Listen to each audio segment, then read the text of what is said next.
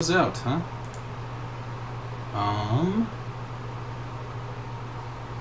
There we go. Sweet. Good.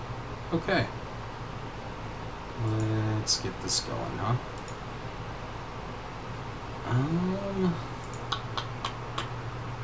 Of course, Twitter, huh?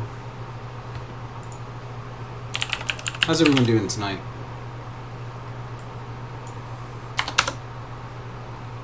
Hopefully y'all are doing well. I am struggling to see chat, so we'll wait just a minute. There we go. There's the chat.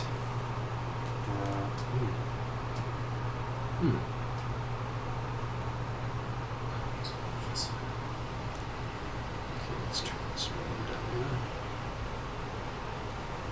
There we go.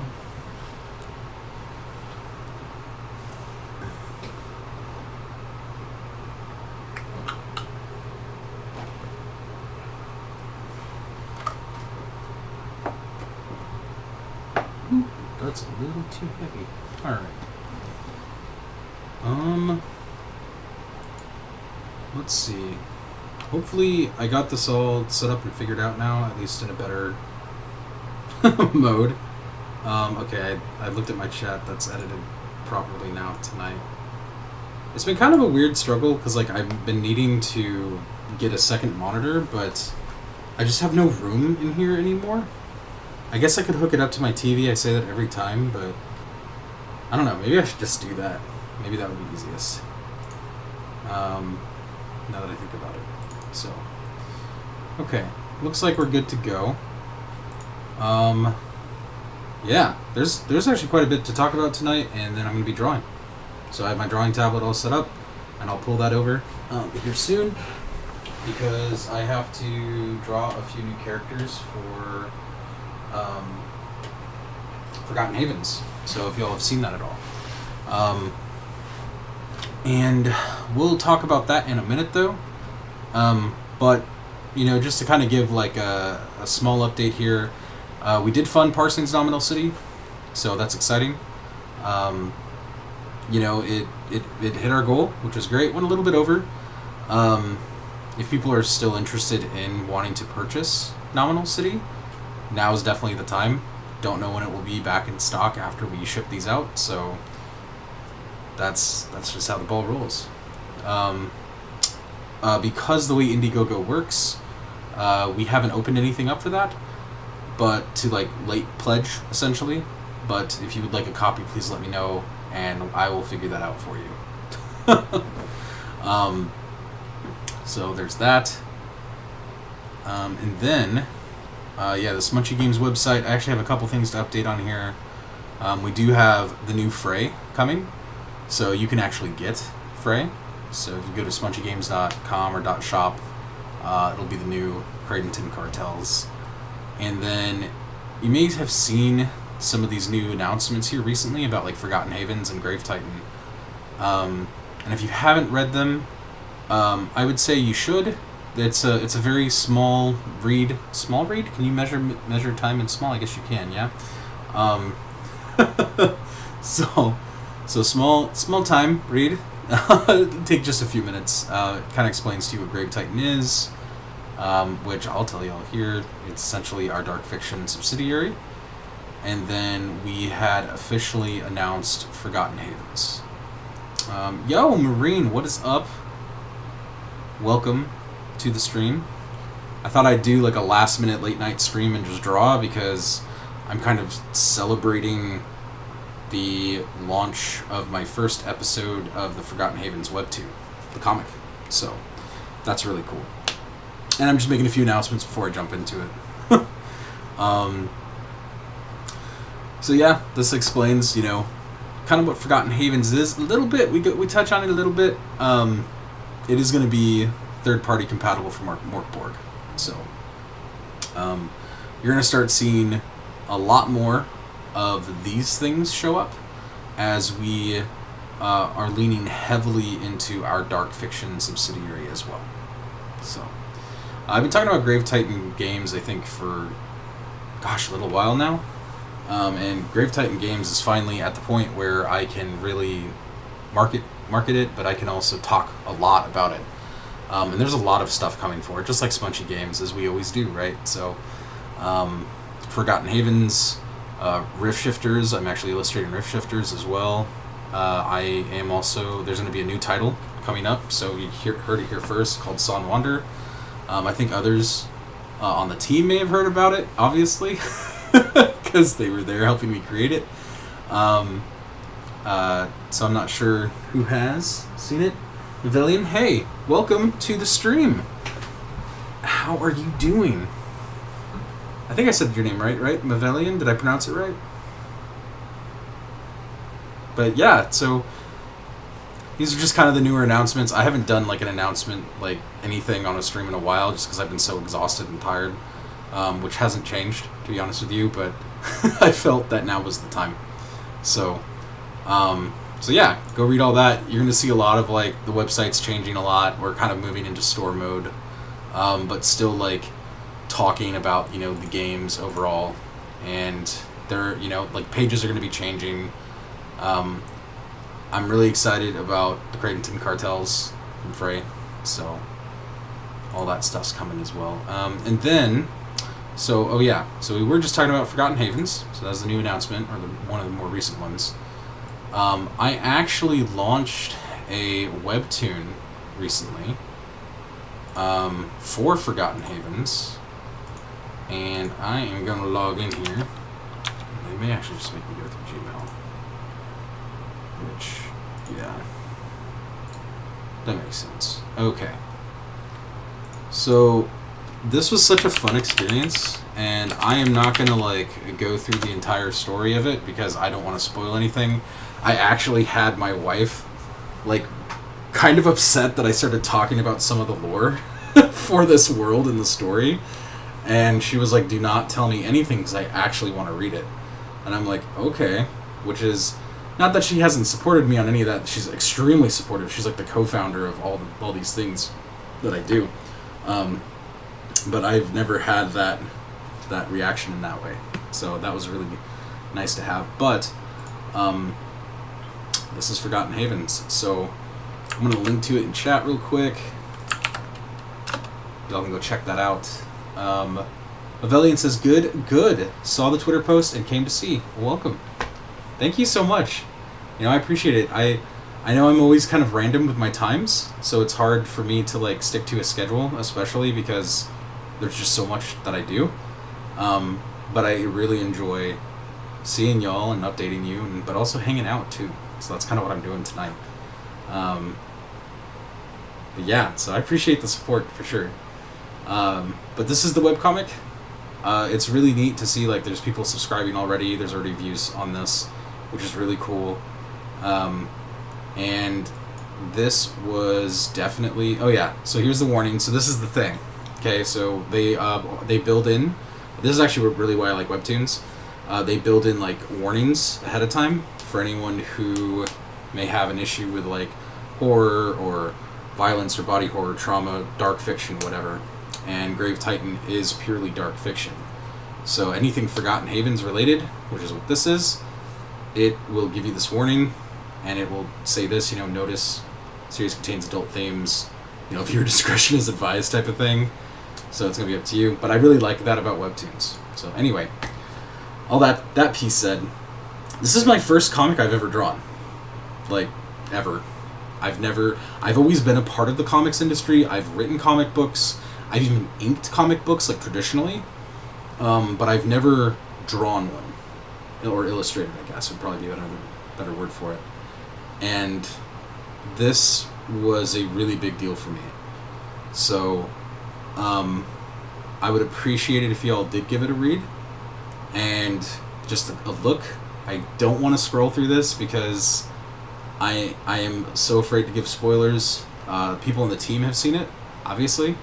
But I just don't want to spoil that. So I'm going to leave that right here. And what I'm going to do, and this is my plan, every 2 weeks I'm going to put out a new episode. So they're called episodes in webtoons. I think others have referred to them as like pages, which is interesting. So, but in this case, I'll refer to them as episodes since that is how Webtoon does it. And this is purely like just a big experiment for me.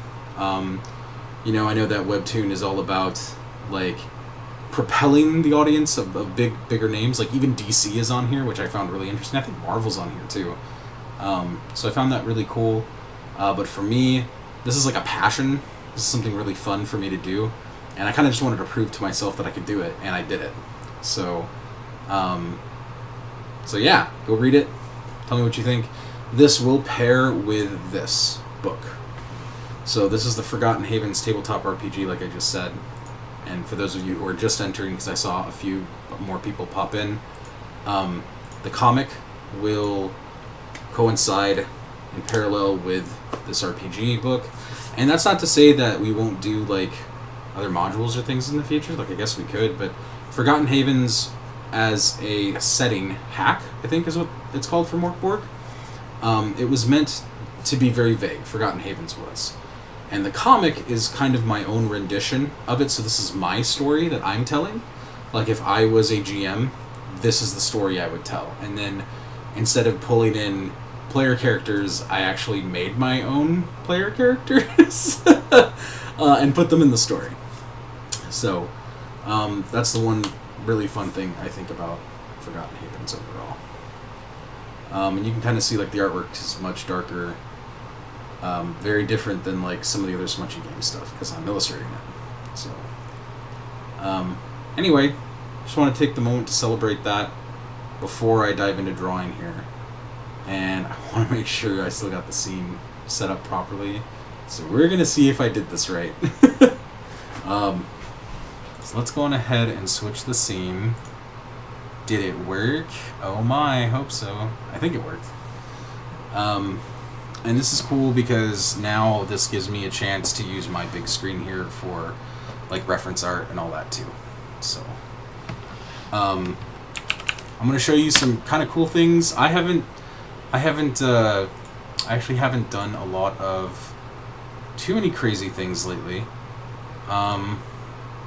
But I think you might, you know what? Maybe let me go back to the scene here. I'll show you this real quick. There were some new art pieces I did put out recently. I honestly don't remember what I've shared with everyone. Oh yeah, here's a work in progress of the comic book. So that was really cool. I'll let you go look at that in your own time. But I did finish out the Patchwork Mage, which was a lot of fun. I would say this is probably one of my more favorite fun. I don't know. I had a lot of fun drawing this one. It's definitely been one of my favorites. So, this Patchwork Mage is really neat, and I love the ultimate power suggested, and kind of like put out there by Marine. That was really neat, and I love how this I kind of made it to where he's taking the scroll and like transferring the magic back through himself and into his staff and creating reusing that spell. So that was really cool. And then, what did I do else recently? Oh, I did this. Some Rift Shifter stuff. So I made, like, this orc engineer. He's a Rift engineer. And it's going to be compatible with Cyborg. So that's really cool. So if y'all play Cyborg by Morkborg, yeah, that. Then you'll be able to access this. But this is more like visual world building. So, as y'all know, I love world building. It's a big deal to me. And I decided to experiment how I would do it visually. And that's what came out. So I was like, this is kind of neat. So there it is. And then, is there anything else? I guess I think I did the Rod Doctor. I don't know if y'all saw this one though. This is for Son Wander. This is one of the other settings that will be officially announced soon. So it'll actually go out into the marketing channels. Because I even did the logo here. So I drew this logo I did it all digitally by hand, including the potion, everything. And that was fun. And then I did a Were-Raven, which was really cool too. So I did this all off stream. And essentially Were-Ravens, they're Rot Doctors. Rot Doctors can transform into a Were-Raven. So, assuming they have that. And then, what was the last thing I did on stream? Oh yeah, Molly. I did Molly and the Banana Beast on stream. Wow. So actually, some of these things really are new. So I haven't shared these then. So I did a dragon head study, since the last time we streamed, and which is interesting because I feel like this was forever ago. Okay, maybe it's not. It was only 18 days ago. But I did some dragon head studies, and this middle like jungle looking dragon was like the most popular out of all these. So I do plan to draw these out in more body form, but this one was really popular, so I started there, and I did full body on the jungle dragon, and a lot of folks enjoyed it, so that was really cool. I enjoyed it. I really personally, I like little frills on its head, and the way they work is they kind of just like open up and fold down depending on what's happening. So I did Jinx for fun. This was purely like fan art on my side. I was like, I want to draw Jinx, so I did. Gave her some color on this one, and then this one I kept it black and white. I kind of prefer black and white and gray tones. I don't know why, that's just how I am. Just like this one. So this is actually going to be in Forgotten Havens. You will see the giants at some point show up. So, whole giants. And, and then I did this. I hadn't done anything for the Book of Nope for a little while. So, Ray was like, wouldn't it be cool to do, like, this Batman pose? You know, like, kind of just sitting on that edge and, like, being all, yeah, I'm watching from above type of thing. So I did that, and, you know, Batman here, right? I was like, yeah, sure, why not? So I put it into Gloomlin form, and this creature was cooking for some of the Gloomlins and the storyteller, and this Gloomlin is going to save this creature from the pan that is stuck to them. So he's like holding the butter. None of your pants shall stick. I love that, personally. And then, of course, as always, putting in some fun book titles in the background, like The Art of Frying Butter. That's the best. So, what we're going to do, and I may be talking about this too early, but we are going to start releasing children's-styled books and, like comics almost, in the Book of Nope. So I'm going to be starting like with the storyteller and the Gloomlins, and in a way they're almost going to be like little golden books, I guess, but they're, you know, from the Book of Nope. So yeah, so that'll be fun as well. Okay, now we'll go back to drawing here. Okay. Ooh. Oh. Let's see. What have we got going on today? I'm hoping y'all are having a great weekend too. I know for some it's like you're like overseas, oceanic, Australia. Yeah, so like you're in the future, I think, compared to me. So I hope your future is going well. I hope your night's going well. I hope your morning's going well. And tonight, I'm actually going to draw a couple characters that I have to personally get out. And there is, you know, funny enough, there is one that I haven't shown anyone yet, and she's in the comic book, in the webtoon there. And I'm going to open her up just as a reference so I can show y'all. And I think Maureen made a comment that she was dummy thick. I was like, oh geez. But yeah, she is. She's very much in that form. And to be completely honest, you know, I modeled her after my wife. And that's kind of just how the character is. Because that's how I see my wife, is like this BA torchbearer running in and smashing things with a flail and screaming at them and burning them. So let me, where did she go? Oh, there she is. Yeah. So you can't, I mean, you can kind of see the sun of the thickness, but kind of modeled her after my wife, and that's I saw her. I was like, I'm gonna put her in. It's gonna be great. But Kindle is such a fun character. She is a torchbearer. You learn more about her in the webtoon, Forgotten Havens, and yeah, that's all I'll say. Go read it. It's actually a pretty quick read. So, the phone actually went down. That's good. Oh, and then I need to. Oh, yeah. Let me go back here because I need to actually do this character. I drew this guy tonight or the other day. Okay.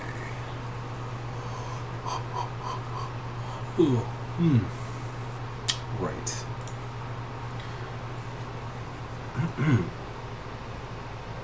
So yeah, so there's a few things I'm going to be drawing. This new character is one of them. His name is Graveson. And then I think I'm going to model... What else do I have to do? I think there's I actually have stuff in queue to do as well. For the book. So you may actually see some of that. As in for Forgotten Havens and not the webtoon, for the RPG. And then let me look at my queue real quick just to make sure that I'm not missing anything.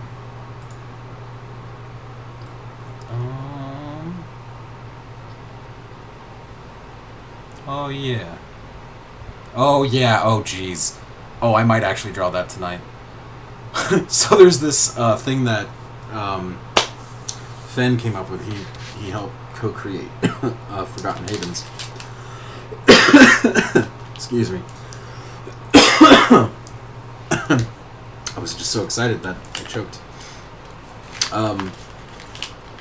And it's this creature called a den of things with an increasing amount of legs. I might actually draw that tonight, so we'll see here.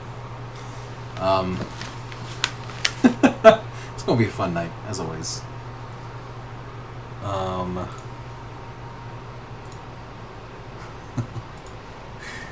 Alright, let's kind of dive in. I am going to be getting a larger tablet to draw on as well. At some point down the road.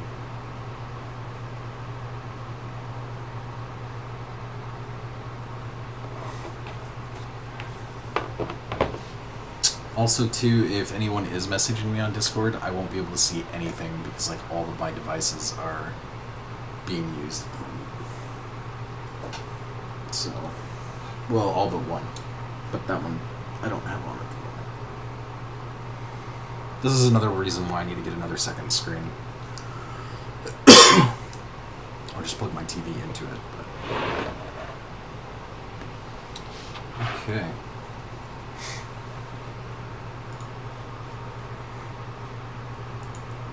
Where art thou? There you are. Ito.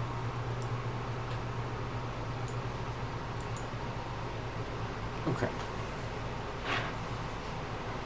See, hopefully this isn't too delayed for y'all. Doesn't look like it. That's good.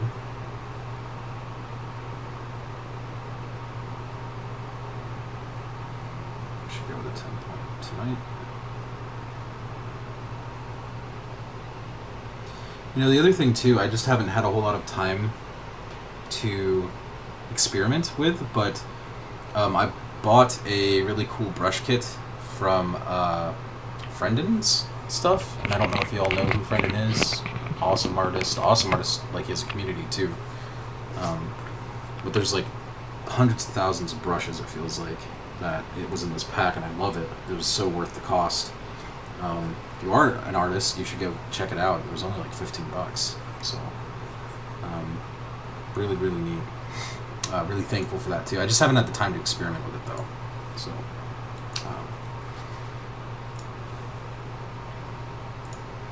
yar. Let's draw this. Make sure I'm on the right layer. Oh, I only got one layer. Great. That was another interesting thing too, drawing the comic. God, I had so many layers. I normally do when I'm doing big scene pieces and stuff. but I didn't expect that many. And it kind of got to a point where I just neglected the grouping on it. And that was a bad idea. So don't do that, kids. Don't do that when you're doing drawing.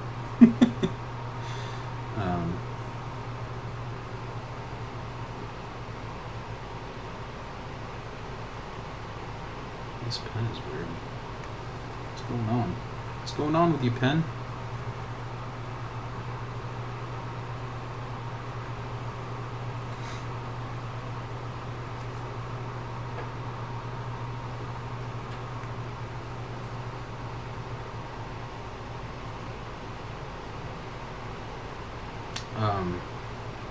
The other thing too is I want to get music in here, but I'm kind of afraid of drowning myself out, because sometimes when I'm very focused, I am very quiet. So I don't want to do that either. I guess y'all tell me what you think. I can find some music at some point. I don't know, maybe not tonight, because I'm in the groove now, but another night.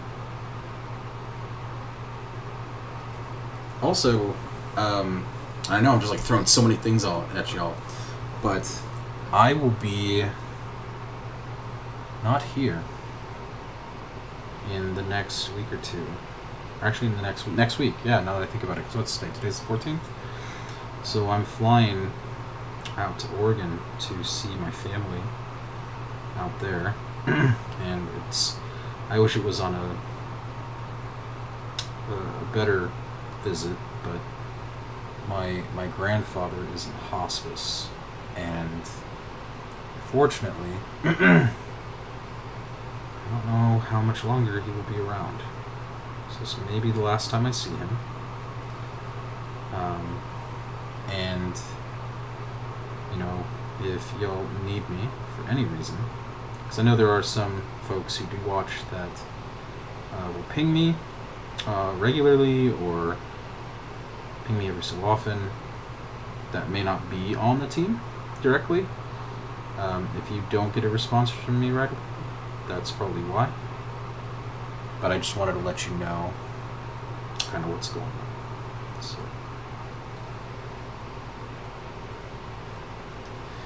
But yeah, it's like a bittersweet thing, because I'm excited to see my family, but you know, life, right?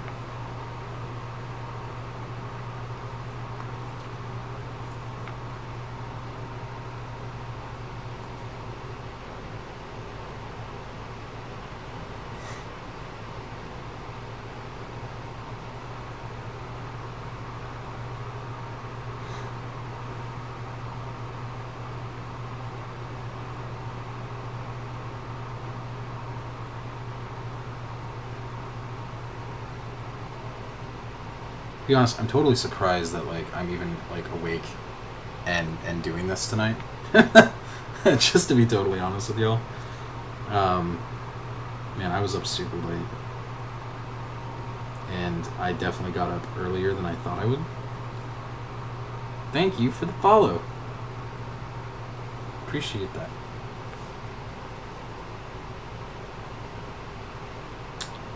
Yeah, I expected to get up much later, but nope, my body was like, hey, guess what, Smunchy? I was like, yeah, what? And it's like, you're awake. It's like, no. And they're like, haha. And that was the conversation between me and my body. Yeah. Hopefully everyone else may do that, but if not, then that's okay. And I just shared a very interesting quirk with y'all. It's actually turning out pretty neat.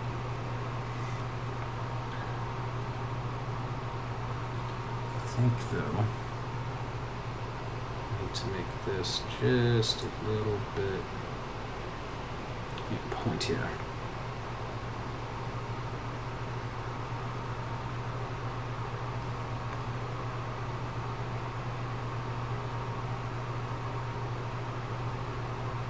There we go.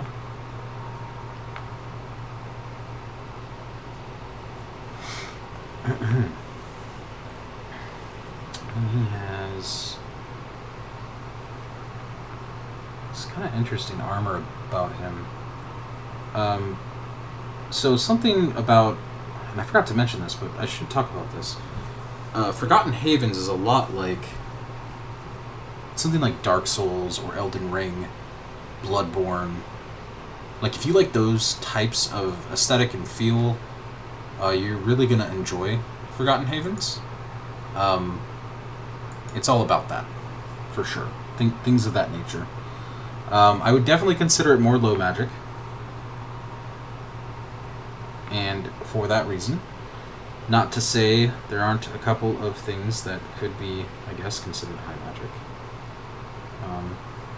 Yet to be determined.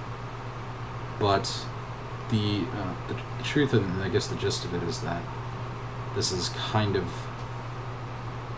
one of my personal vibes that I really enjoy. That's kind of why I was doing this a lot for fun, just to begin with, because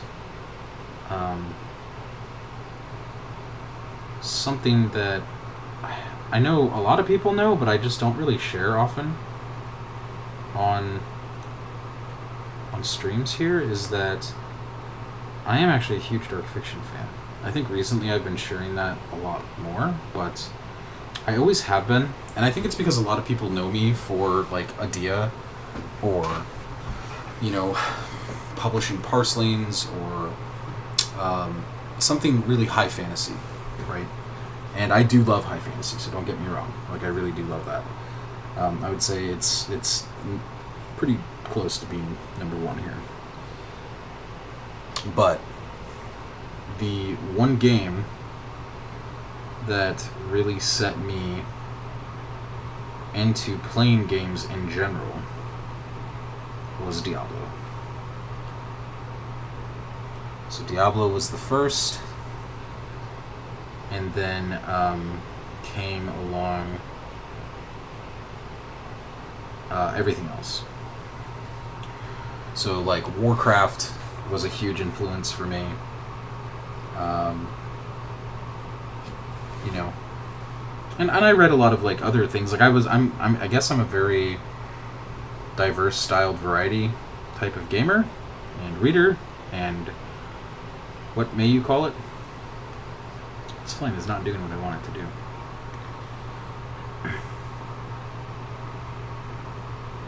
But, you know, at the end of it all, that's really where my heart sits. It's always been there. There are times where even, like, I will forget how dark fiction can be, and I'll have to catch myself when I'm like, sharing it with my kids, or, you know, others for that matter.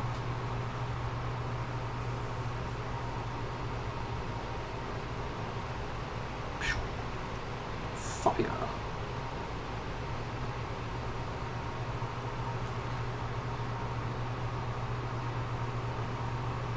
I mean, what about y'all? Did y'all have a game, or a world, or a story, or a movie, or even a show, I don't know, that really captivated you and drove you into this world as we know it, of nerddom or geekdom, whatever you prefer? And if so, what was it?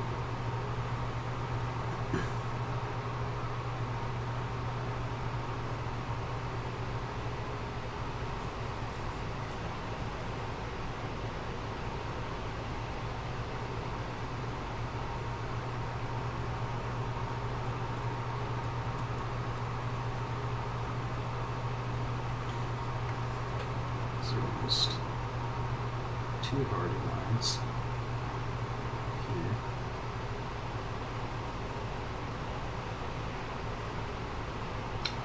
I need to think about this a little bit better.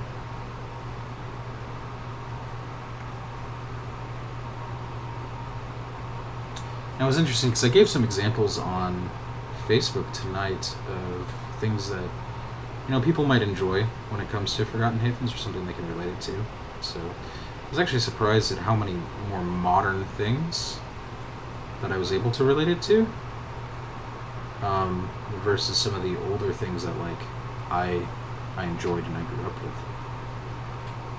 So it was kind of fascinating, really.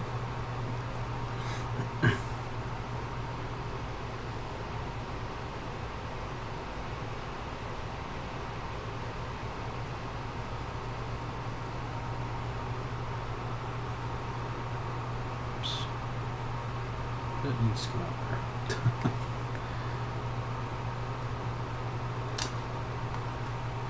And I don't know. I don't know how I guess true that really is. Maybe I should have said it differently, but really, like, you know, things like The Walking Dead,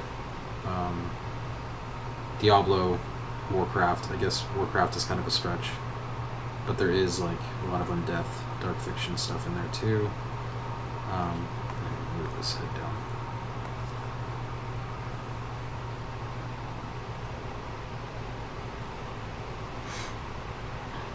I started talking about like Elden Ring and Dark Souls and Bloodborne, and I would definitely consider those something that came out when I was much older. So I think that's pretty neat though, because those are my favorite. Like I love Elden Ring. Elden Ring is absolutely one of the best games, especially like world building wise, lore wise, I've seen in a long time. Like, especially specifically for dark fiction and fantasy too. So I don't know. I know that's high praise, but that's actually how I feel about it.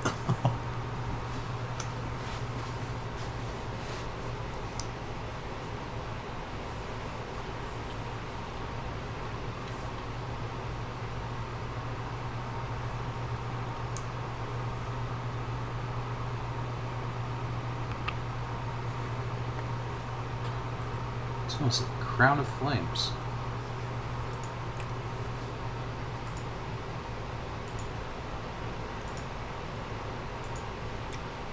Maybe not exactly a crown, but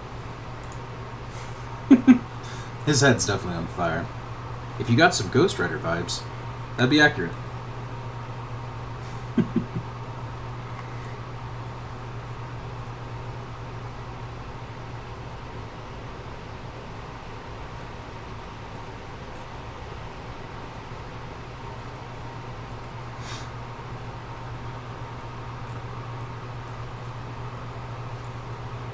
I kind of made him a slightly rotund.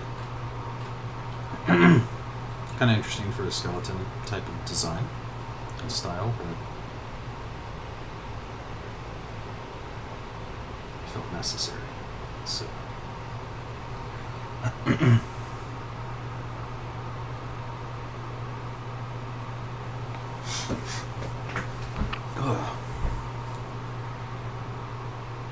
And I think that's something I've been doing a lot more too, is a lot more like visual world building. I think that's just because I have been drawing so much. And I think that's super important. At least for what I'm doing, I should say. Not saying like everyone needs to be doing visual world building, because not everyone is an illustrator or an artist in that way. But it's just something that has seemed to help me. So that's pretty cool. And I'm going to just kind of chop this one off here at more of like a bust style, just so I can really nail down this character, because I actually did something that I never want to possibly do again. And that is, I created this character without doing the character bust and like all the other designs for it. Because normally I will create, kind of like what I did here with Kindle, right? I create a character design, and I know a lot of like artists like to do T-poses, and I'm okay with them too, but I would almost rather just go all in on a pose and pick that, and then start doing reference, right? Where there are all these different poses. So let's save this real quick so I don't lose it. We're going to title it Graveson and Friends, because who knows what else we're going to draw. Because the last stream was wild. Like, it was like a couple weeks ago, but man, we ended up. That's where we ended up with the Banana Beast and Molly. So.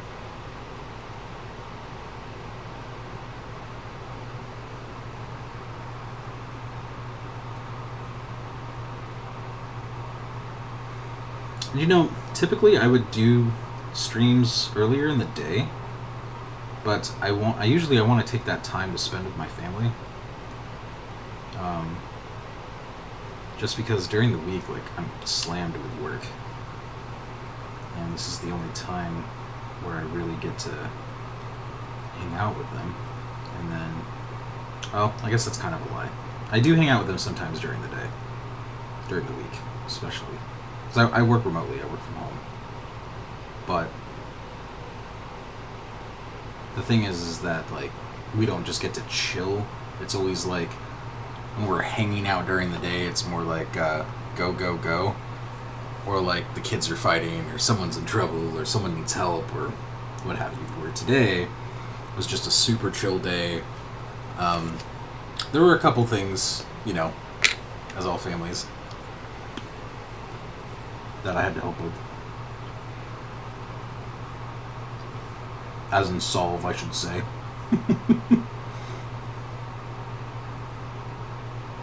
But nothing too wild.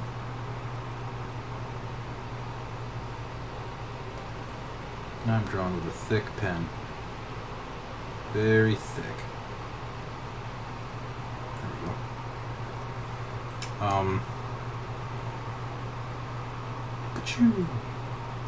So I've really loved.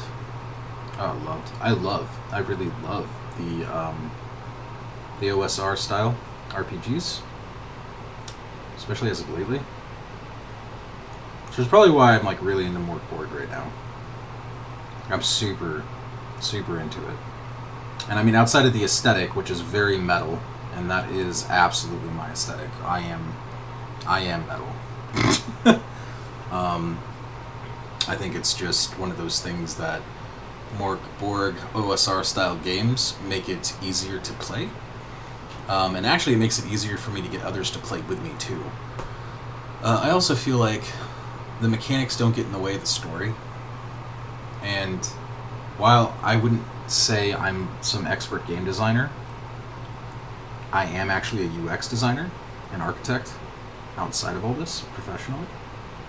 And I would say the UX, the user experience, for OSR style games is way better.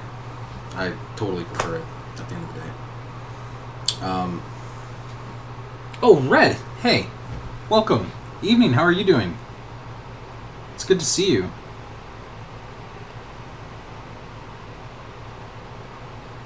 Welcome to the chat.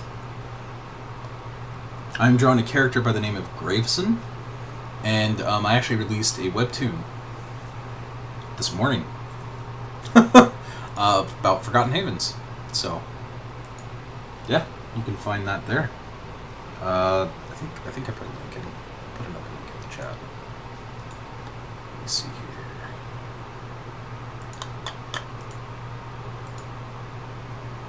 Boop. Boop. Let's scoot this to the side. I'm really glad I set up multiple scenes. I'm getting better about this like whole Twitch stream thing. There's just more I need to learn. Here you go. There's the webtoon.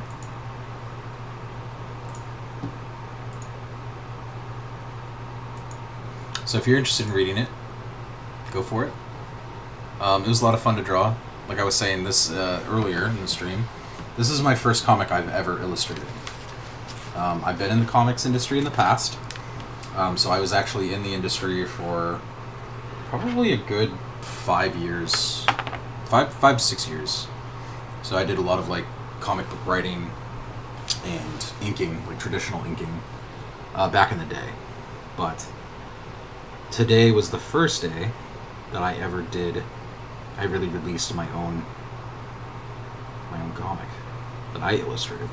So I thought that was really neat and something that I did for fun, and I wanted to experience it at least once, before I die someday. So, I'm not saying that's anytime soon, so no one worry about that. But, truth be told, right, that's been like a childhood dream of mine ever since I was very young. And,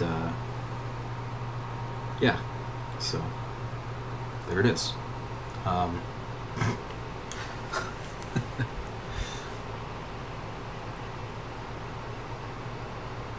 This is actually much lower on his body. So I need to do this. Then I need to do this. Yeah.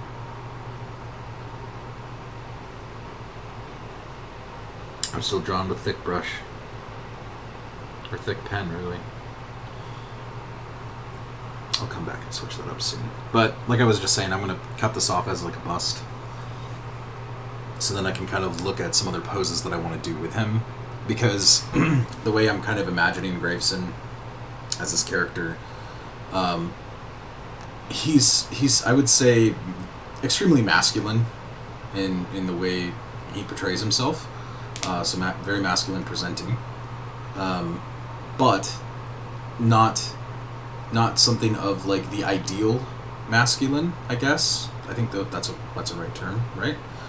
But anyway, I imagine him with kind of like a longer torso and shorter legs, just not too short. So, kind of built like me. That's actually how I'm built. I have a much longer torso, and then shorter legs. I'm kind of like an oversized, like, fantasy dwarf. That's the best way to explain it. At least that's how I feel sometimes. How are you doing, Red? Anything new to report? Ooh. Since we were last on this stream?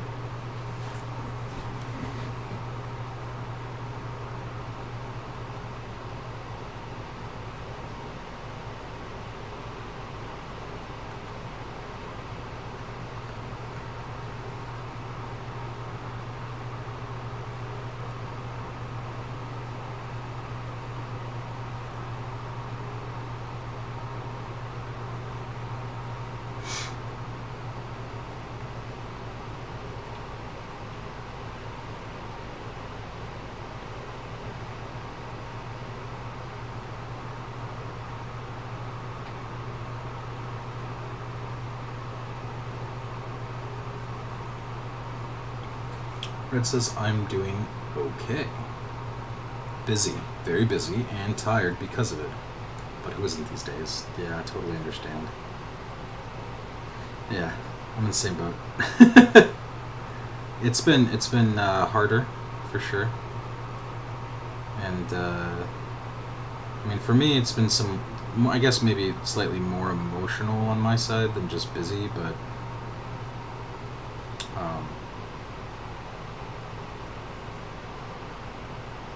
yeah, there are those things for sure. Like, I was in a certification training this whole week, and man, it felt like it lasted forever.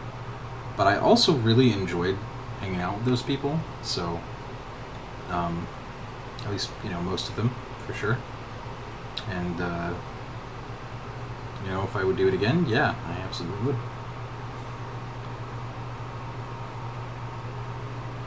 And the certification went well, too. Like, there's just a few more things I have to do for it, but man, that exhausted me.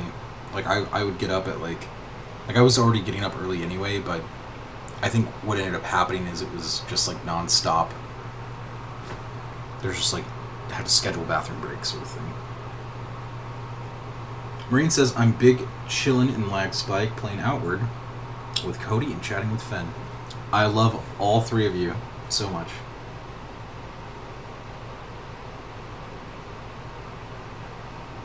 I hope y'all are having fun in Lag Spike. I was going to join y'all tonight, but I was like, I really need to do a live stream. I need to talk with folks. Because this is actually how some of our, like, core audience digests our our stuff. So, I think I may need to redo his armor just a little bit. I think I botched it a little bit.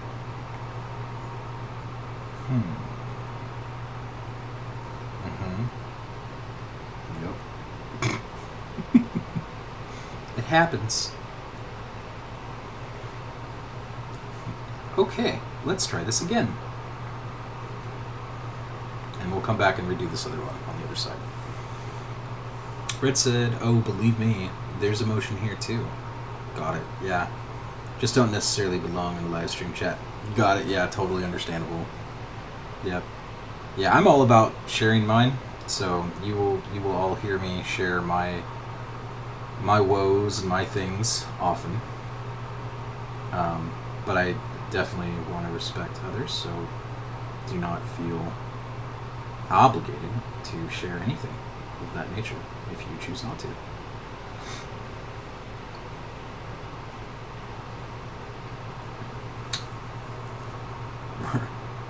Marine says it's such a good game. Outward, yeah. Outward? Outward. Is that what I read? Outward. Yeah, I read it right. If you ever want to play it again, hit me up. I love it. It's getting a remake soon. And it's being given out for free to everyone that got the DLCs. That's cool. Yeah, I mean, I don't know when I'll have time to be honest with you, but at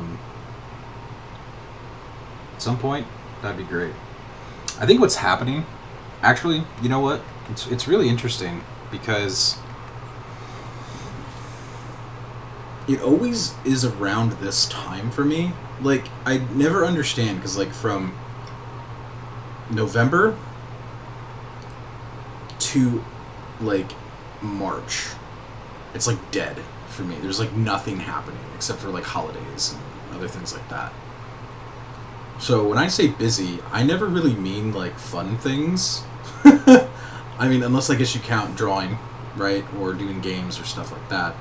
Actually, like, working on the games, not the logistics of the games. I should state that, too, very clearly.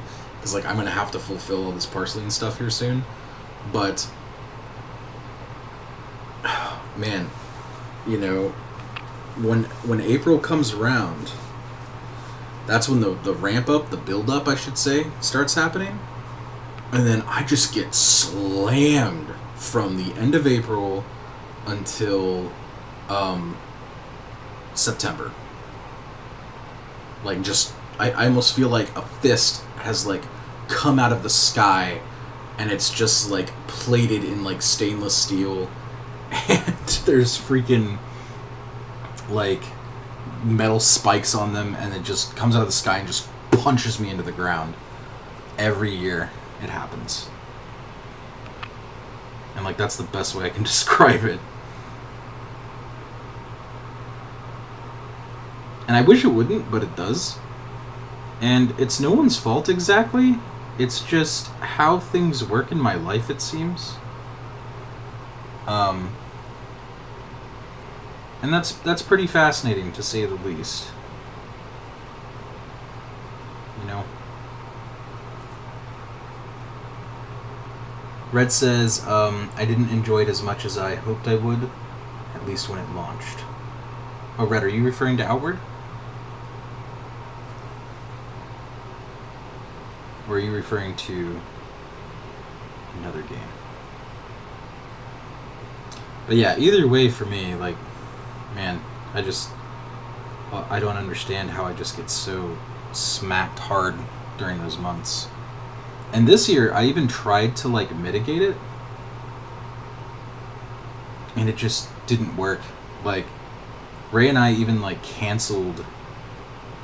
canceled so much stuff. Just to be honest with you, like, there's just so much things we canceled. And we were like, okay, I'm not going to start, like, any crazy new projects unless I know I can do them, which is, like, Forgotten Havens was one of them. Although even then, technically, we kind of started Forgotten Havens earlier in that time. So we technically started it during my slow time, slow period, right? But, like, I'm not creating anything new right now, unless it's for like something specific to our delivery that we need to get out the door. But yeah, just nothing new. And I did the webtoon, and I was like, okay, I know I can get this done, and I did. And I had a lot of fun with it. But like, I'm not starting any new, UX projects. I'm not starting any new, like RPG projects. Like, I'm just not doing any of that because I do not have time for it. And at least right now,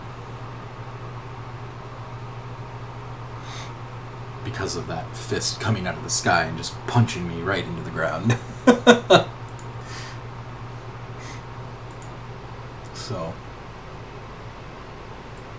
yeah, like, I mean, I guess it could be worse. It could always be worse. What am I saying? It could always be worse, but, oops. What did I just do? Stop it. I'm happy that at the very least I was able to get all these things canceled. But then, see, so that's where I was going with this. All of a sudden, even though I had these things canceled, a bunch of new things just filled my plate. And they were work-related, or they were, like, family-related, right? Like, I had to let you all know I'm going to Oregon to see my grandfather. And so that was the thing. And I was like, I really need to do this. And then there's a bunch of other family things that are going on, like weddings and, because the surges were down, I should say, and they're starting to climb back up. So once I come back from Oregon, I'm literally going nowhere physically. Like, I'm going nowhere. So that's another thing I've been learning to do is, like, how do I live with COVID? And not as in me having COVID, but as in, like, it's a thing.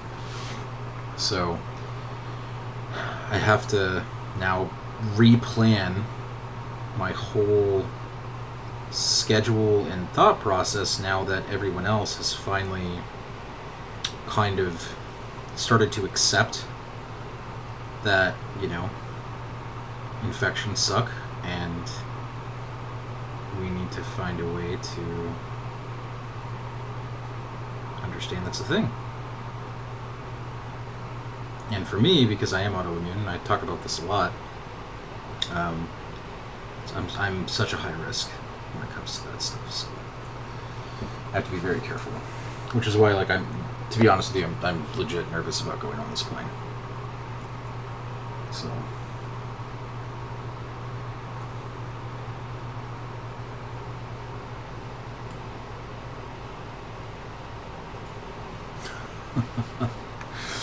there we go. This arm looks way better now. And I think actually I need to do that. There we go.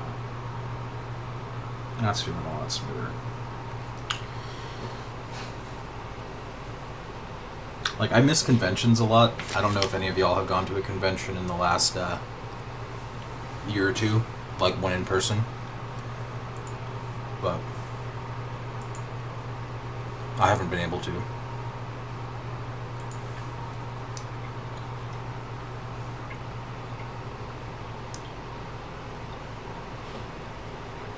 I don't want to crunch Neil's ear because I don't know how sensitive this mic can be.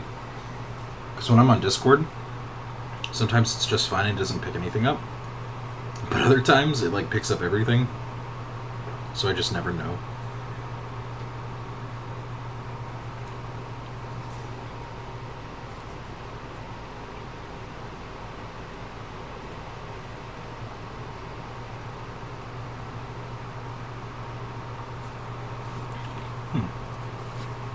This shoulder is not matching what I want.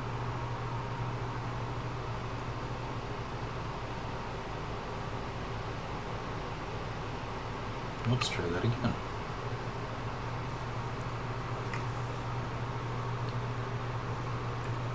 I haven't, because it feels irresponsible, says Marie. Yeah. Yeah, I'm kind of in the same boat. I think for me, it's just more about like my own health, but truth be told, I really do miss going to them. Um, I think someday I will again. I mean, the good news is that there are a lot of new neat masks that have come out and all those other things. So hopefully, at some point in the near future, I can, and that my autoimmune will find a way to work at least with whatever the protection is and not against me. So that would be awesome. This thing is still not exactly doing what I wanted it to do.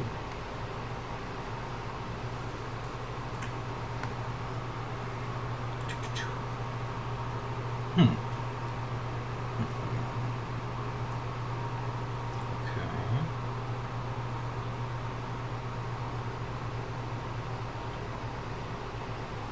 Oh, right. There we go. Guess you just sometimes have to pause what you're doing and look at something and observe it and see if that's actually real. It's starting to feel a little better.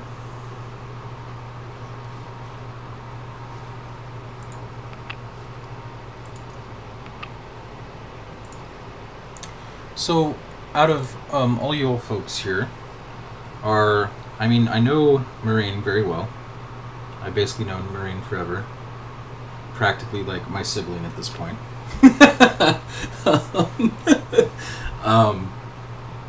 But, I'm wondering, are any of y'all, I know some of y'all are world builders. I know some of y'all are writers. I know some of you are editors and other types of creators and game designers, and I'm curious on what it is you enjoy doing. I mean, I love drawing a lot. A lot. I love writing too. I think I love creating the story more now, but and I love world building. That'll just never end. But I'm curious, like, is this something? What is your thing that you prefer to do?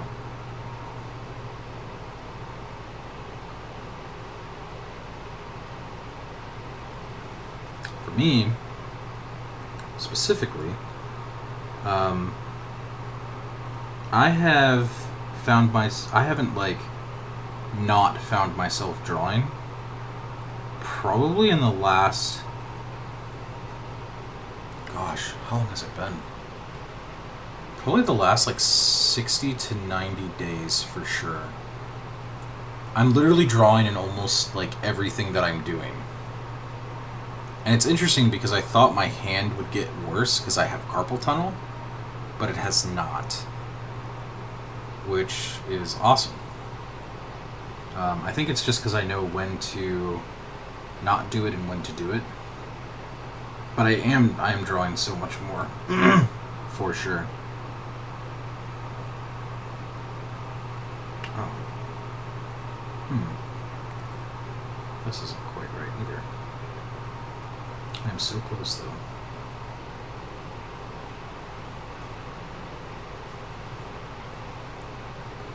So actually it's kind of interesting because y'all are seeing me now explore, like you're seeing my process and how I explore the anatomy. Typically I will have already known the anatomy when I come on to draw. So when I jump in and like not just the anatomy of the individual, like under their armor, but their armor as well, or whatever it is that makes them unique. So you're kind of seeing that here. Marine says I love game design and world building, and you are very good at both.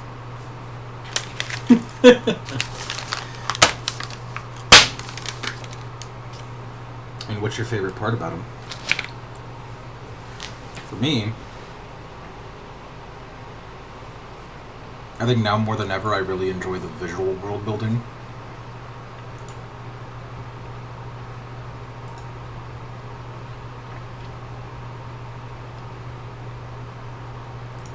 And to be fair, it's definitely because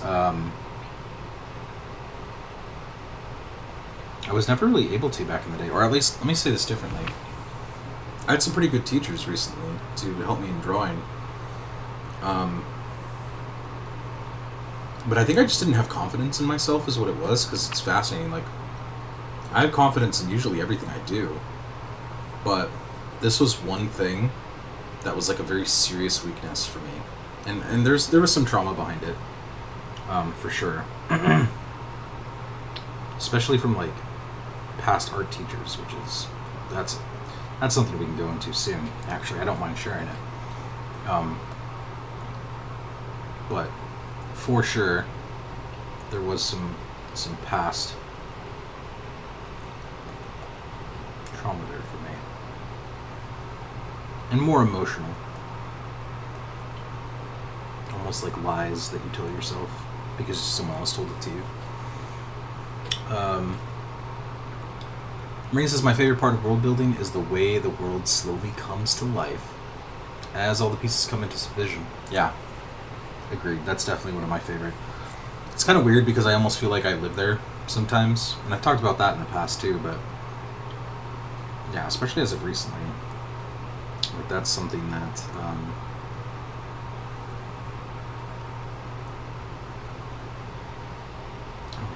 this actually needs to come down here. Yeah, that's why that looks weird. Because I'm almost making his arm out. But yeah, it's weird. I almost feel like I live in the worlds, which I guess isn't exactly a good thing for the dark fiction worlds. You live in a forgotten haven? Why, yes, I do. But only sometimes, and I'm the only one who feels safe there because I don't have to sleep there. But yeah, Marine says, I'm putting myself in the shoes of the people within my worlds. Right, yep, exactly. Yeah, that's where I was going to. Because I was like, I don't have to sleep here, though. Haha. But yeah, absolutely.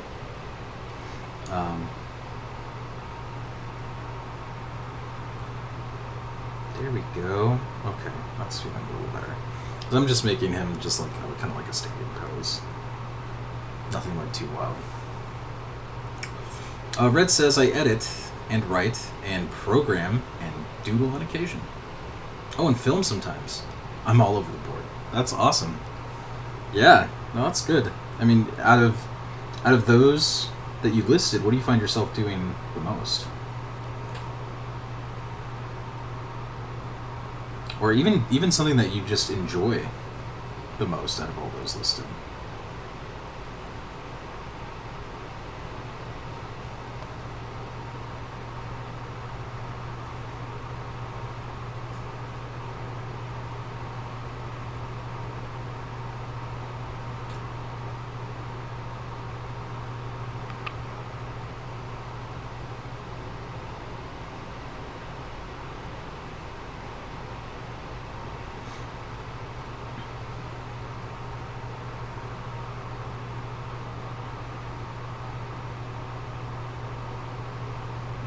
Come back to that piece.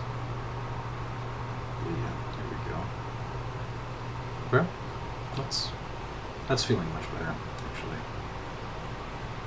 I just need to clean it up and make it feel a little more matching.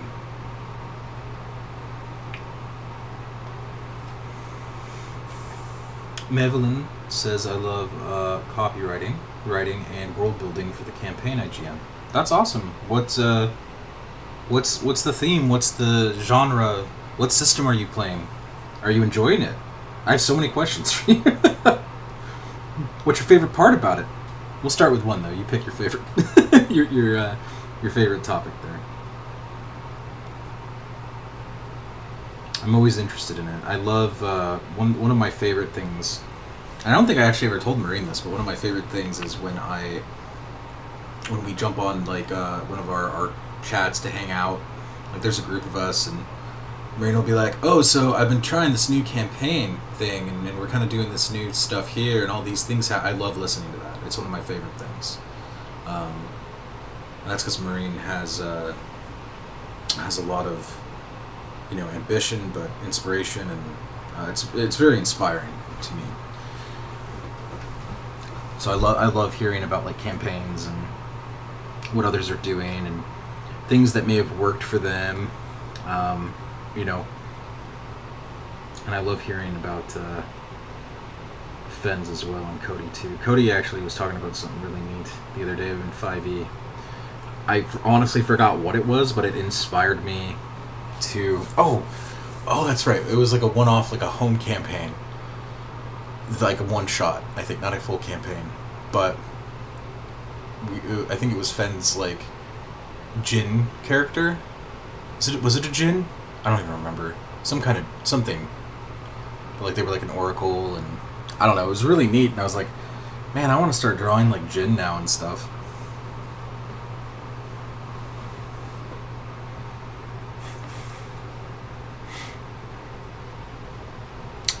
Red says, the writing and the programming I think are the most rewarding, but also the hardest of the bunch. Yes, agreed. Yeah, I used to write Python code back in the day, and let me tell you, I can't do it anymore. I may have said that last stream, but shoot, like that's... Yeah, it's something that I just cannot... me and code are a no-go nowadays. My brain's just not working for it. And I think it's because I'm so focused on, like, the user experience and all those pieces. So.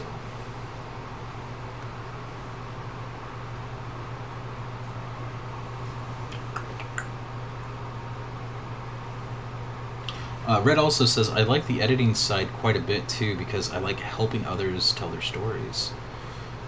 Yeah, hats off to you. I would take my hat off, but it would take off my mic. But hats off to you on that. That is definitely one of my biggest weak spots. I mean, I'm okay at editing, but like spot editing at best. And truthfully, I just probably shouldn't be editing people's work. Because sometimes I think I just get too close to the project too fast. And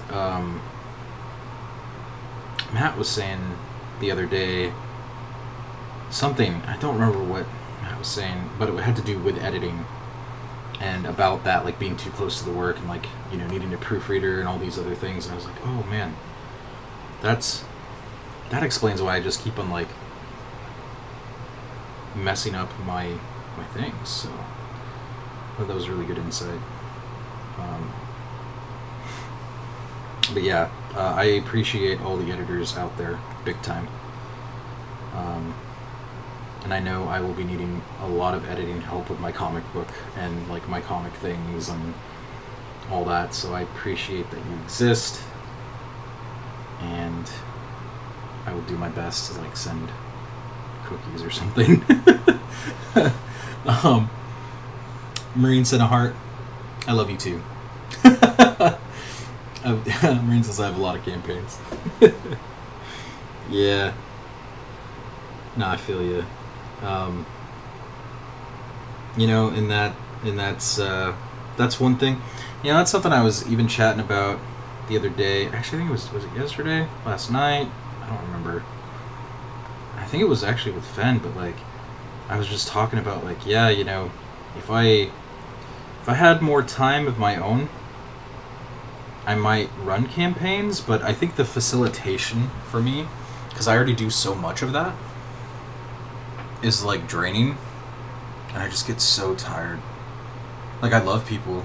I love all of you. It's just, on top of everything else, it's so hard. Because you're like managing things, you're trying to set things up for player characters, and you know, you want to make sure the voices are heard. And I find that also very important because I want them to have a great experience, you know. And while we can't plan for everything, of course, I want to make sure that I can facilitate properly when needed and when asked of me. Because, you know, if not, it can kind of hinder the experience of that player. So I don't feel like it's fair to them if I jump into a campaign, and I've learned this, especially as of recently, and then just like back out, and it makes people sad, and I don't blame them. I'm sad, you know. So I've chosen to make time when I want to do that, and when I can do it, and trying to focus more on when I will be able to do those things. So, lots of planning involved there. Red says, I have similar relationship with Adam's work. Oh, yeah. Yeah, that's awesome. Madeline says, Godbound system, and I made a high fantasy world. Difficult system to GM because your players can do almost anything. Oh yeah, I've heard a little bit about Godbound. I don't know a whole lot about it though. I heard that people enjoyed it.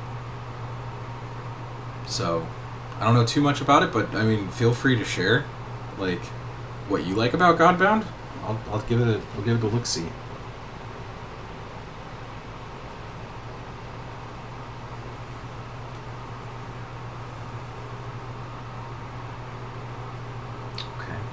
This works.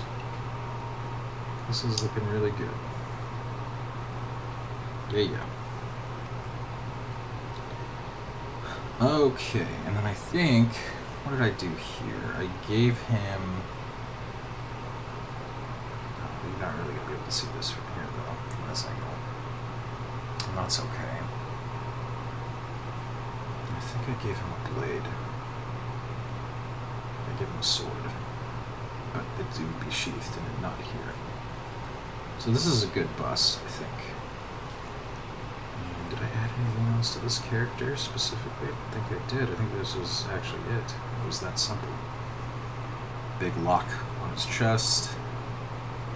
Flame head here going on.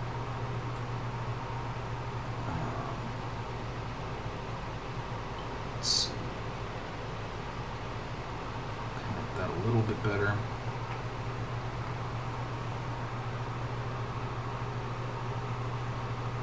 There we go. All right. Red also said, oh, Adam and his work. Okay, I'm sorry. Yeah, I just saw that correction. That's good, though.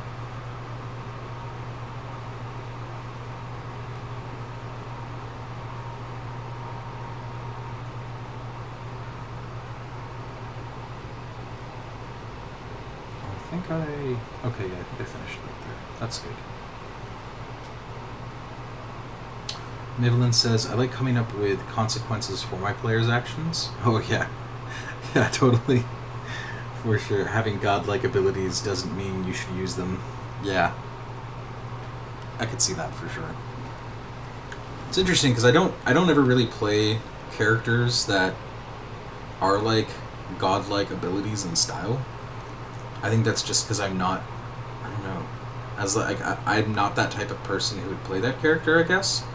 I mean, I have absolutely played characters that I would just never be in real life as well, so I should say that too. Like, I don't just strictly relate to my characters in that way. My own, I guess, personification injected into them is a true thing. That does happen. But there are times where I definitely get out of my comfort zone and I'll play something off the wall.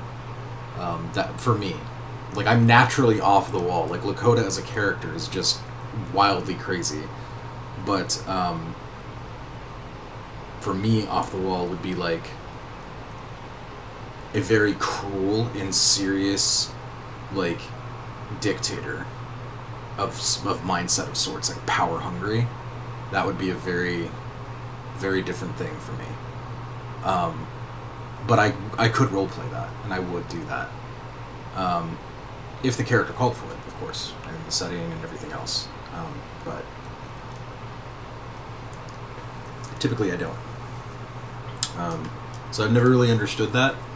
But I do have many friends who would be like, give me the god hack. I just want to slay everything. And I'm like, oh, okay. But I get why it would be fun too. You know. Ooh, there we go. That's a nice little touch. Okay. We're going to resize Grayson here.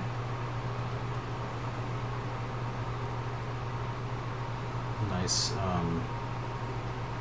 nice bust. Turned out actually really well. And now we're going to explore the rest of Graveson as an anatomy figure. Marine says, I love Lakota. Yeah, I love Lakota too. I've been asked so many times when I will like use Lakota or like write a story for Lakota, make a comic about Lakota. I don't know. Maybe I will now.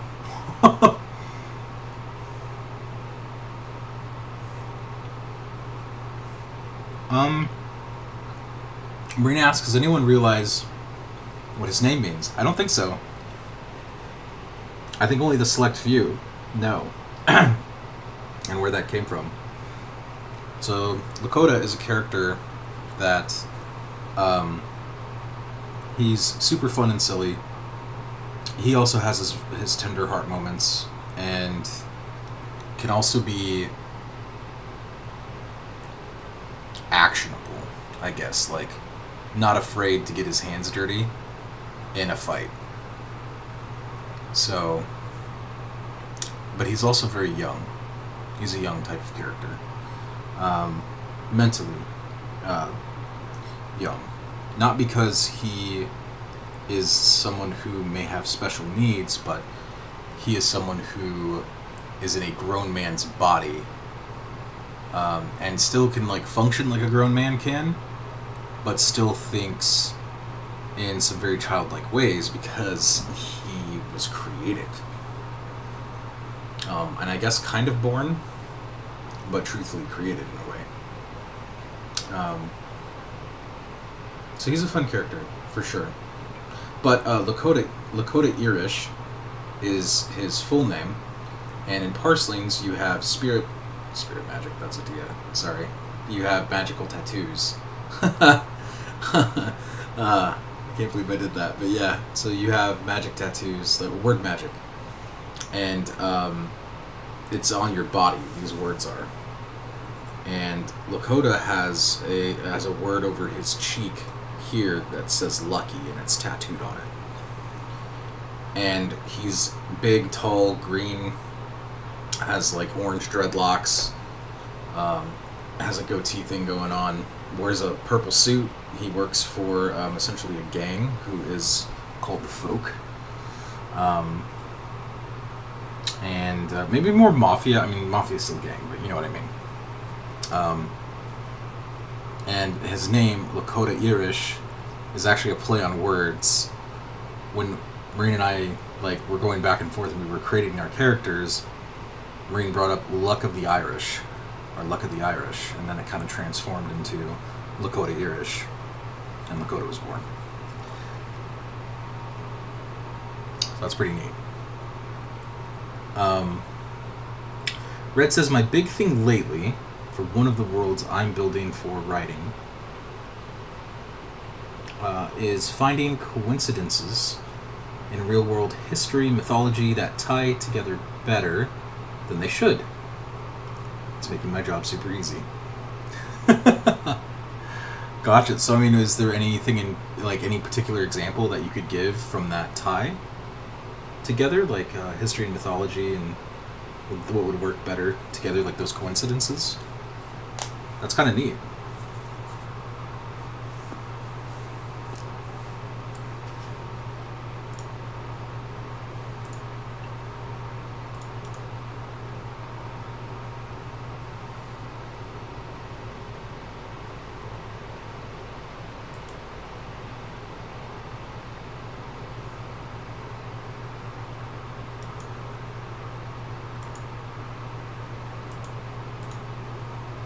Something happened there. Okay. Let me scoot my tablet over just for a second, and I'm going to pull up some reference images for myself. Let you look at that piece here. It's a Graveson. Is this character's name? Actually, maybe I should write that on here real quick.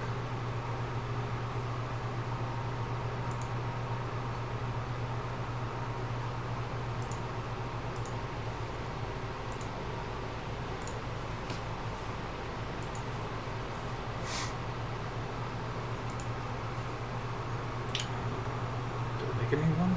Yes, I did. Okay.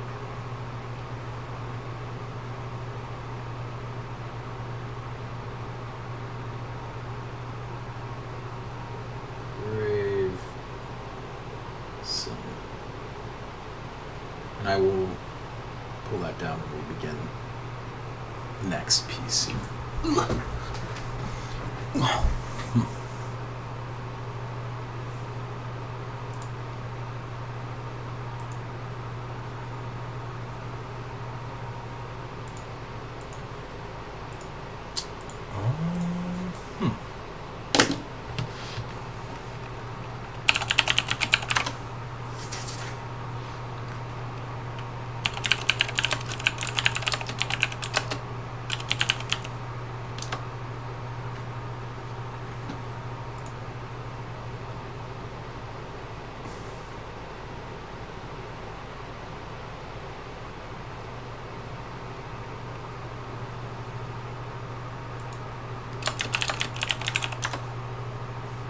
Apparently I can't spell.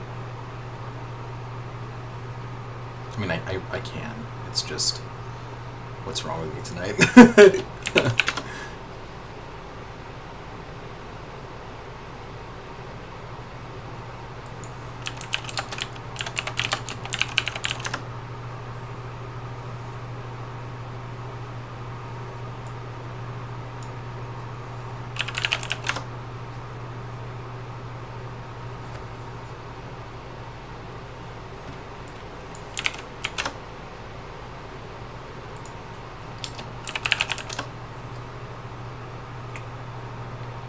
Gosh, what's that,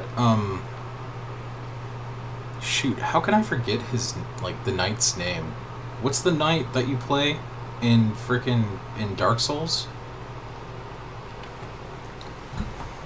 Because I want to use, like, that posing as, like, a reference, but I always forget the name that you play as. Oh, why can't I think of it?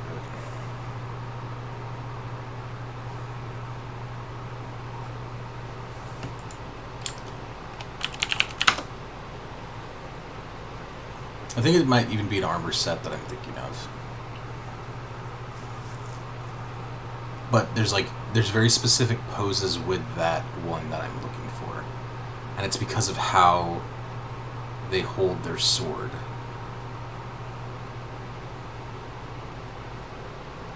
Like, whoever the artist was that did that, they did it well. At least what I'm looking for, specifically.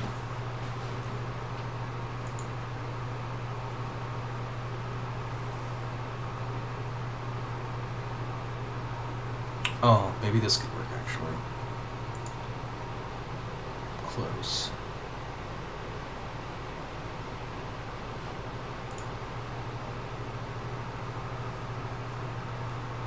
And it's just how they stand, which is so fascinating. I think it's the, Knight Sword Black Armor. I think it's Dark Souls 2, actually, that I'm thinking of. 2 or 3. 3? 2. I don't know. I just work here.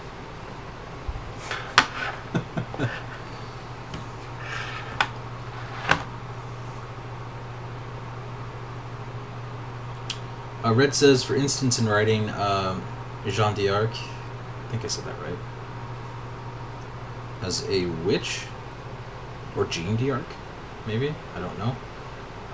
One can take the angelic advisors she claimed to speak with, St. Margaret the Virgin and St. Catherine of Alexandria, trace them back to the people we think inspired their stories and find out that they were often pagans in their own right. Interesting. It would kind of make sense for Joan to converse with them, both from a Catholic context as well as a pagan one. Huh. Provides her good cover in a way with both parties. That's very interesting. Yeah, I'm not good with history at all. Like I know enough to get me into trouble. But that's really neat. It's cool that you can pull that from something like history and pull that into like a form of world building.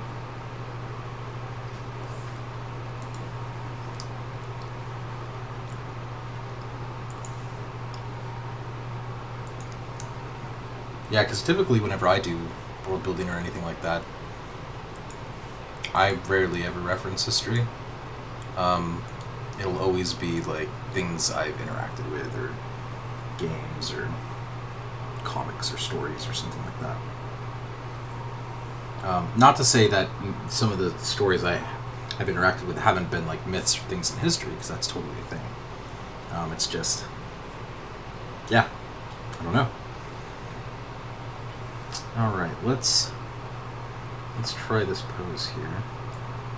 So I'm actually going to go really quick. I'm going to do some rapid viz to try and see if I can work in this pose that I want.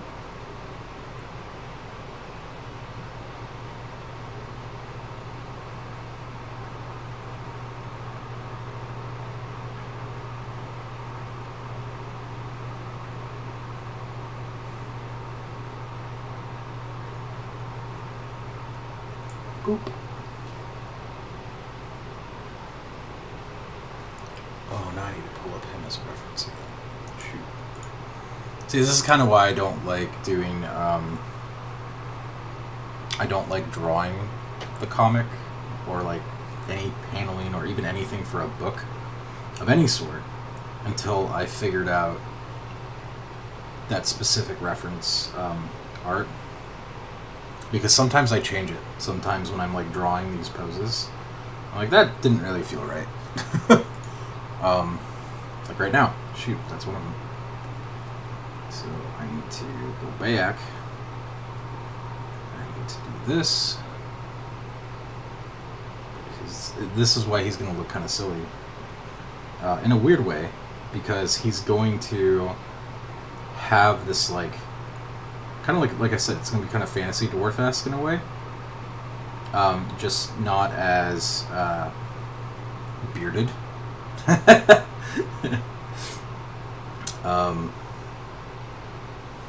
So, yeah.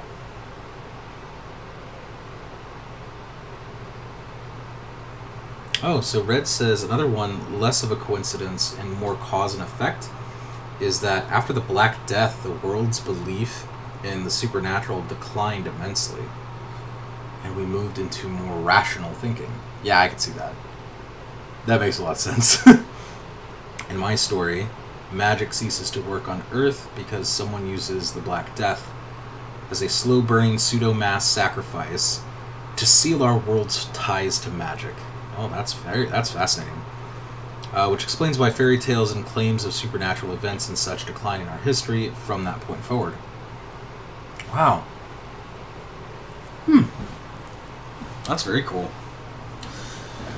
Yeah, see, so in Forgotten Havens, it's light magic or low magic, but magic is still very much a thing. In fact, magic evolved, so I'll leave that one there, and I don't want to spoil that one. But I'm all about the magic, for sure. Even in my sci-fi is magical.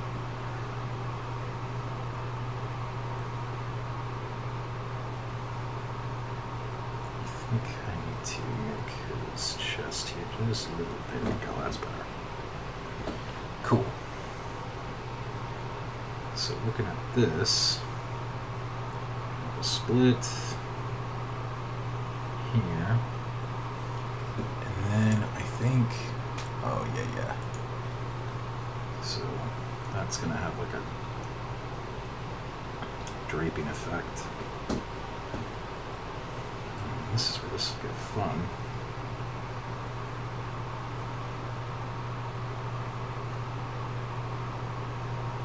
So something about me, I really like kilts and robes and skirts and things like that. I feel I just enjoy drawing them personally. So I will usually give a lot of my warrior characters this style of like kilt or skirt or something, except for the torchbearers, and that's because they have a very specific, distinct thing about them. So that's one I will not do. Very rarely, if ever. They do have like a thing around them though, which is kind of important, and we'll talk about that at another time. Again, goes back to some spoilers and stuff, but kind of neat.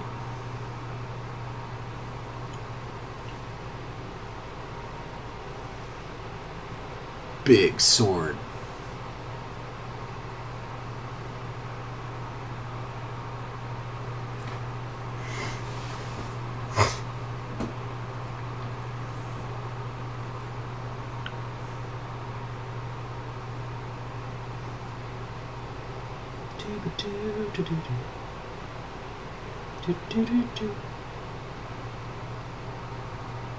I don't know why I have Menomina stuck in my head.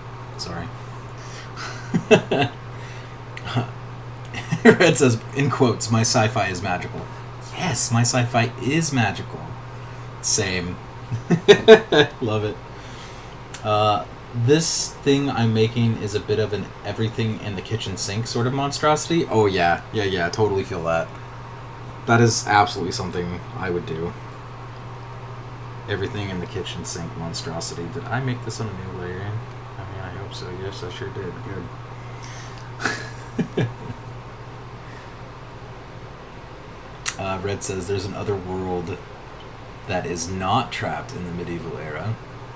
Why are they always trapped in the medieval era? Yeah, good question. I don't know, unfortunately. But it is a good question. Some elbow armor there. And then my knightly plated armor. That's the other thing I love doing. So for anyone who is like starting to draw or something, this is just what I've learned on my own. If you draw something like 1,000,000 times and you really learn it, like, you'll just draw it so much faster. And I guess that's the whole practice makes perfect thing, but dude, for real, I will just draw something nonstop. And I kind of got this from my father-in-law. He's been a pretty big inspiration in my life too. At least when it comes, especially with art, really. Like, you know, what I just said, practice makes perfect, is, I mean, I've had for many people, but this one in particular, in reference to artwork, you know, yeah, it's kind of a big one. We'll fill that armor out soon. I just want to make sure I get this sword right, because I'm going to make it sick looking, at least for who this character is. So I'm going to take some old custom feels, and then we're going to twist them just a little bit. Because that's the one thing I haven't shown yet, is the weaponry on this guy. And the full armor. And that's what we're going to do right now.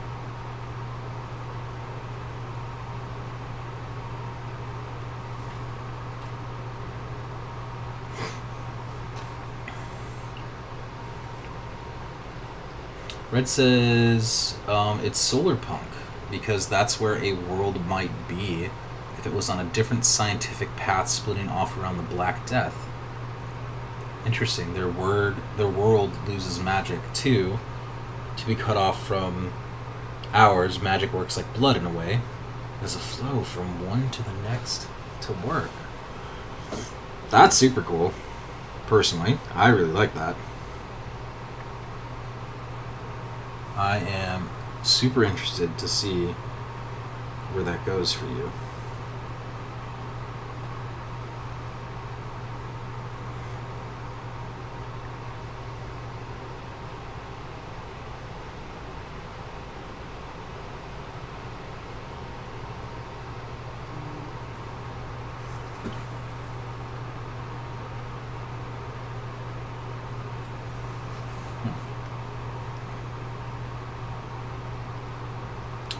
just got an email about my flight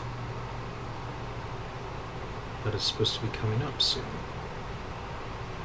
So now I'm curious as to what that is.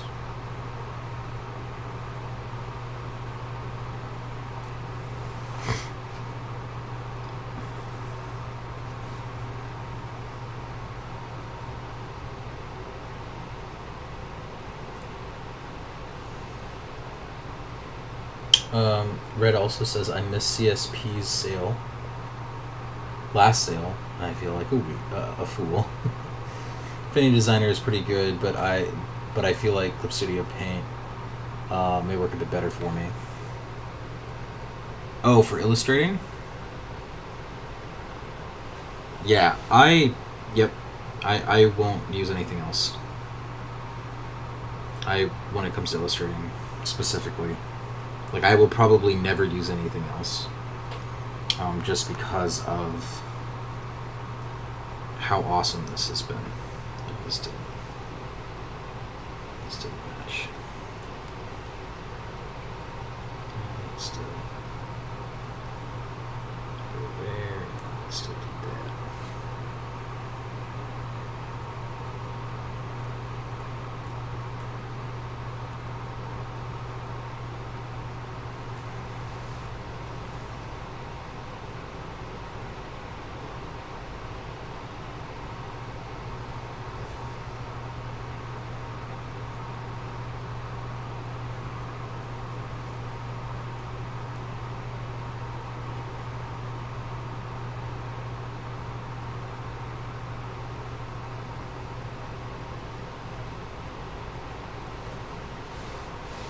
Sweet.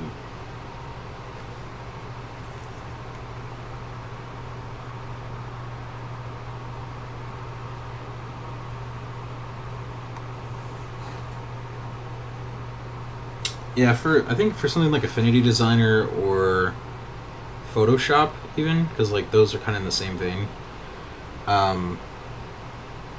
I would use that more for visual, like graphic design,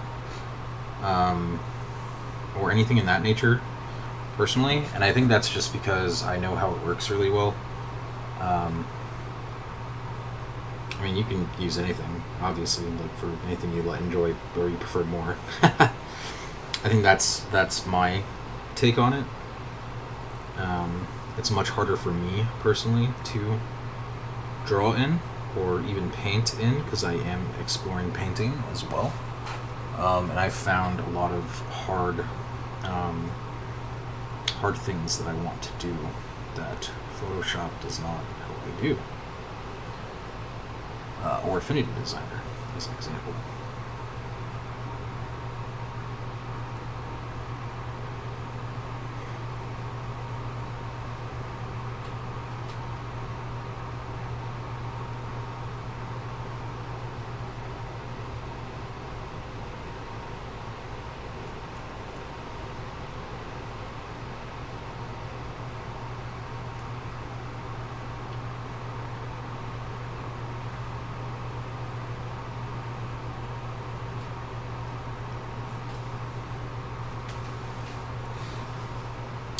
Coming out pretty cool. I gotta still make sure that his legs are the way I want them, though, because he is kind of disproportioned from the rest of his body. So he's not exactly on point here. So I have to be careful of making him like looking accurate. He needs to look a little messed up.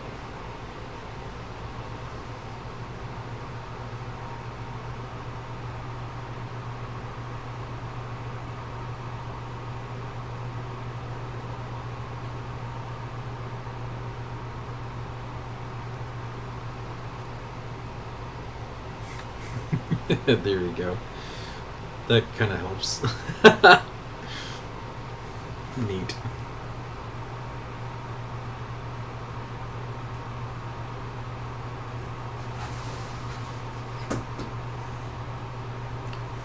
I should put a bit of a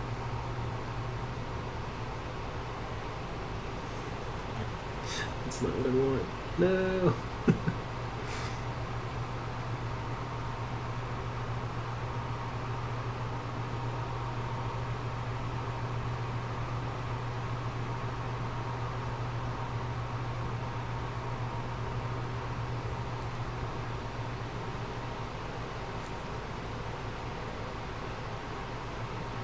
And when I say he looks a little messed up, what I actually mean is he looks perfect.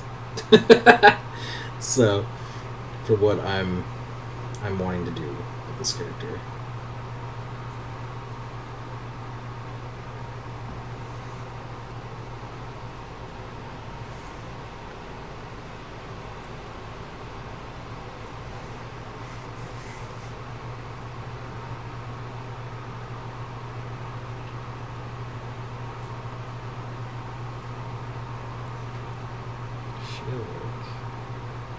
These might be longer though.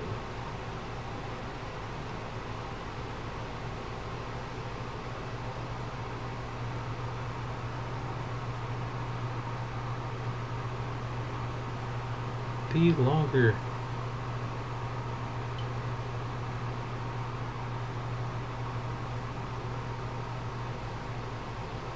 I really love the way I drew this glove here. It's really like a chainmail glove, but yeah.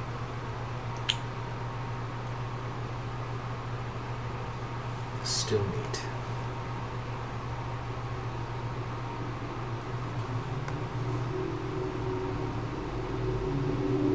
So my goal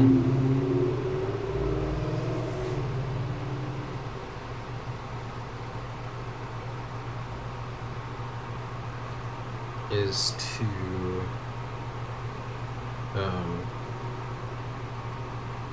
gosh, this is already looking so weird to me, but I think it's because of how I want his legs to be. Maybe I need to look at the dwarf.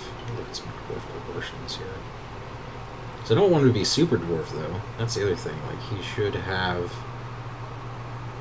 totally have this like very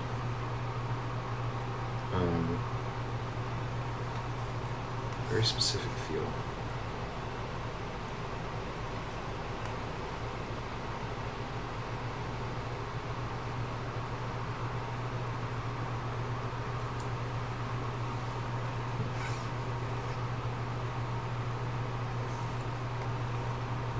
Let's do that again.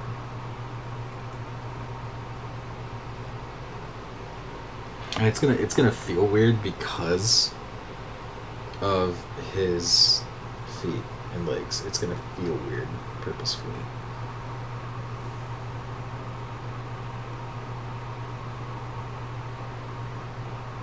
And if it gets too weird, then I may just be like, nope, I'm gonna make him full size. Don't care.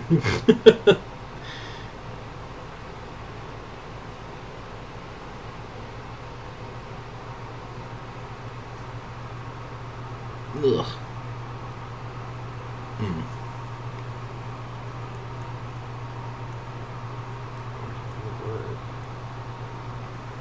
I could definitely do something different in the world here.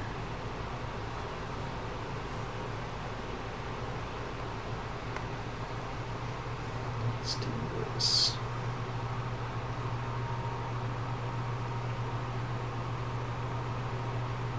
It's because he had no bend here in his knee. I just did not like that.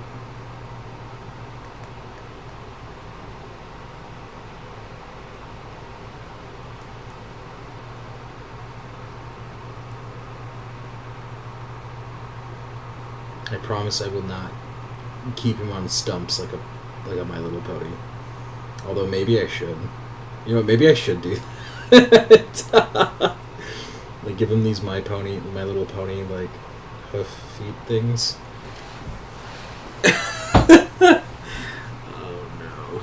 Smunchy, don't get weird now. Although it actually kinda looks cool. He is supposed to be really different.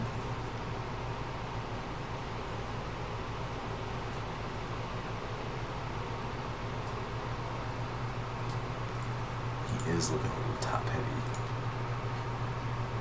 But that's the whole point.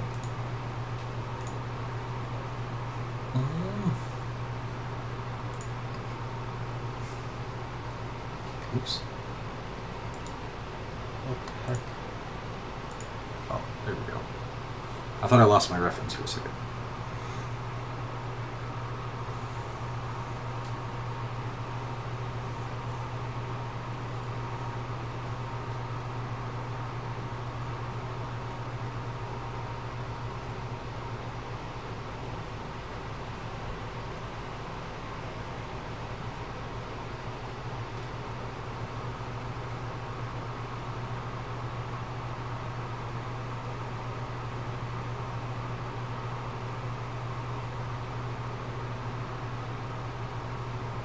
So here's the sheath.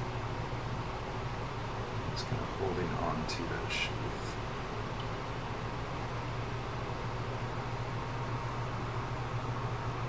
I'll need to work that a little better.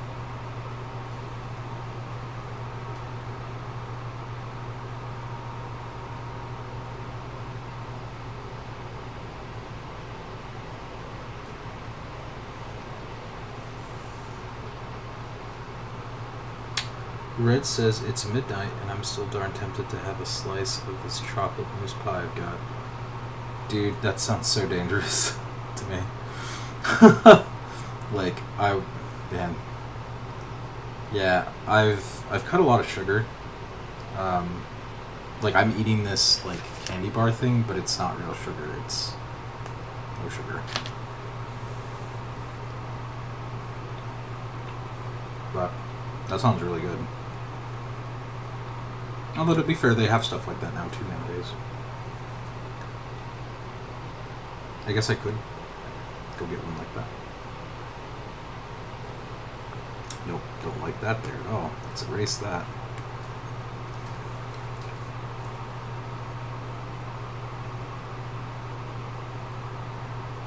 And that bit. So I look like a horse. I need to fix that. Because I was just joking about the My Little Pony stuff, but my brain was like, yeah, no, put that in. It's going to be great.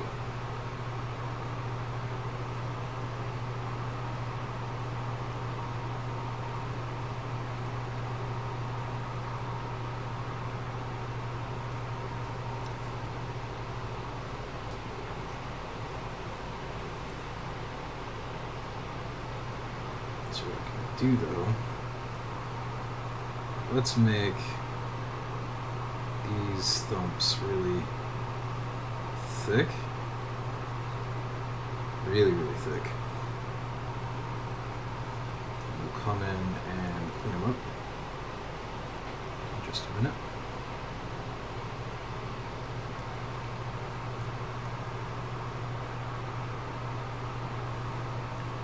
And let's put some boot to it, huh?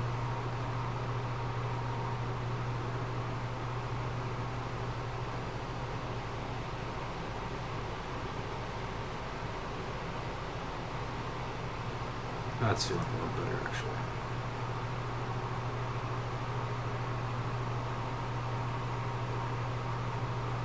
Graves, the biggest, thickest boots that you will find, probably in Forgotten Havens. Smunchy, why do you make everything so thick? Well, I just like the thickness. I don't know what to tell you.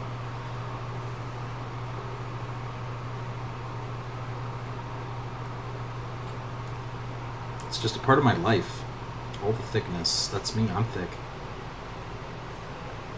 Just not like that. I don't know. That sounded weird, but you know what I mean. I hope.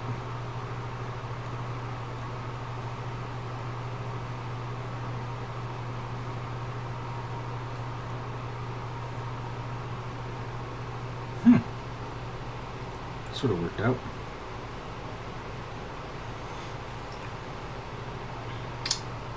I need to make his body look a little different, though. So we're gonna do this. You know what? Let's try that again. Because I can always come back and fix that part. There we go.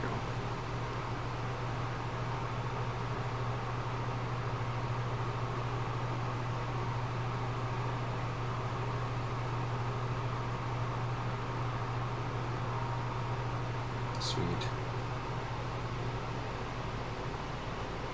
Okay. Just had that back arch too out there. What we'll do is we'll turn this just a little bit. I know I just broke all the stuffs, but I care more about that sort. Okay.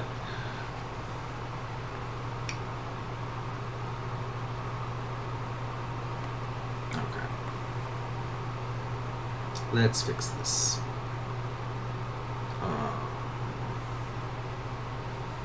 This stuff needs to be fixed for sure.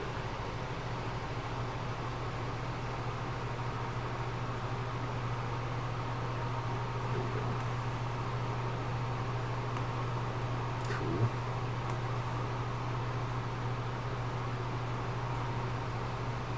So I've been listening to a band called Punk Rock Factory. A lot lately. And they'll do like Disney covers and all that too. Some of my favorite ones have been Encanto. So those are really fun. Marine Dummy Thick! That's right. Even Lakota has thick now. Is it a word? Well, Lakota's not thick at all. He's like a rail.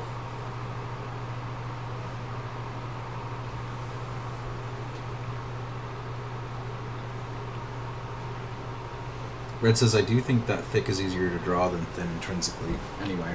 Yeah, me too. For sure.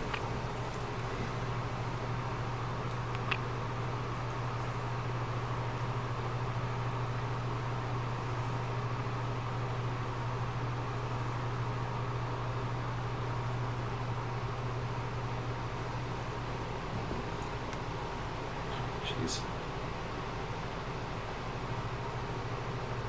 Sorry, Grayson, I totally botched your thing here, but I promise I will fix it.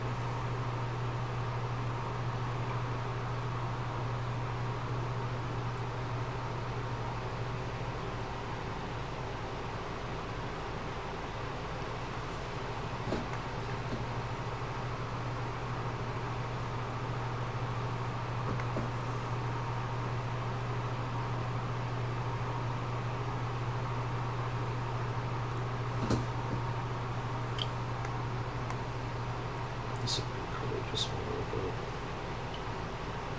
white line. Okay, we're getting somewhere. The body's definitely feeling better now. Even though it's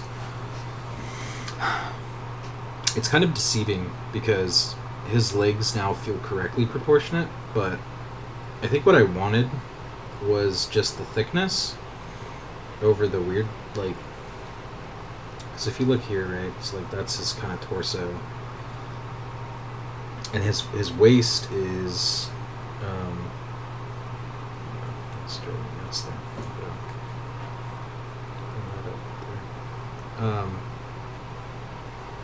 So like that's like his torso for the most part, chest and torso overall, and then the waist is more like here. Which is why this is like kind of deceiving. And then the knee is kind of like here. And that X. But as a character he works, because I was just looking at the some of the dwarven stuff too. Man, I want to draw more dwarves. That's what I need to do. I love dwarves so much. They are one of my favorites.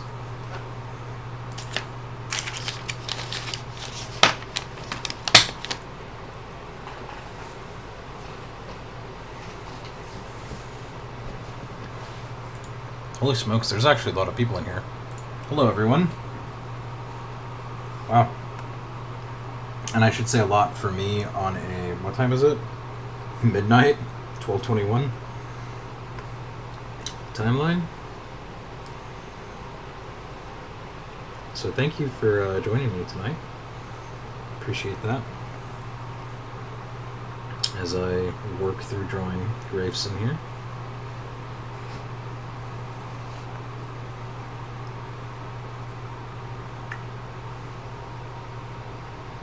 But yeah, so what was I saying? Oh yeah, Punk Rock Factory. So, man, I've been listening to them so much lately.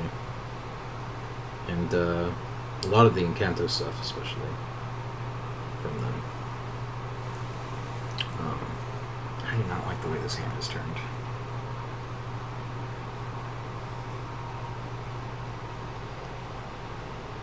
But one of Ray's favorites is, I think it's Under Pressure or Pressure.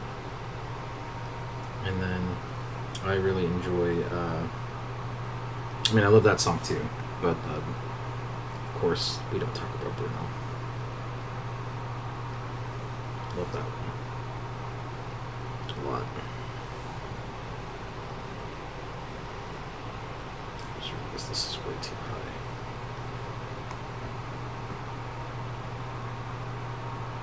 There we go.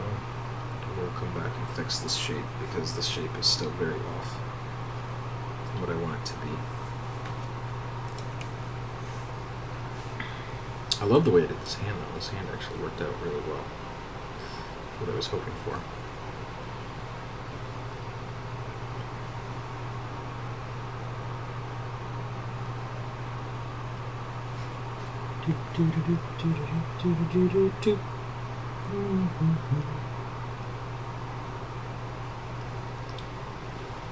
Oh shoot, did not mean to do that.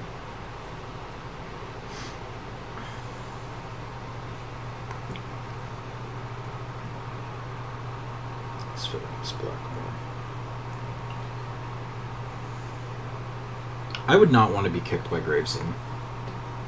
Like, I was just looking at his boot here.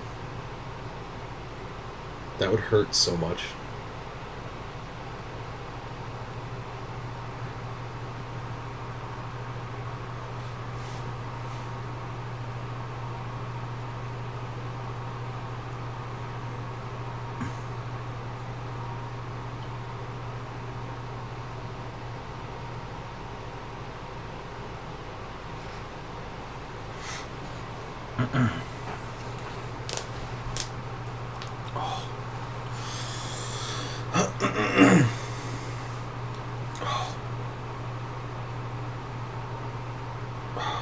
Sorry, I'm stretching a little bit.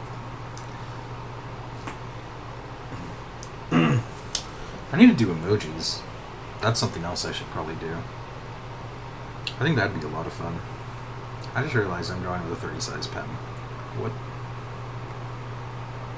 Well, it's working, so I'm not going to change that.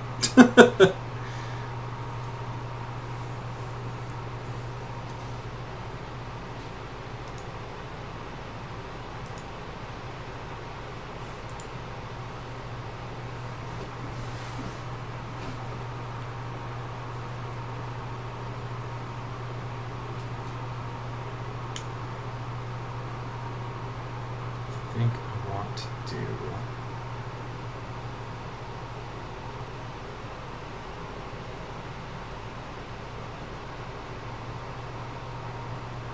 maybe this way? And then like...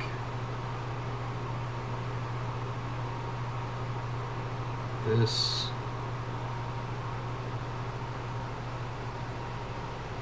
play with the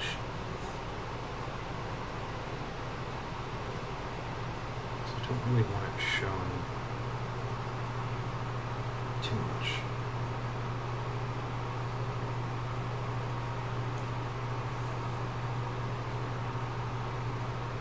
Yeah, that works for now. We'll come back and fix that shit.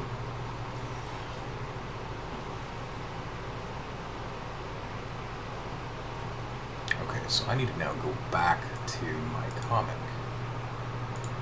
Did I make this bust right now? Am I looking at the head? got the face. Oh, I need to change my bust a little bit.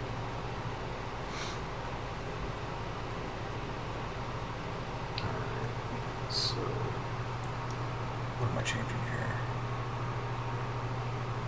This piece. Let's see how that looks.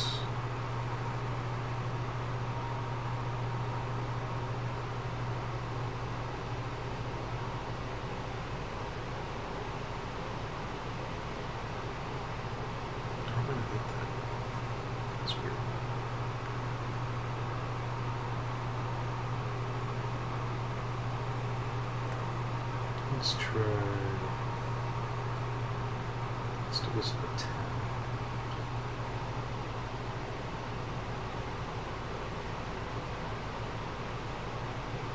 Okay, that's starting to look a little better from what I was thinking.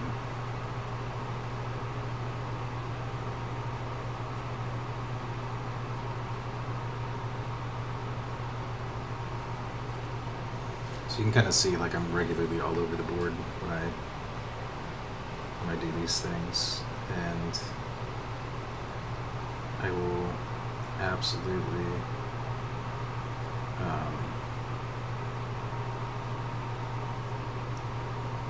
oh no, he's actually pretty thick here. He's not that.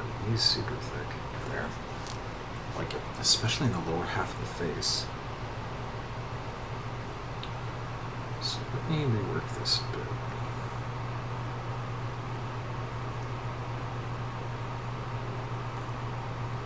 He's like a thick, scully boy. Alright.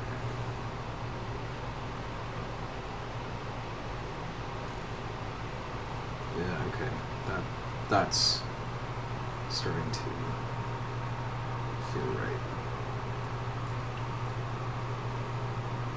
Oh, there we go. Yeah, that's way better. So then this, we need to be more angular though.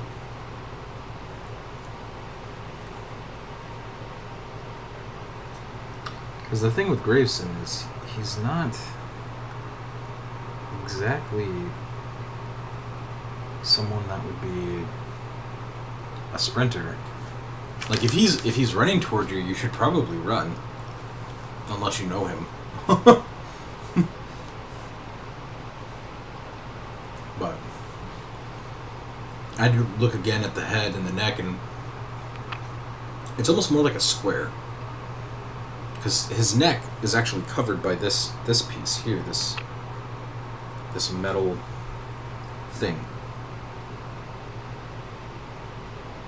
So you don't really see his neck. So it just looks like a square that's been like shoved on to the body. He doesn't have much of a neck, and that's okay.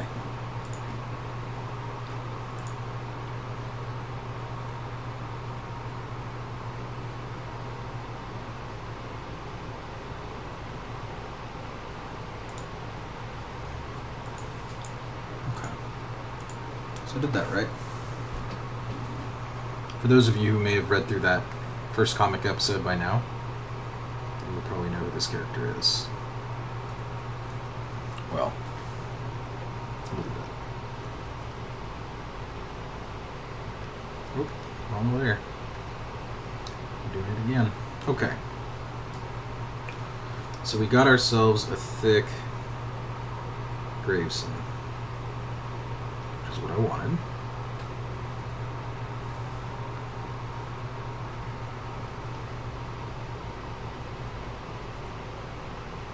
This needs to change.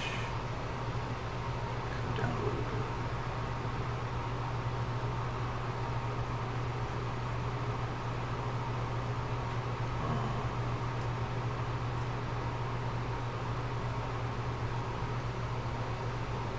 This needs to be more angular too, because this is armor.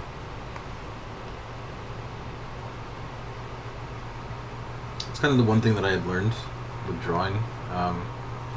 I was watching a lot of YouTube videos, but also some courses I was taking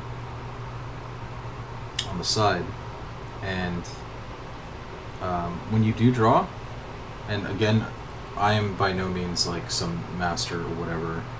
I just draw whatever I feels right and it's fun to draw. So like I have my own style, and it's very different and unique.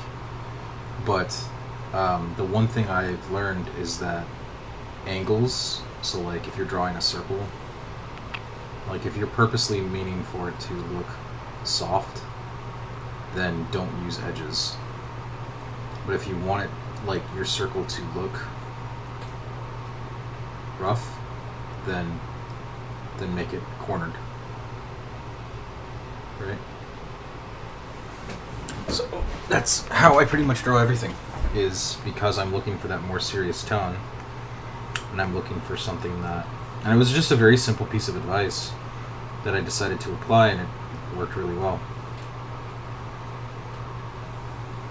So I don't know. Just thought I'd pass that along for anyone who's trying to learn to do art. I think I need this just to be thicker pen. Yeah. There we go. Okay. That worked. Cool. Yeah, I never thought I'd be sitting here drawing for all of you, to be honest.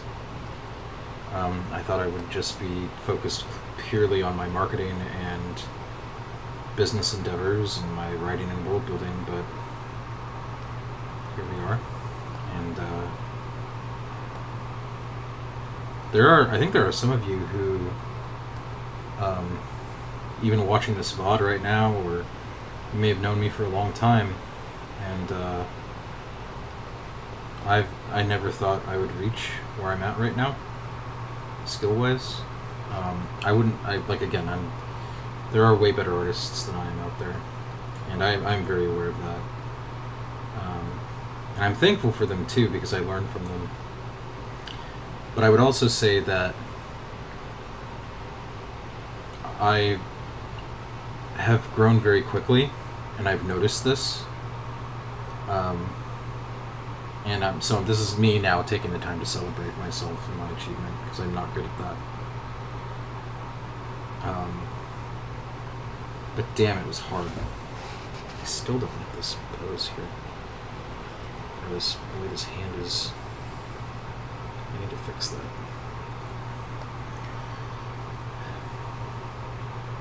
So, I don't know. I would say if whatever it is you're trying to do, because normally I'm on here giving like business and marketing advice.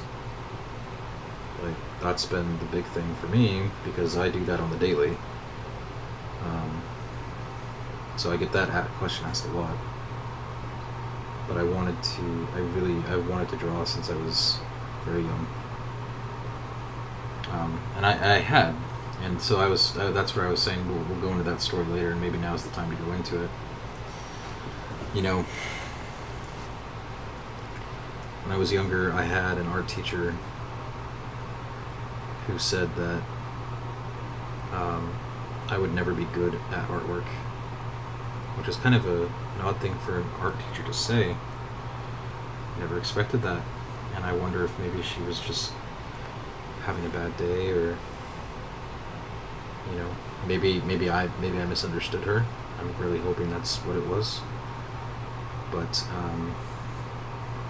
yeah, that's what she told me, and that was kind of hard for me to digest. And I was super young too, so I wasn't even like a teenager.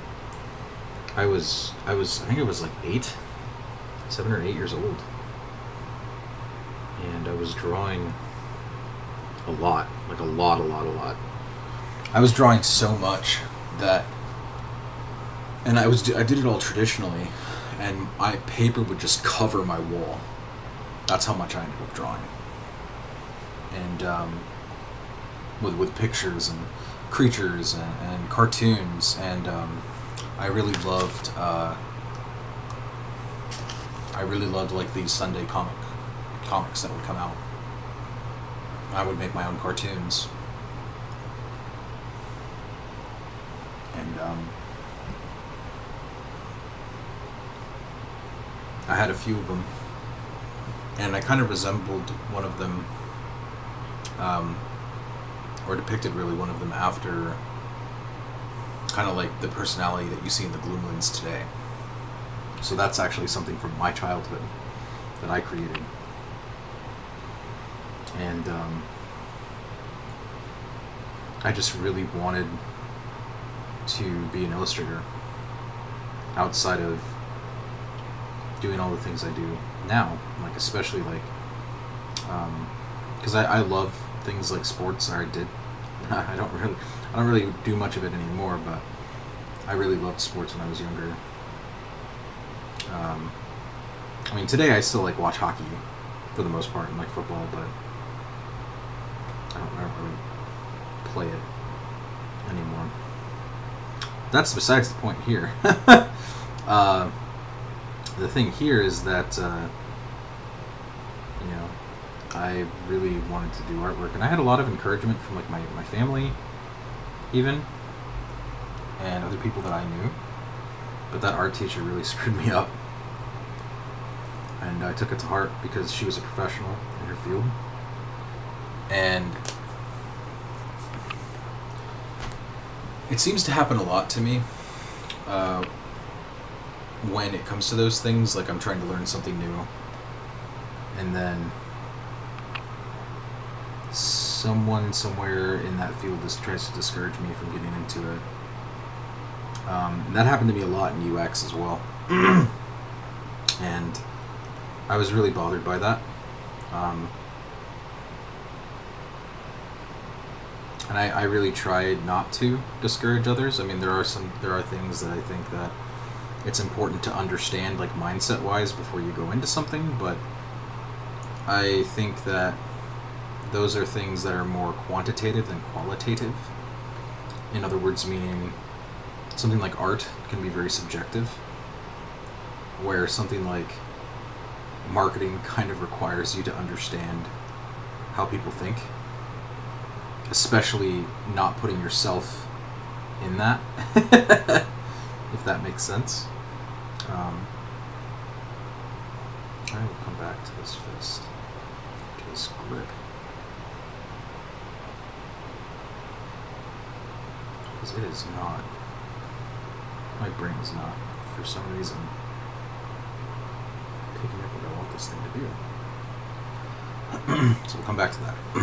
But yeah, I was always discouraged from that point on, through like other professionals in the field, or and not always in a negative way where they're like, well, you're just terrible, you shouldn't do it, but more of things also like, I watched how artists were treated for so long, and a buddy of mine, he does concept art now on Blizzard's stuff. So he did a lot of the concept art for Diablo 3, and he did some of the old stuff too for Diablo 2 or Destruction. And he would always tell me, he's just like, yeah, man, we don't really make a whole lot. There's a reason why we're called starving artists. And that always set mentally with me as well. So I was always like, well, how am I going to be able to feed a family type of thing, right? And I wanted a family, and I have one today. So it's like, it was always that situation of trying to figure out how to live, And so what I ended up doing, I originally was in technology. I've been a technologist forever, but started with just like building computers and like hardware, but then moved into software and actually coding and development. So like I mentioned earlier, I was Python. I wrote a lot of Python code, JavaScript, all that fun stuff. Even like digging into the frameworks, like we used a lot of Django for a lot of web things, or Python for like a lot of video game scripts, right? And that was even before, what the heck is that name? For Python game stuff. They had like a name for it. And this was like Python, not 2, but like 1 point something. It was like really, really old stuff. But yeah, like I did all that, and I just continued to suppress my want for drawing, my desire, really.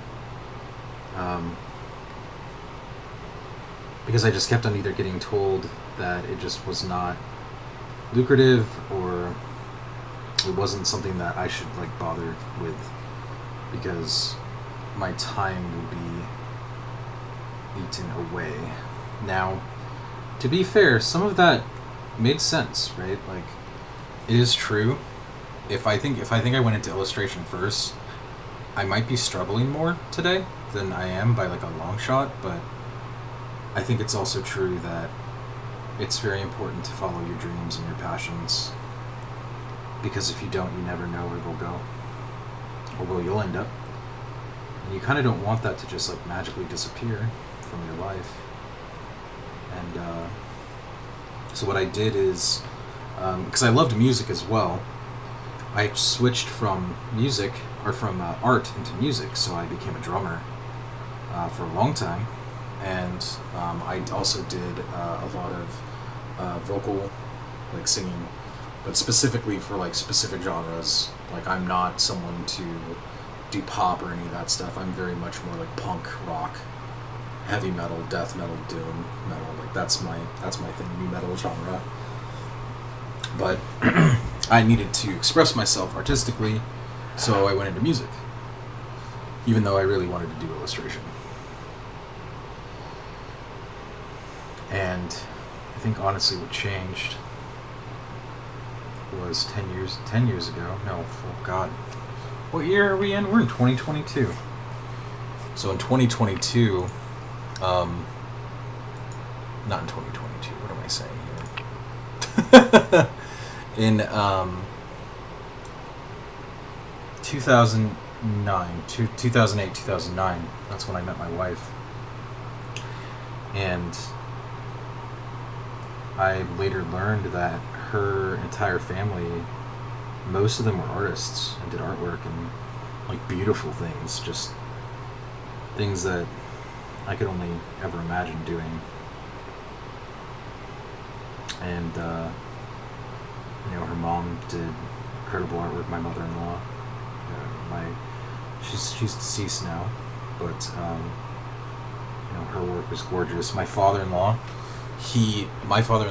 was one of the main artists who was pulled into the Disney art studios of animation. My father-in-law is incredible at artwork, like just blown away by his work, and it's unfortunate because he can't draw anymore, but I have a couple of pieces that he did. I'll have to find them sometime and show y'all. He's a traditional based artist, and he knew how to do animation traditionally as well, among other things. And he's the one who really sparked me back into it, and my in-laws, and even my wife. My wife, she did creature art for a long time, and they had pulled me in, and then one thing led to another, and I ended up meeting Blue, who y'all know, Parsons, and Blue taught me some ropes, which was really cool, and I appreciate that so much. And yeah, so I'm glad that it turned out to be a happy ending. But it's that teacher, those things still sit with me today.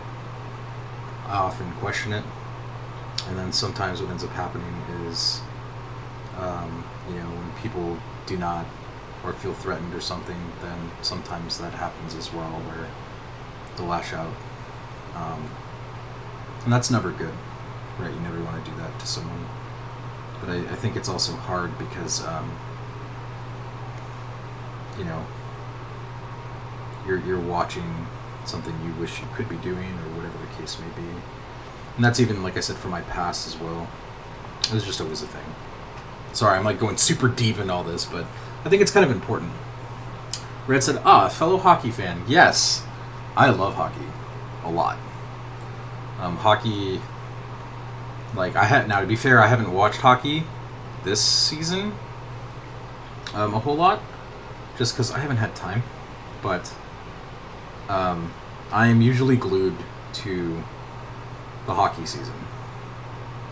That is very much a thing for me. Let me go back here to my. There it is.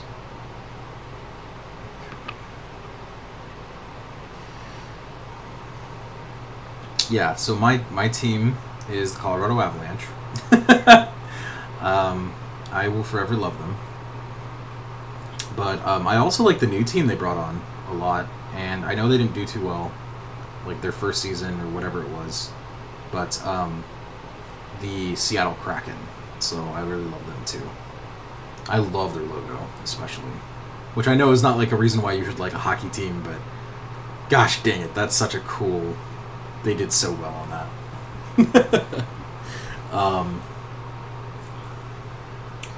Red says I've gained more points with them. That's great, thank you. I love hockey so much. It is definitely my thing.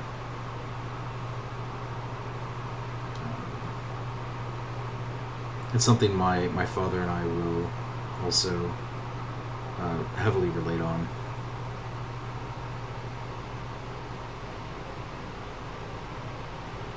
And when we get together, usually it's there's a lot of hockey talk. There's also a lot of Star Wars talk too.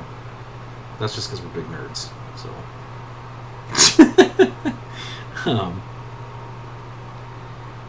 gotta love it, right?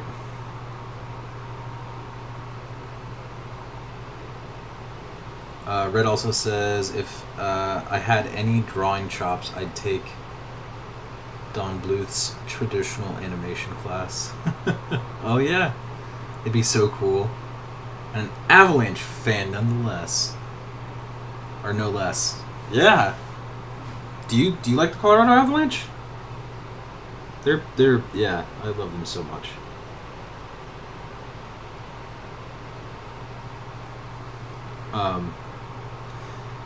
But yeah. So going back to that story here, I decided to take a chance, and that's kind of why I'm just stepping out now of my comfort, or my, I said that right, stepping out of my comfort zone, because that's why I made that comic. I was like, I don't care what anyone says to me at this point. I'm tired of feeling this way, and I'm tired of, like, trying to be discouraged from doing this, and I'm just gonna do it. And if people like it, awesome, and if they don't like it, then, you know, oh well, I guess. I hope they like it. Of course I want them to like it, but it's something that I need to experience, so I did.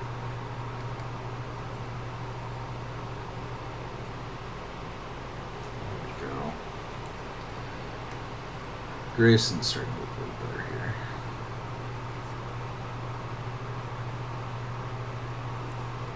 Here he's got more of this, like...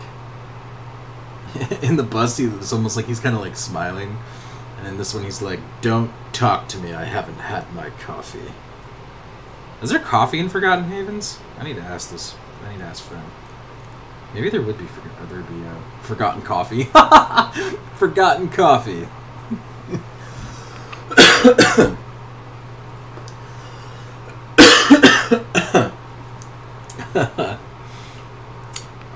My family's teams are the Avs, the Blues, the Wild.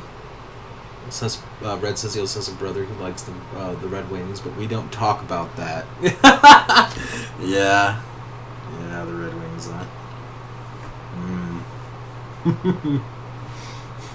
No ill will to them, because to be fair, the Red Wings had some of the most, like, brilliant players in the NHL for a long time. Specifically, like, Yzerman was top notch.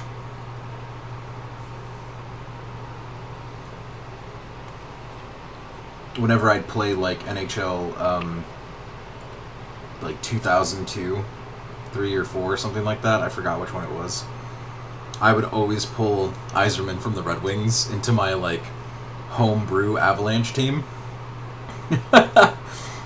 And then I think this was before he went to the Blackhawks, but then I'd pull Chris Chelios, because I think he was on the Wings as well, into my team just for fighting purposes. So then I'd have him and Osgood was like this big fighter. So like I'd have those two tag team if like something happened to them. And then the other one, I forgot what position he played, but Sergei Fedorov. Brilliant hockey player as well. So the Red Wings definitely had their players. But I will forever remember, I think it was it 1998?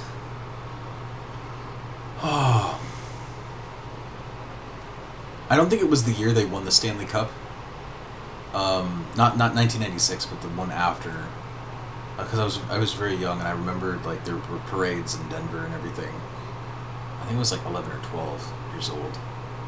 But I remember that year, or the year just before that, because they had brought on Rob Blake and Ray Bork, who were both originally captains. One was a captain for the LA Kings, who was Rob Blake, who was a defenseman, and then Ray Bork.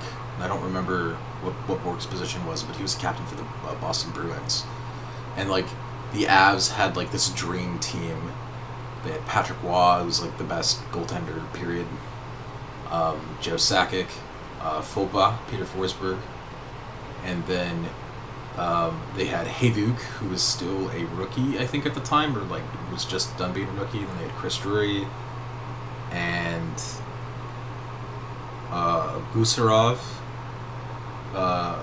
Krupp, and then they brought in those dudes, Blake, Bork. And then they had Adam Foote as a defenseman. I think Foote's son is actually playing now too. I forgot for which team though. But yeah, it was a freaking awesome time. Very emotional time.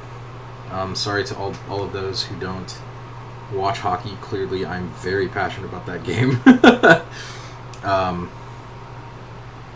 But all the same, yeah. Heck, I didn't. Oh yeah, they had Chris Tangay too. Tangay was an amazing player. He was very young at the time too. I think he was like 20 years old when I was first watching him.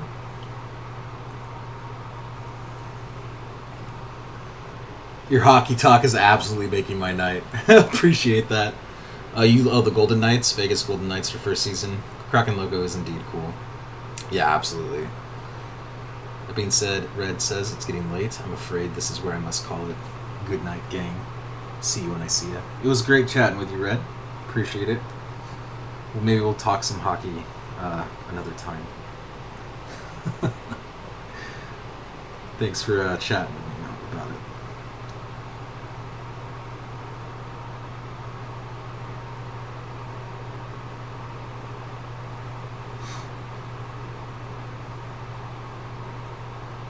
Oh, dude, he's turning out really cool.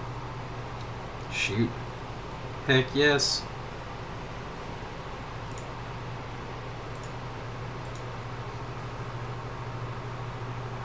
Alright, so we'll go back to that art story that I was sharing with y'all.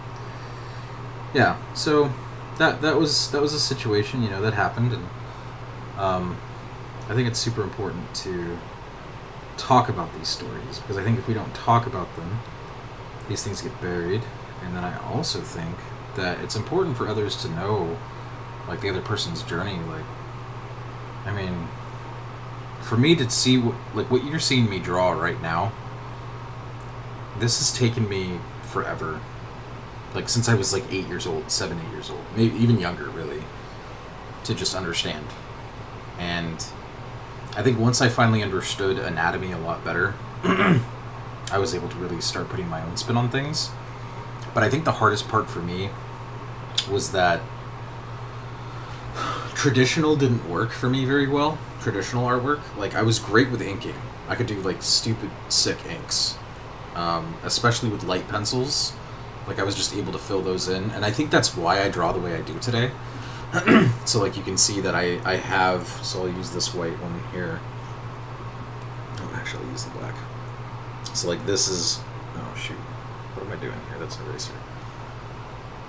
Armor's jet black, legs are jet black, boots are black, right? Like, thick, heavy blackness is there. And dark ink. And that's because I've always enjoyed drawing that way. And, you know, I guess you can kind of see it. Yeah, anyway, I don't need to go deeper into that. Point is, because of that influence, right? I just realized I messed up right here. Because of that influence, that's kind of why I'm drawing the way I am, but I could never find a way to do that. And I had never actually tried digital artwork before, digital illustration, until last year. So yeah, I've only been doing this for like a year and a half now. And I mean, now here. So like, I was already drawing before, it's just I never shared it with anyone. Because like, quite honestly, I was embarrassed too. I felt that my work wasn't good enough. And, you know, I clearly have some very good friends who regularly encourage me. I appreciate that, but it was at that time where I was just like, I don't want anyone to see my work. And then what ended up happening is the more I started learning about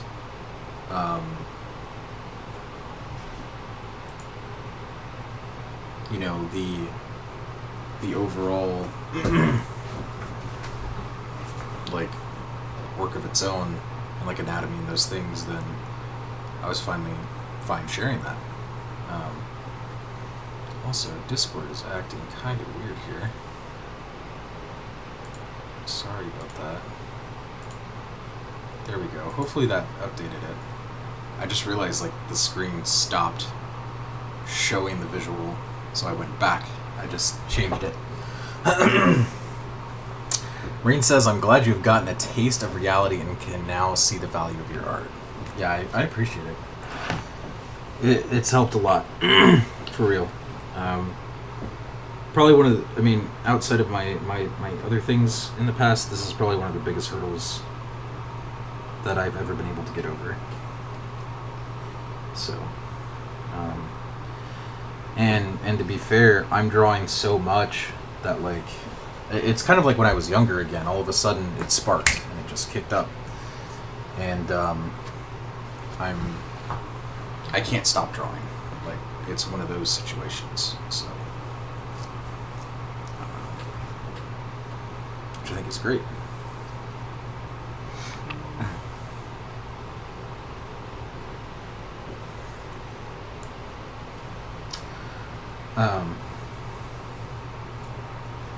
Sorry, I just got a message, but like, I just got a message from myself. That was weird. Some kind of like a message alert that I guess I set for myself a while ago. But anyway, you know, today here we are. Here's Grace, and drawing that comic made my year. So I'm very happy that I got the chance to do that, and that I'm able to illustrate like tabletop RPG books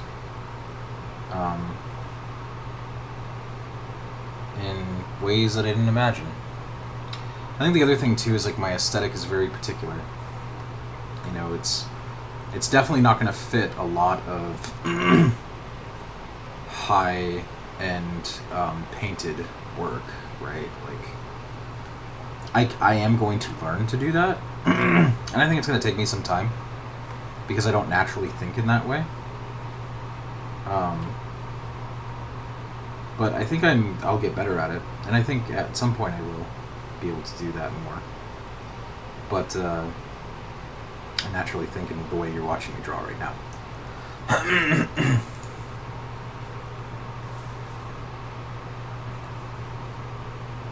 So something like Mork Borg has really, when that showed up, it gave me the outlet to go, oh man, I can actually draw all of my things that I've been wanting to draw for a really long time that I felt like I wasn't good enough for. And now, you know, thanks to that, that I really, like, Mork Borg, like, lit that fire, no pun intended, but absolutely pun intended, under me to be like, oh man, I can do this. And now we're here. Marine says, I just gotta say, sorry for calling this guy thick. Clearly he is just big boned.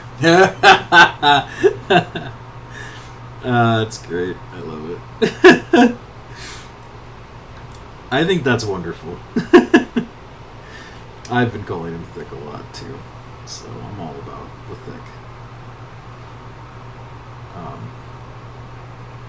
But I'm very excited to continue to draw for dark fiction things. I feel like I finally have a seat at the table, more or less. And I've just been off in my own weird corner, you know, like that kid in your school once upon a time, or yeah, that's where I felt like I've been for so long. And now someone's like, hey, we're going to publish this thing called Mork Borg, and then we're going to publish this thing called Cyborg.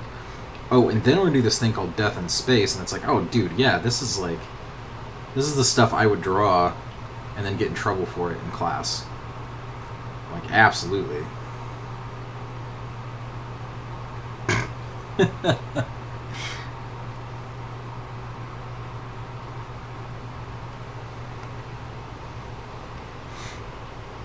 So, anywho's. Who'sin'? Any who'sin'? Is that a thing? It is now.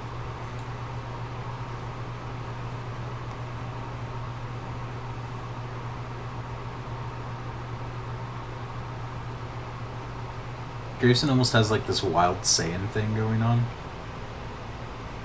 I don't know why. I think it's just how I drew the fire.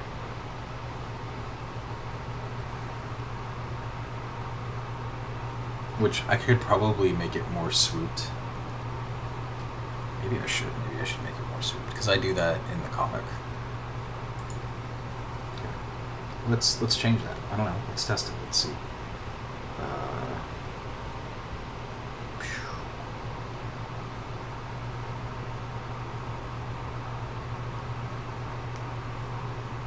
Because right now he's looking very much like a lion.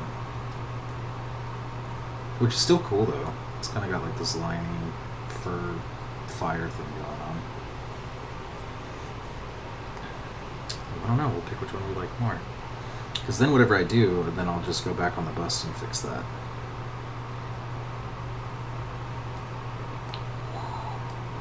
That's the other thing, too, I always used to be afraid of. I used to be afraid of, like, going back and, like, I did all this work for this one thing. And then I'd go back and, like, go, oh man, I don't want to have to erase all of this stuff I just did. But then I realized, like, it's supposed to be disposable. You're like, the things that are the most disposable are designs, art, and code. And plans, too, like any type of plan, strategy. You should feel comfortable going back and reworking what you've done. As needed, right? Like, not just to do it just because, but like, as needed, go back and fix it. Or update it because you don't like it, and that's okay. Is it a lot of work? Yeah, absolutely, but it might be worth it. Oh, I'm starting to dig this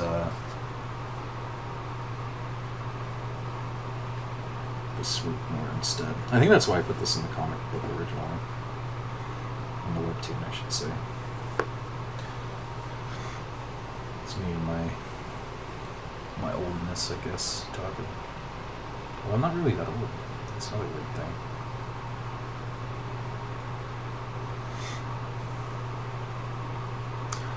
You know, something really funny. I was talking with some of some of my close business friends and my UX design friends about they were talking about how they're really frustrated with dating apps. And, we're chatting about this, and they're like,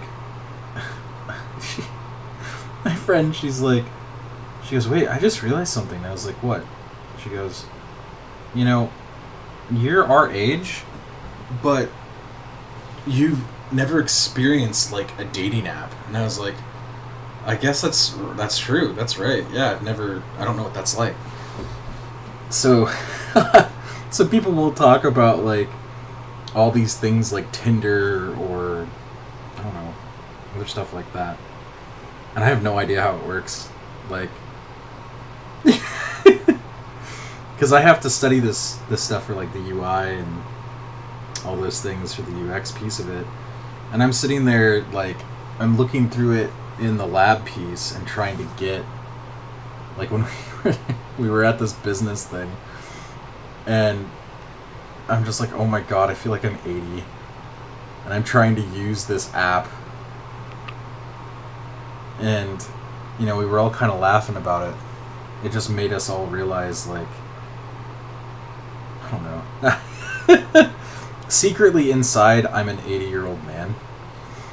I think that's really what this is. Or I'm like a Gandalf thing going on. I'm like a wizard, and I just look old, but I really love, like, fireworks and stuff like that. I don't know. But I'm truly young. It's so weird. I don't know, that's just a realization. Sorry, now I'm rambling at this point, but I think it's funny to think about. It's like, oh yeah. Here we go. Okay, so I kind of like that. I feel like the fire is still too far away from his face, though. So let's fix that again. You're going to see me redraw this like a million times. It's going to be great.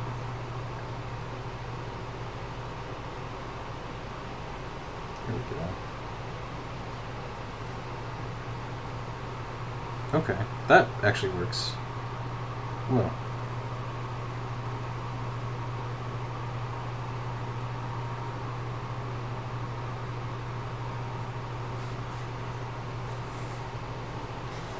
Who you gonna call?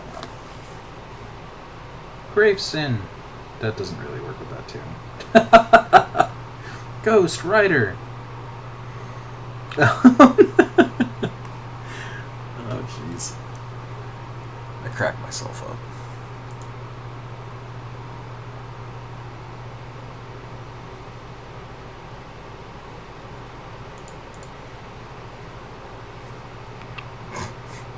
Okay. Alright, so the fire's feeling a little messy right now, and that's okay. Because I am not a clean line drawer anyway. That is not my thing. But I will figure out a way to make this feel better. Dude, I can't believe it's already...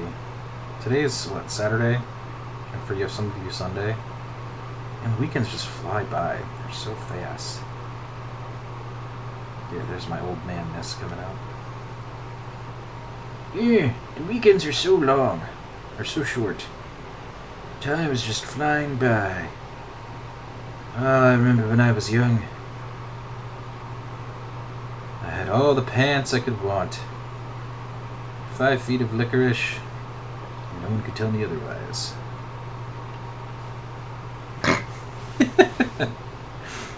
For real, I can't have licorice anymore. But at least the ones that are totally sugar related. Pants, on the other hand, I would wear pants more, but dude, it's just too hot here. So, that's like a no for me.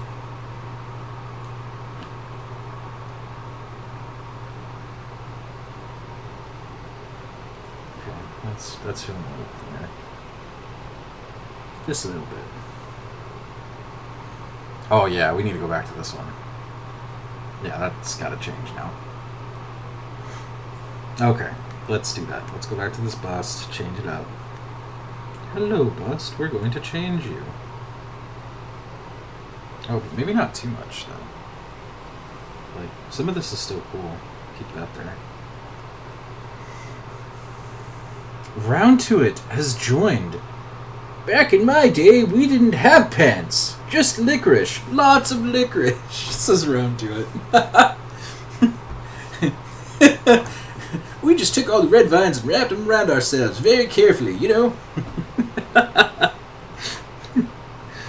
That's great. If they fell off when we were walking 15 miles in the snow both ways, well, that's just what happened. We had to live with it.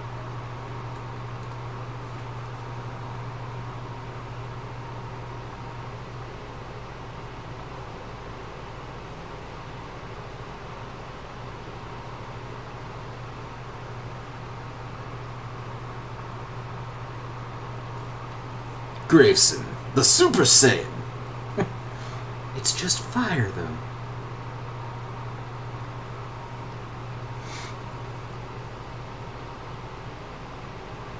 How are you doing, Round to It? I haven't seen you in a little bit. Hopefully you are doing well. And I am so glad that you entered in on my pants and licorice talk there. It hasn't been weird, actually, a lot tonight. That was the first weirdness I've really injected. So I'm getting better. I just drew on the wrong layer. Oh well. It's gonna happen. Wait, red vines ain't no licorice. Them's imposters. Wait, red vines ain't no licorice.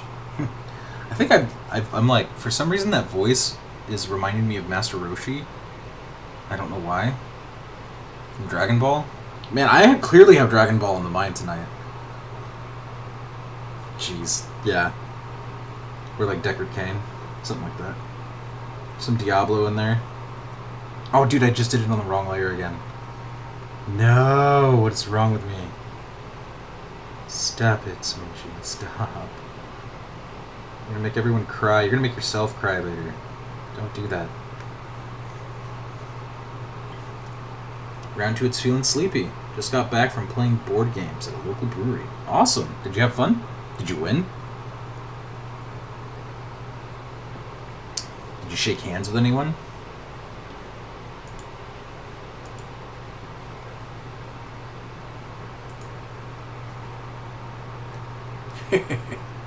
You're back in my day. Oh, Goku. That's actually really funny. Wow.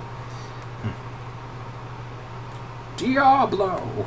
Oh yeah, that's right. You gotta have that more like twingy feel in it to go Deckard, right? Stay a while and listen. And if you want to be all like poppy and cheery, that's when you got like Roshi Kane happening. That's awesome. I'm sorry. This is like, y'all are now seeing me like after hours. What time is it? Yeah, it's like 1:14. This is me when I'm very, you know, and I realize that I don't think I actually have done the weirdness on a stream, but like you're just seeing it flow now. I think I've done it a couple times, maybe not on a drawing one though. But I will legit like start using voices to narrate my drawing, literally when I'm alone. That will actually happen. I apologize, but it's gonna happen.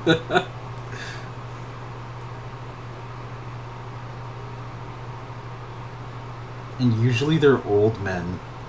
Like freaking what? Why? Why do I do this to myself? Round to It says yes, and I don't know. I won the first, lost the second, spent the rest of the evening researching Sanderson lore in the brewery's library. Oh, that's cool. You know, I'll be honest, I've not really dug too deep into Sanderson stuff. I don't know what it is, but there's something about it that I'm not connecting with. But I think it's because I just haven't found the right thing from Sanderson yet. I think that's what it is. Because, man, I really connected with Martin stuff. George R. R. Martin. Yeah, and not just like Game of Thrones, but like um,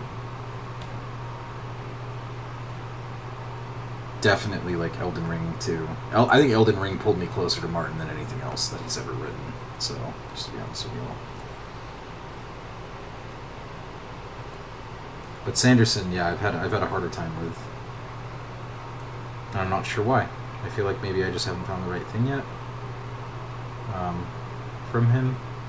Because that's the other thing too. I always want to give creators like the chance to experience their stuff. I think that's super important. And he absolutely writes my favorite style of like genres and things like that. So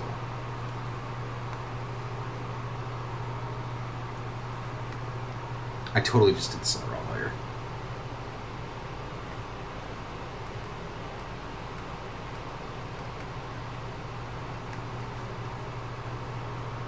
No.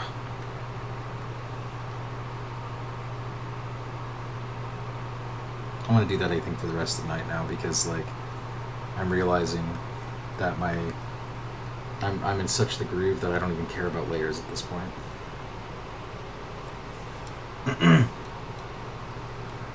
What have you read?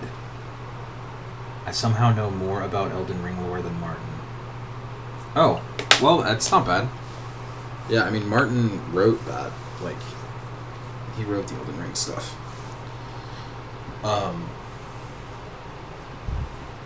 So there was this one thing from... I don't remember the name of it. This is how much it didn't connect with me. But it was Sanderson's... It was the board game originally that's like based off that story. And it's kind of like steampunky. And I originally wasn't even going to play it because like I like steampunk, but I don't like it in the way it was being presented. So there was like a lot of like choose your political faction type of thing, and then like manage your resources to then help either like feed people or trade coin or take things, and like you did like special effects or whatever. But then that story, I started trying to read it and get into it, but I don't think it was for me. And then after that, I then started to see some of the fantasy books he was putting out, and I don't remember their names, but I just didn't connect with it. And I don't know if it was the character design. I don't know if it was the concepts. I don't know. Because he is a well-written writer. That's the other thing, too.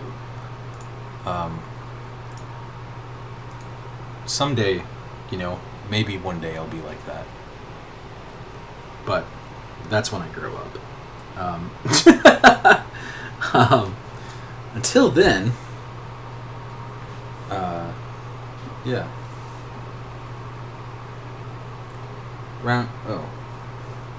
Sorry, I thought I missed something. I guess I didn't.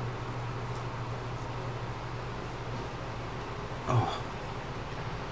So yeah, I don't know. I think I just need to keep on looking, because Sanderson, he writes very quickly and has a bunch of work out there, so I'm certain there's something out there I may enjoy. Because like, while that's kind of the other interesting thing with Martin, I liked Game of Thrones, but I didn't enjoy reading it. I liked watching the show more than I liked reading it. So that's interesting, because that's not normally a thing for me. And then with Elden Ring, I preferred the video games. Freaking amazing. And I love, like, there are a lot of people out there who would say that the lore isn't there, which they're not really wrong. Like, it's hard to find in Elden Ring. But, man, the stuff that is there is so perfect. At least to me. Just so well done.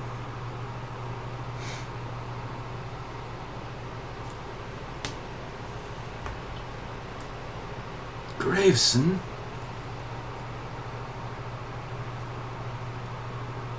Alright, now I gotta do this little cloak thing that I made fun. Let's see. So... how did I do that?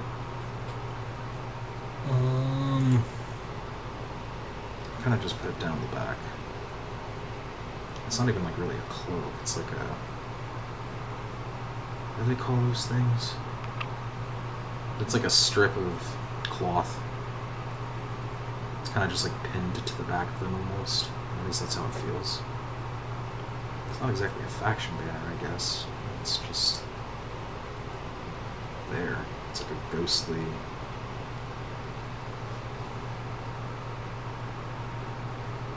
looking thing.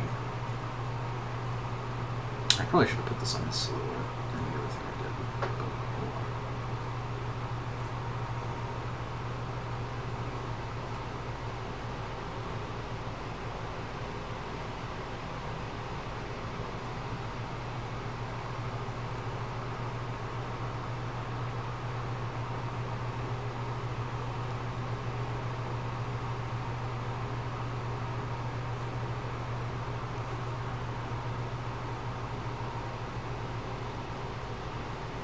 Boom.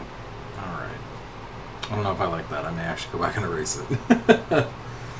Roundhead says, for what it's worth, I don't know what you're talking about. Oh, okay. Well, then Roundhead continues to say, I'm not sure what steampunk Sanderson has done. Maybe it's not steampunk. Maybe it was just fantasy. It looked like steampunk to me, though. I think there are board games set it... oh, Mistborn! That's what it is. It's Mistborn. That is the name of it. Stormlight Archive. Stormlight could be a little more steampunk. Yeah, it's like that's the feel. But it was Mistborn. It was the Mistborn board game that we had played, and I was like, I was like, this is not. This is. It felt so generic to me. I was left desiring a lot more from it, from what I think it could have given me, and not just mechanically speaking, but like lore-wise, story, like, because it was pretty heavy in that too. There was a lot of things that were, it would be like, well, if you didn't read the books, you may not understand it, which is totally fair because I didn't at the time, but like, based on the design itself, it just didn't draw me in. It felt like something I could find anywhere.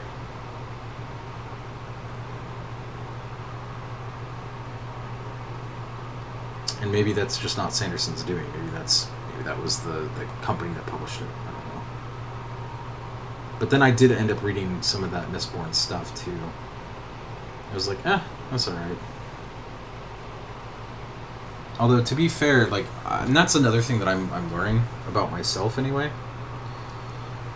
is that it's cool that those things are there's things like this that are showing up that may not exactly draw me in, but does someone else, just to keep the genre going.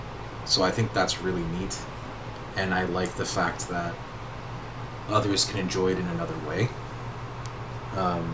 Because for so long, in our nerddom culture, before it went mainstream, that was just not a thing.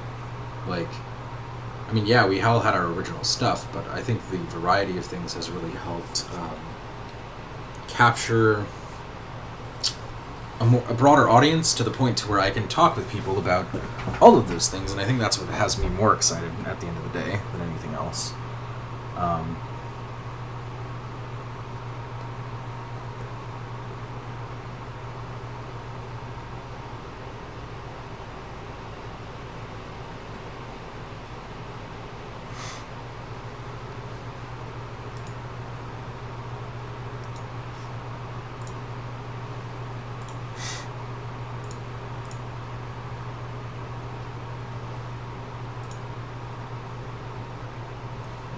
Happened here. Sorry, my stream went weird. That was weird. Okay. I think we're good.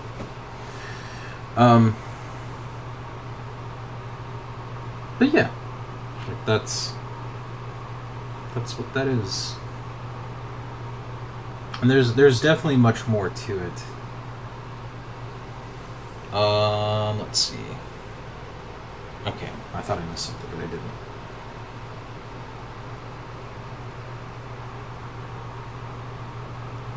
Please tell me I'm on the right there. Yes, okay, good.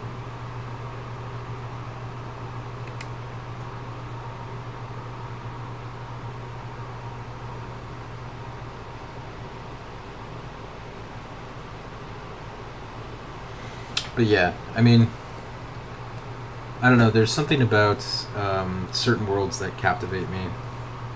I still haven't exactly put my finger on it, to be honest with you. Because like another one that's really interesting. To most, I would say today, specifically, would be like the League of Legends stuff. There are some things from League of Legends that I really, really like. And there are some things from League of Legends I just want nothing to do with. And not because I think it's bad or whatever. It just doesn't like appeal to me. And I don't know why. But it's the same stuff with like Sanderson, at least from what I've experienced. And then some other like, what's the name of that game? It's either a game or a show. I can't remember. Oh, one I thought I wasn't going to like, but I actually ended up really liking was Shadow and Bone on Netflix. I actually really liked that show. That was a really, really good show. It kind of started out like slow and droll, but it got a lot better very quickly. Round 2 it says, I think the Mistborn game deals more with factions and house politics. Yes. Yeah, it does. Which I guess is part of the books, but not what they're really about. Sanderson is known for his unique magic systems and world building. House politics is in that world is incidental, a means to an end. I don't know. Then why'd they make a game out of it? That's so weird to me. Yeah, I don't know too much about the magic. I guess I'll need to read into it and understand it.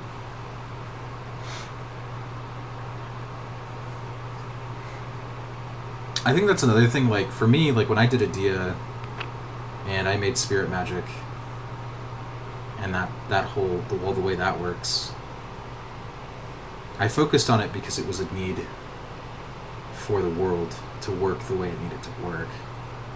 And that, it's probably something that, I mean, many do, of course. But I don't know. I don't know beyond that. Like, I guess it kind of sounds to me that Sanderson's kind of like a Lucas, like a sci-fi, but in the fantasy sense of it, of like, you know, oh, this is the Force, and that's how that works. So that's kind of neat. Round 2 it says I need to watch Shadow and Bone. I've heard good things. Yeah, it was very good. I was surprised at actually how good it was. Like I said in the beginning, it was very slow, and it made me kind of like I don't mind. Let me say this differently. I don't mind slow things, but I think what ends up getting me is if it's just too generic. Like, I can't live with the generic. And anything cannot be generic. Like, there are ways to put twists on things to make it interesting. Whether it's low magic, or high fantasy, or sci-fi, or post-apocalyptic, or any mixed mash of those, or even, like, history-based things with fiction in it, or whatever. There's a way to put a twist on it to make it better and more engaging, right? Where if it becomes something that's rehashed and I start feeling that way, I'm like, I don't want to watch it or play it or be in it or whatever the case may be. Or there's another side to this, because this is purely subjective, right? This is like my own feelings on what I enjoy. But like something with like League of Legends, for example, Violet as a character is not someone I really like, not because of the personality or anything. I think it's because of how they aesthetically made her. I don't know, but that's just character design. And then uh the I feel like overall though, like League of Legends just tries too hard sometimes to be cool, I guess. And or maybe not cool. Maybe cool is not the right word, because it actually is cool to a lot of people, even to me. Like, I love Fiddlesticks. It's one of my favorites. I would say unique. Like, it's too over the top, kind of to the point to where it's like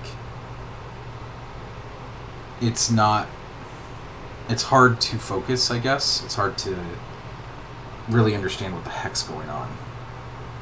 And I think that's what got me with that one. There's more to it, though. I've been trying to unpack that feeling now for years, to be honest with you. And I still haven't got it right. So I'm like, what is it with me? Am I just broken? Because, and the reason why I say it that way, I adored all fantasy things, and sci-fi, and post-apocalyptic when I was younger. Like, I loved it so much. I didn't care what it was, I just watched it, played it, bathed in it. I'd bathe in it if I could, like, for real. But then all of a sudden something changed, and it was around 2012, 2011, where I was just like, what is this stuff? Like, I don't understand. This doesn't have the right feeling. It feels like it's been forced. And it's no longer passion. It's like, quick, put this out. What did I do here? Is this on a different layer? Oh, that's right, I did do that, didn't I? Man, I missed my thing. Stop it.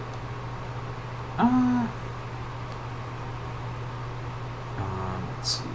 Let's use this one. No, it's on this layer. What did I do? Oh no. No, it's not there. It's not there.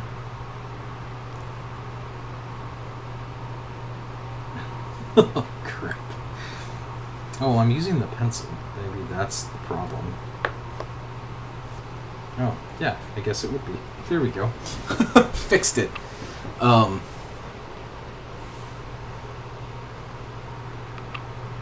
Marine says, I think most people love fantasy and would love to live in their version of that world. In which one? League of Legends? Or Brandon Sanderson? Or something else?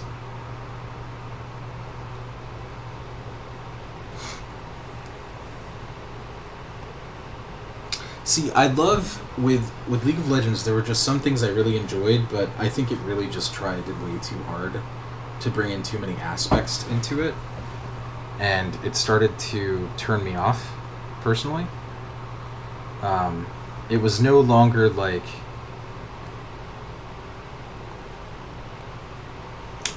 It was almost no longer a reason to exist in it. And that sounds really weird to say it that way, but like, whenever I play a game, or like I draw something even, or I watch a show or a movie, or even read a book, especially when I read a book. When I start reading a book and I feel like there's too much of something, or there is, or it feels forced, I almost feel like there's no reason for me to mentally exist there. Because if I'm just watching and going along for the ride, like, I get it, you know, and I can watch something and do that, but what ends up happening is, because I am a creator, I pull inspiration, or I put myself in that realm, right? Kind of like what Marine was just saying. But then, like, with something like League of Legends, I put myself in that realm, and I'm like, I don't even need to be here. Everything's here. Like, even myself as a person, I do not matter in this world. And I think that's actually a big thing. Yeah, I should talk about that more, like, by myself. Like, reflect on why I feel that way, but I just do. I feel like there's no reason to be in it.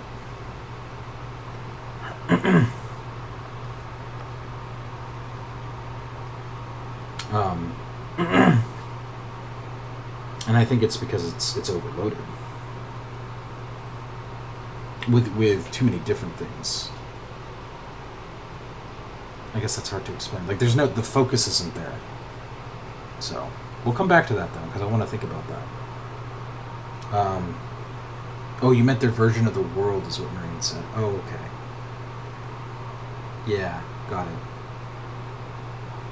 Round to it says, I did until you made me aware of Chuck friggin' Tingle. Thanks, Marine. That's funny.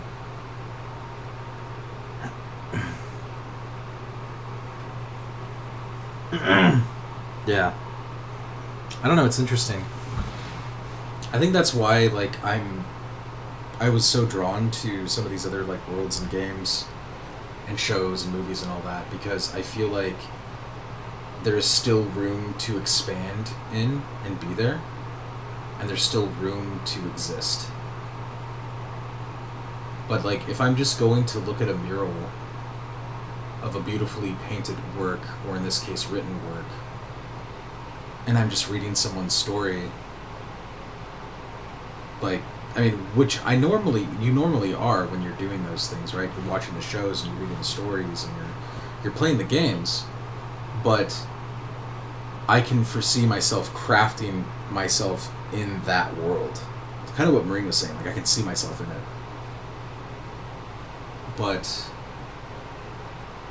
if I have no reason to be there, then my interest won't be captured. I actually find that thought very fascinating, because I've never thought of that until now. Like, I haven't been able to articulate that feeling. But that's exactly what that is. It's why, like even if I don't really enjoy something, like if I'm not, like, super invested into it, I can still find myself in there somehow, some way. As long as there's room for me to craft that piece in.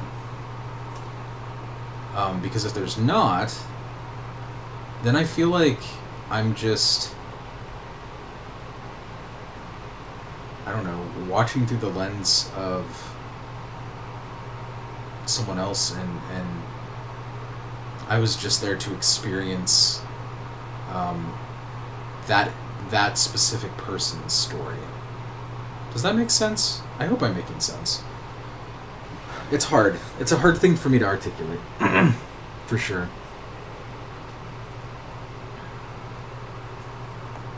So, you know what? I'll talk a little bit more about that, because I'm drawing and now we're on that topic. And y'all are here watching me stream. So, like, I'll give you a good example. In Diablo, I felt that world was falling apart. And in that situation, I was able to mentally, like, when I played the game, I was able to craft this character who I related to and bring myself more into that world, as if I was actually in it, existing in it. And I feel that's so important, because you then tie yourself into that world and you become a part of it. And now all of a sudden, a simple decision such as to, I don't know, gain a special unique item is kind of a big deal, because you're like, yeah, I did this, or, you know, I see myself doing this, or finding a way into that story, right? Because while the story has, like, a main character and a main focus and the supporting characters and all that, you could slide yourself into one of those roles as someone else too. So something like Diablo had a similar, like, a very linear storyline, but multiple characters would run through it together, right? You have an Amazon, a barbarian, a paladin, sorceress, necromancer, assassin, druid, right? You had all of these things in there, and they all experienced them together, even though it was the same linear storyline. Or something like League of Legends, I am literally only watching these characters in this world that then relate back into a game that is of the same style, of this named character that then this named character I then would have to find a way to relate to directly and put myself in their shoes, specifically their shoes, instead of my own. And I know this is very complicated, so I'm just working through this thought, so thank you for bearing with me. But that's, I think, why something like Diablo grabbed me, or Warcraft grabbed me. Elden Ring grabbed me, right? Like, I'm tarnished. It's like, hello, tarnished, welcome, you know? What has happened to you? What's your story? You know, like, what ended up going on there? But there's still main characters in there. There's still some major storylines, right? Lord of the Rings, it's kind of the same thing. There are main characters that you can relate to very directly, and supporting characters and things that are super important. But I could still craft my own story, like, you know, if I closely relate to, say, someone like, I don't know, I'll use someone like iconic, like Frodo Baggins, I could be like, okay, cool. So I love Frodo Baggins as a character, I love everything about him, but I could then be my own hobbit in that world. And while League of Legends does have those things, and I'm just using League of Legends as an example, there's other things out there too. So, and I'm just using that because everyone knows it. There has been no other way.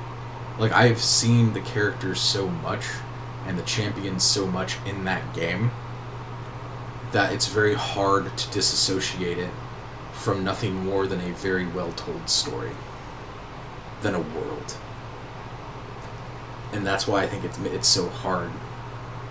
Because I don't even know what is who or why or how I can even be the other thing. It doesn't mix well together. It's not about, hey, what's your story? It's about, hey, this is their story. And you're just lucky enough to come along for the ride. And I think that's what made this very different, right? The world. And I think that's when, like, Arcane showed up as a TV show. And they tried to put that in, right? Like, they started to show a lot of those things. So you very much end up, like, I started relating to, what were they called? The Firelights, I think that's what they were. One, I loved their design and aesthetic. I thought they were really neat. But, like, they showed up, they started fighting Jinx, that type of thing. Anyway, I don't know if anyone else has seen it, so I don't want to do any crazy spoilers, but, like, I really liked them as characters. I related to them because I loved their aesthetic, but also because, like, you could kind of choose to be one. Where I couldn't just choose to be a Jinx. I guess I could, but Jinx is Jinx, and she's a Jinx. So, like, I can't Jinx myself. I could, but then I'm just like a replica of Jinx. So it's like that. And Jinx is specifically a name, and not a type of person. She's just a person, a human. A human? See, I don't even know if they're called that in that way. But anyway, point is, that's what I think ends up happening. So whenever I create my own stuff, like you're watching now, you're seeing me draw this individual here, Graveson. People will relate in that same way, where Graveson is like their own special character, but when I created like Kindle is a torch bearer. She's awesome at being a torch bearer. You can also be a torch bearer, right? Does that make sense? Round 2, it says, Diablo feels consistent to me. Even if the character you're playing may not be the canon character who defeats the prime evil, your path closely matches their path. In League, it feels weird to me because the lore describes characters as being part of certain factions, but the game with a death match of characters that have no reason to be fighting each other. That's a good explanation, too. I feel the same way. I think that's why I don't often play arena games. Because but that's actually why I love Warcraft. Because, like, they are factions that matter that do fight each other. And it's like, yeah, of course, absolutely. If I'm going to play a character, and I'm going to be Sarfang as an orc for the Horde, then cool. And you're going to pit me against Tyrande, the High Elf, or the Night Elf Priestess, High Priestess. Is she High Priestess? Moon Priestess? I don't know anymore. Tyrande, right? Whisperwind. Whisperwind? I don't remember anymore. Tyrande. Y'all know who I'm talking about. And I'm going to fight in an arena as Saurfang versus Tyrande. Cool. That makes sense. And the factions make sense, right? But, like, the arena combat in League was just, like, thrown in there, and it was like, alright, we're going to go do competitive play. And all of a sudden, it no longer became about the story, the setting, the lore. It became all about purely the game mechanics, and that was the disconnect for me, at least for the game. So I agree with you, I guess is what I'm saying on that one. Round to it. Grammar be damned, says round to it. I couldn't read the previous words as I was going. That's okay. I understood what you meant, though. Like, that's kind of my situation, too. Because, like, I love games and I love game mechanics, but if the game mechanics don't match what I'm actually playing, like, for immersion's sake, it doesn't make sense to play it. And don't get me wrong, you can always, like, insert funny things, like, what were y'all playing last night? Marine, Finn, and not Cody, I think Scott. They were, like, playing I think it's called Barotrauma, and it's, like, this submarine game where the submarine is under the waters of Europa, Jupiter's moon. But the story was there, like it felt cohesive. It felt, I mean, granted, don't get me wrong, the honk mother was something so weird and random, but I love that because it kind of just threw in some random flavor, where it's like, wait a minute, this doesn't even match what the hell's going on in this world, and that's kind of the point. It was supposed to throw a twist, but everything else was extremely cohesive. And even then, even though they threw in the honk mother, who was like really like bizarre and out there and something that probably has no right in that type of game, I think it was well done because they integrated the honk mother into the oddities that is Barotrauma. And that's the stuff I'm looking for, especially when I world build, but also when I want to watch something or be a part of something or whatever. Round 2, it says, Heroes of the Storm at least said, you're all fighting in the Nexus for reasons, and your old allegiances don't mean anything, and you don't actually die for real. It's fine. Don't worry about it. Yes, exactly. Exactly. Yeah. So, like, I know that Heroes of the Storm gets a lot of flack as, like, a game, and I totally understand why. Like, you know, in some cases, mechanically, I would actually, I prefer that over League, but I would say, like, the cohesion there, yeah, it made sense. It's like, oh, okay, so I'm just going to go in and start fighting people, but you don't really die, it doesn't really matter, it's all simulation, so good luck. It's like, oh, okay. But I think that's where it went. Yeah, that's right. That's like, you hit the nail on the head. That's so what it is for me with League, is like, you absolutely have alignment. There are factions that are aligned. There are things that are aligned. There's story, there's world in that world. But they don't show it in the way, and they don't display it in the way in the game. So all of a sudden it feels broken. And it's like, why would I play this game? Right? So, and that's, to me, that's like my own personal thing. Like, not everyone's like that, obviously. But I would say, if they really wanted to hit it even bigger than they are now, that's what they need to do, for sure. I mean, but they don't have to, obviously. Like, they're killing it in other ways. So, but I think what will happen is, if the gamer's style does change, and that is a thing that happens, then they are going to have to answer that call. They're going to have to figure out a way to integrate their world better into their own games. But that again goes back to the whole Sanderson thing too. I don't know, like, that was my experience of it. So maybe there's more to Sanderson that I don't know about. And I think that's why I keep on giving League of Legends a try anyway. Like, world and lore and story and all that, because I feel like they have it. They have something there. They're just struggling to put all the pieces together and, like, show it and be like, here you go. Here is this immersive place that you can be in. and we just so happen to have arena combat, right? So it's like, oh yeah, that's really cool. I like that. Let me play it. And then all of a sudden my choices matter. All of a sudden the story matters. All of a sudden, you know, when I get in and I am going into a ranked match and all of a sudden we're doing drafts and they're like, oh, we're going to now fight over these 4 heroes because one's meta. But the problem is that that's the whole thing, right? Like, I wouldn't even care of not playing a meta character if the relation was sound, right, with another character. And I could totally suck. I wouldn't even care. Like, I could be horrible and terrible. But, like, that would be the thing. Round 2, it says, oh, the other one I was thinking of is Overwatch.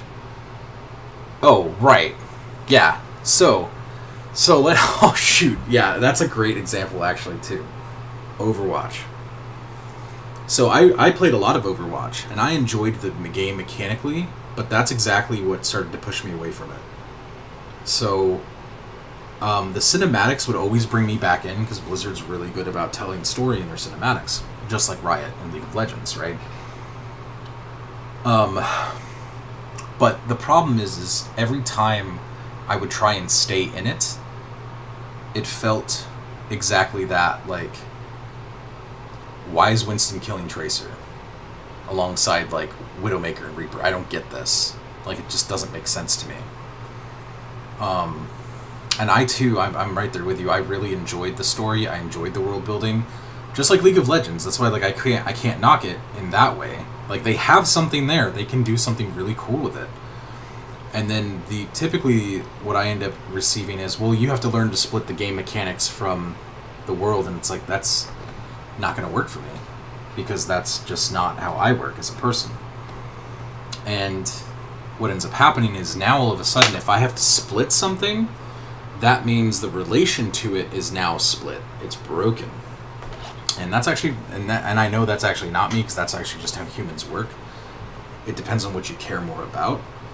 So someone who's purely focused on game mechanics, they would only be focused on that. And there may be some of this here, but they could learn to live with this piece of the split, right? Where most people, this is why, like, shows and movies are a big deal, and even books, this is why people get really angry at adaptations, right? And then it doesn't turn out well, because what ends up happening is they go in and have this very specific expectation, and then it's not met. And it's like, but this is what was in the story, this is what was in the world. Why wasn't this talked about at all in any shape or form? And then they get upset, and they're like, well, I guess I'm done, or I'm just going to pretend this never existed, and we're going to disown it, right? So now that's kind of going more into, like, lore adaptation, but and that sense of world. But those are the 3 pillars that I see in whenever I'm doing something, right? Like, however I identify it. So whenever I see something as, like, oh, this is going to, like, do really well, whether I'm selling it as my game or my world, or another company's doing it. So, like, someone will be like, here's that, like, Overwatch is a great example. Overwatch comes out, it did really well, but all of a sudden, no one's playing it. Like, a couple years later. Well, why is that? Because from the longevity perspective, whenever you make a game in a world, you need to... Oh, hang on. I think my Discord did this. There we go. Maybe that helped. Whenever you make a game or a world or any of those things, you need to be able to plan for longevity. Because if you're planning for the short term, that's what I always mean by, if you're going to split the connection, like, okay, the game's like this, but then the world's like this, and the story's actually like this, you're gonna get friction. So now it's no longer a frictionless experience, now it is a friction-based experience, and you're like, oh my god, I don't want to participate in that, right? But you, of course, like, and even myself, we're just talking about this now, I'm just realizing this now as I'm talking about it, but as we dig deeper, you know, the friction is there. So the friction of the world with the game doesn't work. It's like, stop, and then I walk away. Um, where Overwatch, yeah, that's exactly what happened. Because there's only so much you can do, right? That's why they're trying to create Overwatch 2 now. Now we're getting into game theory. But that's really what this is they're like, oh, we're going to bring Overwatch 2 and it's going to be so much more connected and all these other things, because they realized that, like, with Overwatch, they kind of messed up a little bit. They released, Blizzard went down that Riot path, and the only reason why Riot did so well with it is because of esports. Like, if esports was not a thing and was not able to, like, have that competitive competition level, I don't think League would have stuck around. It would have been in the same boat as Dota 2 right now. Like, Dota 2's barely talked about anymore. So, like, they're still an avid fan base. No offense to anyone who's playing Dota. Like, it's still there. It's just no one's talking about it like they are League of Legends.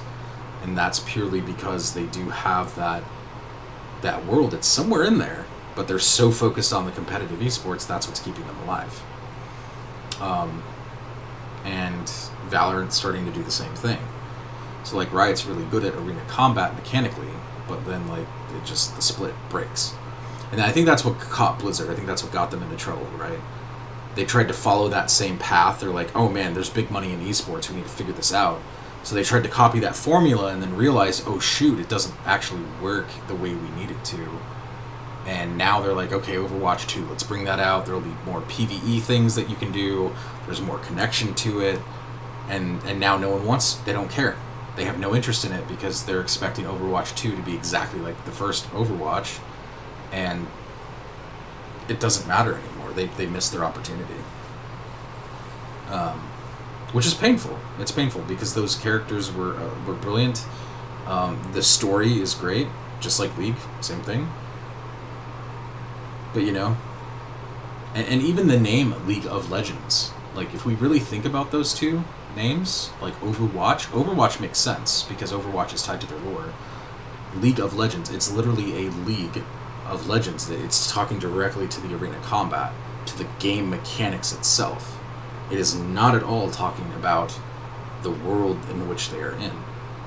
While they could be a League of Legends, it sounds way too gamified and less world-based, if that makes sense, Brandy. Round 2, it says, if I remember right, Overwatch was originally supposed to be Blizzard's next MMO. Oh, Titan? Yeah, but it didn't work out. So they turned the universe into an FPS. I wonder what the MMO would have been like. Yeah, I agree. I think there was more to that, to be honest with you, but I also think that, truth be told, it's really hard. So this is something that is kind of fascinating. It is really hard to do a sci-fi or even modern urban related MMO RPG, or even just let alone RPG. Like, forget the MMO piece, an RPG alone, that's actually really hard to do. And the reason is because of going back to that concept of, like, we were talking about way earlier in the conversation, and at Round 2, I think you weren't here for this, but I always talked about having a little bit of magic in my sci-fi. And I think that's the hardest part for these sci-fi styled or urban styled MMORPGs or RPGs in general. What ends up happening is people play them, and then if there's no sense of, like, alternate world magic or something happening, they disappear. So, like, Star Wars works because literally it's space wizards, right? And they have some blasters and some things like that too, but, like, the Force is a thing to reckon with, right? And then where something like Star Trek, they had to really lean into their ship combat because it was all about, like, teamwork and how ships work and things like that. But there is a reason why the Star Wars MMO was 10 times more popular than the Star Trek MMO. That's why. Now, to be fair, that's not me ragging on Star Trek, because I really like Star Trek a lot. It's still one of my favorites, and I love Discovery.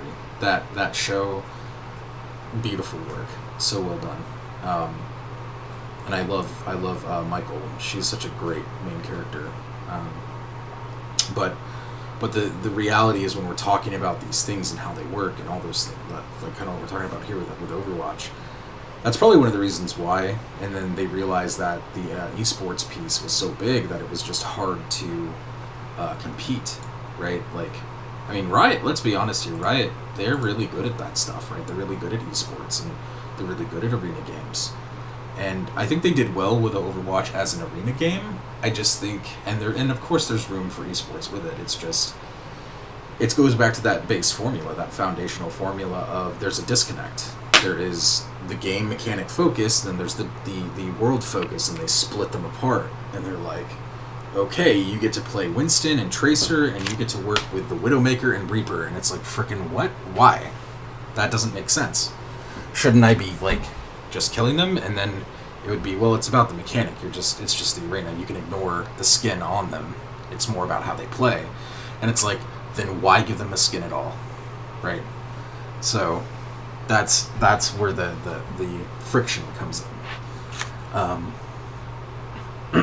And I think that's also why I had a hard time with other arena. I think that's just why I don't play arena games a lot, to be honest with you. But I played Overwatch to death, and Heroes of the Storm too. I mean, at least probably Heroes of the Storm even more. But I really did relate to some of those Overwatch characters. But what ended up happening is, just like Leap, they fell flat, right? Like, I loved Lucio. Lucio was one of my favorites. And then freaking Roadhog and Junkrat. I wish I could, like they made comic books, which is cool, but it doesn't really relate to the game, so it's just kind of like, eh. There's no tie-in. Kind of going back to what you were saying. But I loved Junkrat and Roadhog, and I loved Lucio, and I really wish with Junkrat and Roadhog, like, I wanted to dig into their Junker world and, like, everything about them. But alas, you know. Anyway, I kind of talked that one to death, sorry.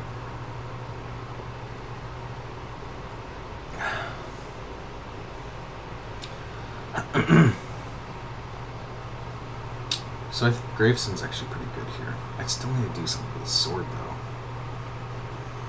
I don't know what. I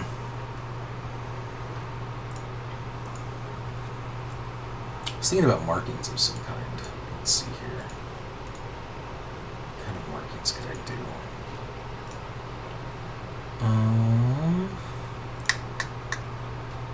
Maybe just something very simple. Maybe we just do like a... Oh wait, I'm on the right layer.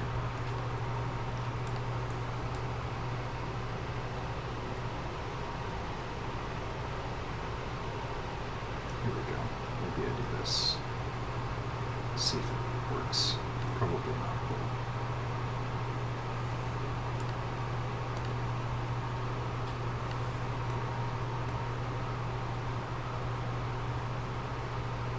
Almost close.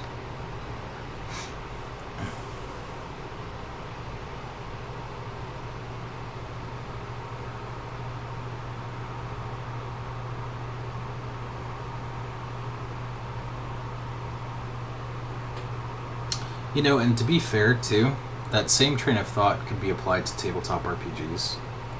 I was actually talking about, so slight change of topic, but still on track here for what we've been discussing. I was talking with Ray about it, and I really wanted to start like an at-home type of like, whoa, let's not do that. I don't know what I just did. I think I cropped it a little too far. But I wanted to like start like an at-home like campaign or story or something like that to play. And she was telling me, she's like, I don't really want to play. And I was like, okay, let's talk about that, because now I'm interested. I was like, you're refusing to play, like, you know, or not refusing, but like turning down an opportunity to play a game, which it doesn't sound like her at all. Granted, we got to the heart of it, is she's just not, she doesn't really like the role-playing aspect, the acting. aspect, essentially. She feels very uncomfortable doing it. And I'm like, okay, hey, at least you tried, because she did a few times, right? And I think the thing, though, that was highlighted that was actually really interesting was the systems are way too crunchy for some of the ones we tried playing. And that makes sense. She did not enjoy that at all. She enjoyed playing with the people that she was playing with, and she really enjoyed the storytelling aspect of it. She thought that was really neat in the worlds and all those things, but she didn't want to go further. What is happening here? I clearly just need to merge these layers, I think. Yeah, that's what I'm gonna do. And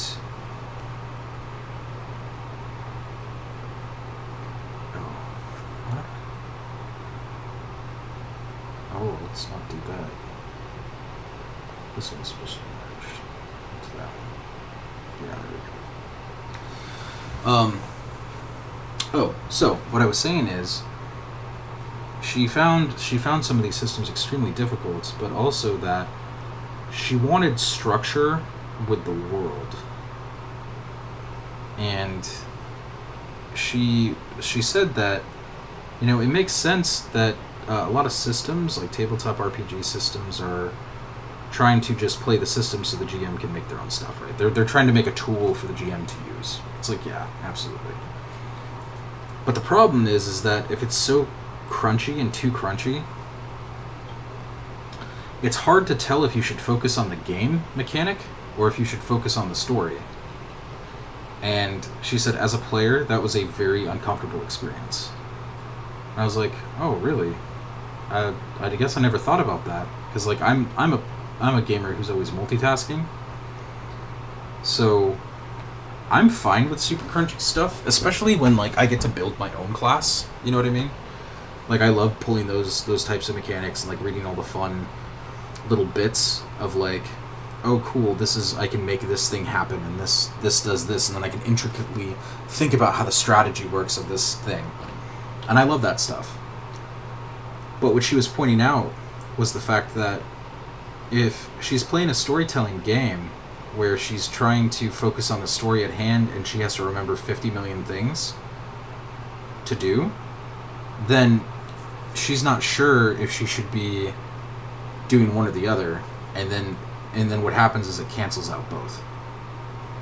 And I was like, oh yeah, I guess you're right, because that happens to me too. Like I found myself in like our Parslings campaigns, I would find myself just not spending my script. In fact, like to be totally honest, Fen gave me a crap ton of script for Adagio, and I spent 6 of it after the first session. So like we're going into our next Adagio session on Monday, and I literally have like, I think I have like 47 script still to spend, which are points for those who don't know, who haven't played Parslings. I didn't spend it at all. I didn't see a need to, because I was playing in the story. I was playing in the campaign,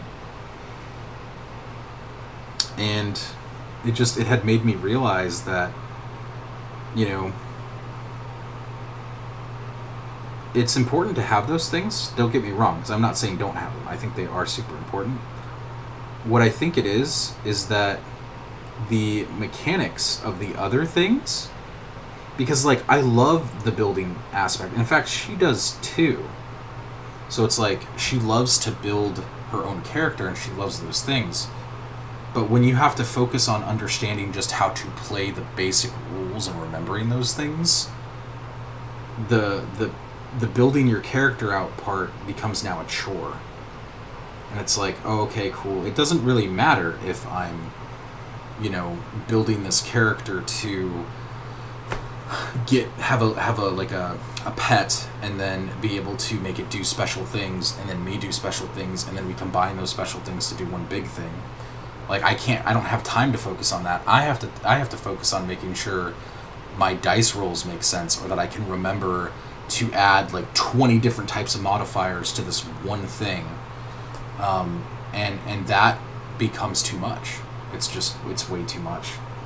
And then on top of that, you're having to remember to act, role play, be your character, understand the other characters, understand their thoughts, feelings, and emotions, understand what the GM is telling you, and the baseline of the story. And it's just too much. And I understand, yeah. I'm like right there with her. I'm like, yeah, I think that's why I don't play a lot of these other things anymore, because I don't have time, but like RPG-wise, I can't focus. Like, it's too much. But then all of a sudden, when I started like looking at Mork Borg, I was like, oh, I could do this. Because it's a simple system. It's OSR, basically. And I'm like, oh, yeah, I don't have to really remember anything. All I have to do is remember the 4 or 5 basic things, my character, and then roll. That's it. And then like where to apply these 4 modifiers. And then I can focus on the like build my character to be really neat and cool, and like I'm going to take a Zweihander, or I'm going to take a flail, or a crossbow, right? Or if we want to get, fancy and like use a hack, I can take a flintlock pistol and like a rapier, right? And then like get that, witch hunter looking hat on from Warhammer. Sorry, I started going the Warhammer route. And then like be really cool looking, but like, and then like my weapons and then my equipment matters. And I think that's why that's why that actually ends up happening. Sorry, I just went on a totally different. I'll come back to that. Round 2, it says Star Trek's heart is in politics, philosophy, and ethics. Lots of cultural what-ifs, and giving a safe space to explore bonkers and uncomfortable ideas. I could see that, yeah. It just happens to be in space with lasers.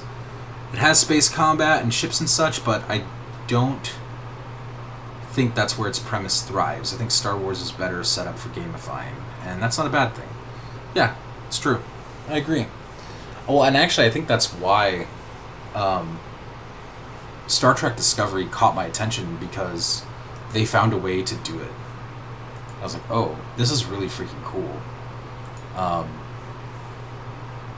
And I just honestly did not expect them to go that route. I was just like, huh. Well, shoot. Maybe I need to reconsider some things. So yeah, I don't know. Those are all my thoughts, things I've been thinking about for a long time. Long time. Shoot, man, it's like 2:13. Holy cow! I've been streaming for a while. Damn. But these are all things I've been really digging into and considering, and realizing that, like, and I think it's also why I enjoy having Fen as a GM, because Fen doesn't let the mechanics get in the way either. Like, Fen is all about the story. Like, it doesn't matter if what the mechanic is rolled. If like it just doesn't work, it doesn't work, and then we move on.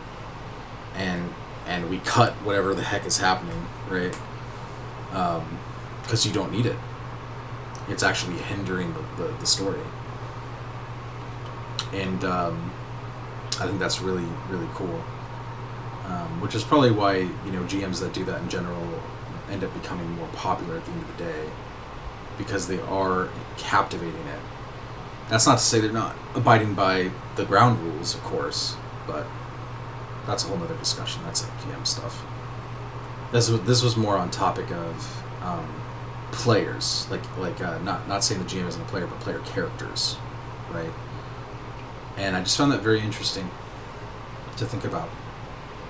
But it's kind of it's in the same vein, right? Because in a lot of these RPGs, they're wanting you to, like, they meaning the developer or the publisher or whoever, they're wanting you to use the game to make your own stuff. But it's kind of like if we were to equate this to real life things, it would be almost like handing someone a shovel and then saying, go eat a bowl of cereal with it. And you're like, okay, but I can put the whole bowl on the like spade itself, the head of the shovel, and you go and try to eat your cereal with this shovel head, and you end up just breaking the bowl because it's too much. The shovel's too big, it should not be used as a spoon. And you're just like, I can't even right now. So that's what ends up happening is there's a lot of that. Well, it's the game. You're supposed to be playing in the world, and you're supposed or in the system with the world, and it's like, yeah, but I can't even do that because it's hindering the story. Like I can't do anything with it, except for, I guess, get excited that I made some kind of fun meta decision, I guess. And that was great for the time being, but now the campaign of the story's over, and there's not much else I can do with it because no one's gonna play it now. So like I get that, and I guess that's me saying that's also not, how should I say this? That's also me saying I still like crunchy systems. Like I love Pathfinder 2nd Edition. I think that's one of my favorites. But I think it's also a system that I would have to play if I didn't work so much, or work at all, almost, in that case. Like, Pathfinder 2nd Edition would become my job. Because, as a GM, literally, or even as a player, I would have to spend so much time, like, building those things out and, like, making those decisions, that it would take me multiple hours each day just to understand that and really get a good firm grip on it. It's kind of like Warhammer, like as a war game. It's the same concepts. Like you have to spend so much time with it. Same with like MMOs. That's how they work too. And I think it's just a lot of things have shifted to things like OSR because they're very simple to grasp. They're quick to learn. But people will remember them very quickly. It's probably also why things like D&D 5th edition, even though I would say 5th edition is still way more confusing at times than something as simple as like roll 2 dice and then make it happen. It's easier to play, right? Than like 2nd edition Pathfinder. And yeah, I could talk about that for hours, which we don't have time for, but those have been kind of my thoughts. So it's all that to say, it's going to be much harder to get my wife now to play a tabletop RPG because of that experience. And also, to be fair, she's not in for the acting aspect of it, I guess. Now, going back to like the whole Star Trek, Star Wars thing, where like, worlds and things built around that, and then the splits of mechanic and all that, and well, just ignore the skin and just play the mechanic. That's the heart of that discussion with the whole Sanderson piece and League of Legends and all that. But again, I don't know. Maybe I'll really like it later on because something changes. So I'm always trying to keep an open mind with it. But if Riot Games put a survey in front of me today, I would type them a novel, and that's exactly what I would tell them. As far as Sanderson goes, I think I just need to learn more about the lore of his stuff to understand it and why I should even like it in the first place. So that's kind of the other thing, is why should I like it? What is about it? Am I missing something? And I know I'm definitely missing something for sure because I haven't spent enough time trying to learn it because there's just so much stuff nowadays. Round to It says I could think about that for hours in my head all by myself. Yeah, I bet. And that makes sense. I mean, me too, right? Like, that's why I'm streaming and talking about this. I have a captive audience. So I appreciate it. And all the people who have listened to this and talked about it. Oh, but last topic on that RPG piece, the tabletop RPG piece.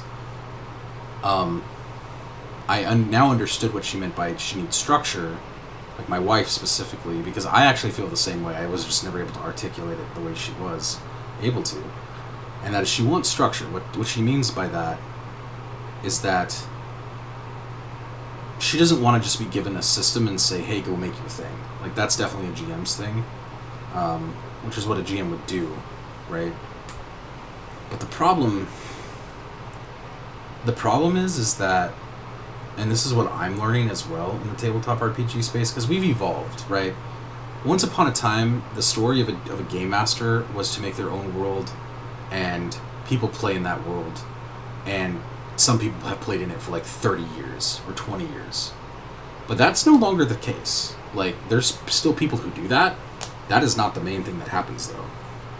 So what ends up happening is they play in this world, and then all of a sudden it shifts and changes, and the GM's just going along with the flow at this point. And that's not to say, like, they should be railroading them, because that shouldn't be a thing. But there should be some rules to the world itself. And as in rules, I don't mean mechanical rules. I mean, like, in our case, we have the law of gravity. You should not be able to jump off of a building and fly magically unless that is the rule of that world, that law. Here in our real world, I don't think any of us should jump off a building, so please don't do that. I am not saying that by any means, but we have something called gravity, so that is our law. If we jump off, we're going to fall, right? And we just inherently assume that gravity's in all these different worlds, which most of the time it is. But it's that type of law that these worlds need to have. So what ends up happening is all these people will jump into a game with a GM, and this world that they're in now, all of a sudden laws are broken, dramatically so. And of course, it's supposed to be what you make it. But if everything constantly is played that way, then there is no reason to have a world setting to begin with, and it's purely nothing more than just a social game, and this goes back to the split and the divide. Why would you even have a skin to begin with? What is the point? In this case, just create a character, throw it in some kind of generic thing, and this is why I'm starting to understand why GMs are feeling this way now. Go off and just make whatever you want, and maybe there will be some laws that show up in the rules. I don't know. It doesn't matter, right? Just follow the game mechanics.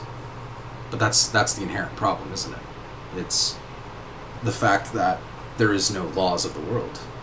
So when someone comes in and they're told, hey, you are going to roleplay as this character and you can be whatever you want, it's like, well, it doesn't really work, because if I'm supposed to be abiding by the laws and getting into the mindset and immersion of that world, and you're now telling me I can do whatever I want, something is inherently broken.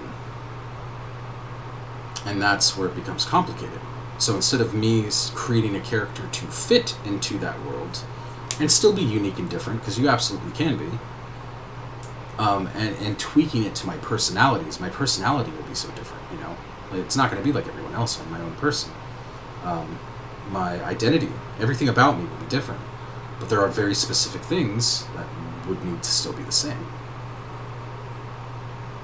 And I think that's kind of what we're seeing today. We're seeing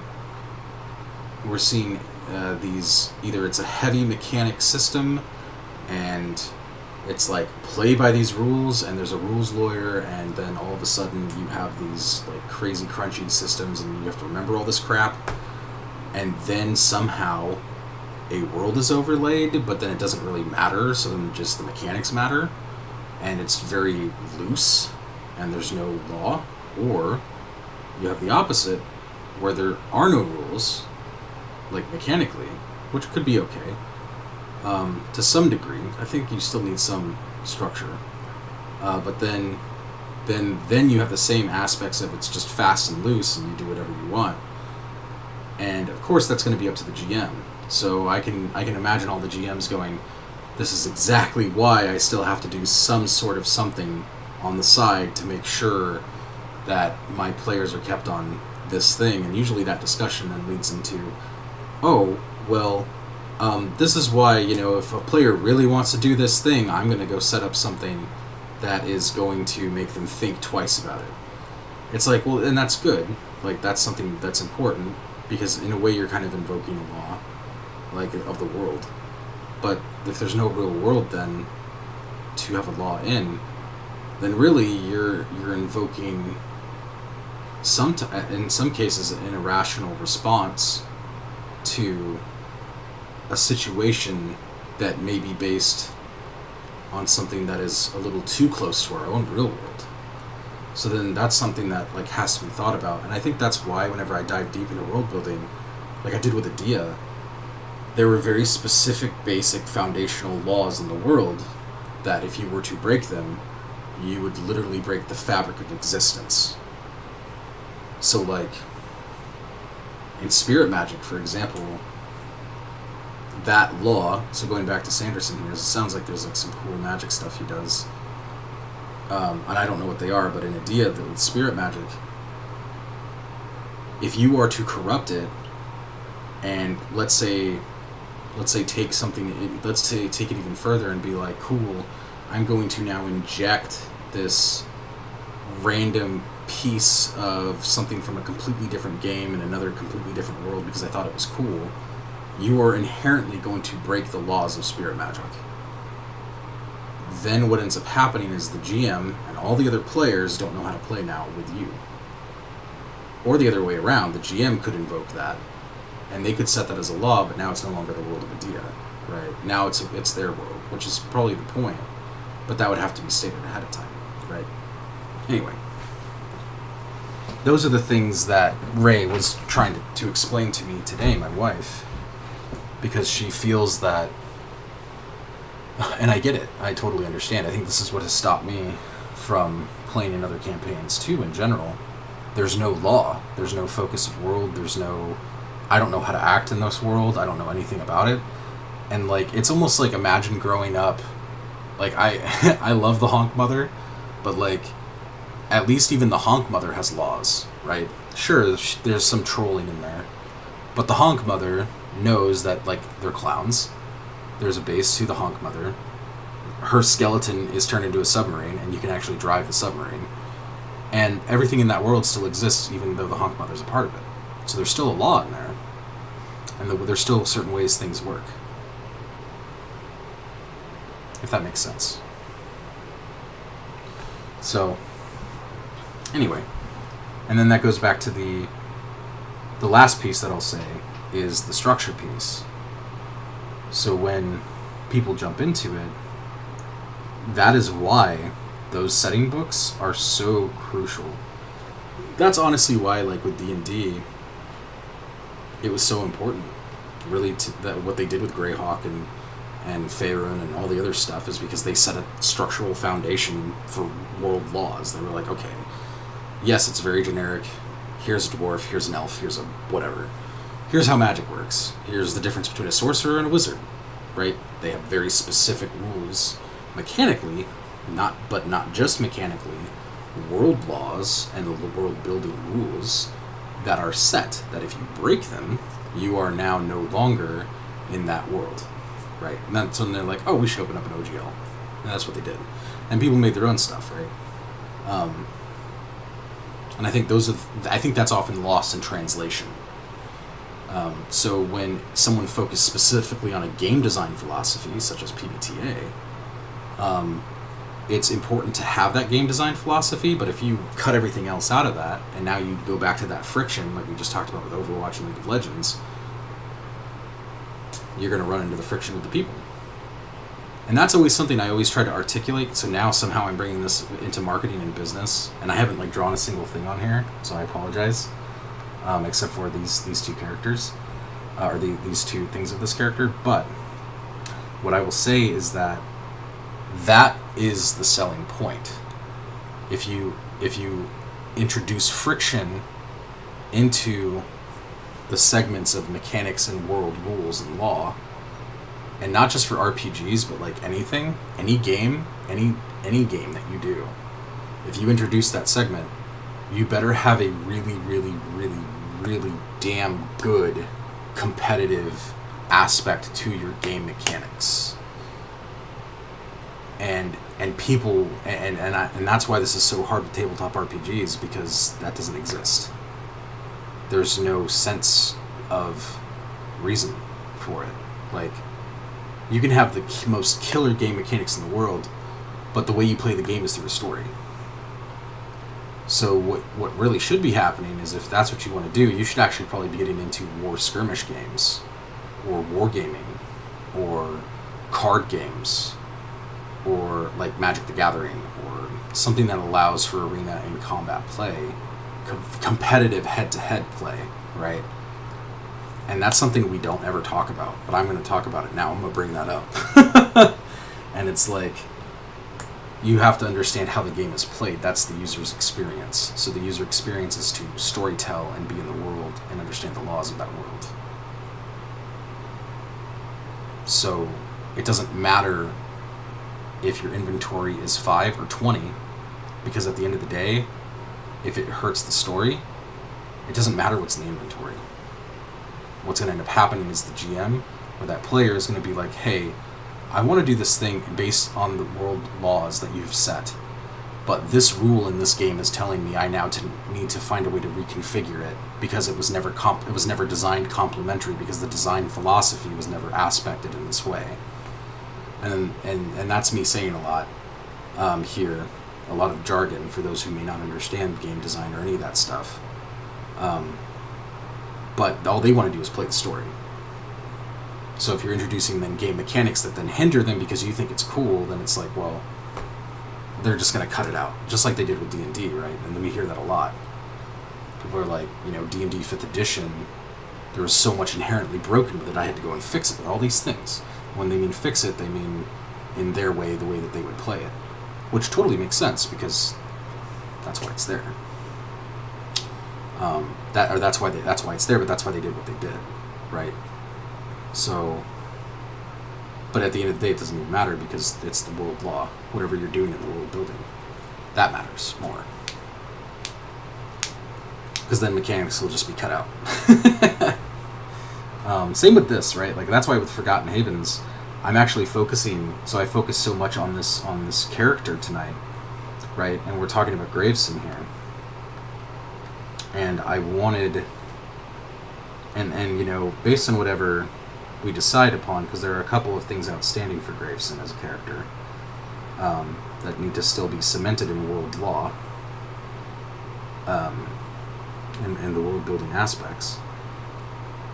I wanted to make sure that I was able to nail his design correctly, because if I have someone in playing Forgotten Havens, and this is now the experience, the UX side of me talking, and I'm going to draw this here now, and let's say we're all at a table, right, and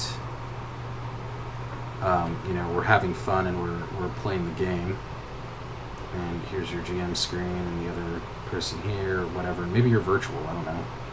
I'll even create like a virtual, so here's a tablet, and someone's playing virtually right with them. It's kind of neat, actually. And they're playing, and they're having fun with this game. At the end of the day, at least with Forgotten Havens, what I know to be true is that Mork Borg, because it's based on OSR. This was a good discussion I had with someone who I consider a friend of mine as well. They were talking about that, with OSR as it's applied, and I'm only using the term OSR, so someone correct me if I'm wrong here. But if HP does X, HP is equal to X, and then this dude, the GM, or lady, or person, or non-binary pals, are deciding to apply X to that stat block, right? There's your block, stat, super block, and this is how they want to do this, and that's what OSR is.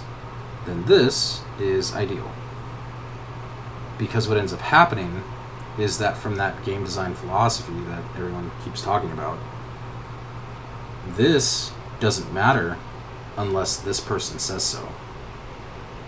because it follows the world law rules, right? Law.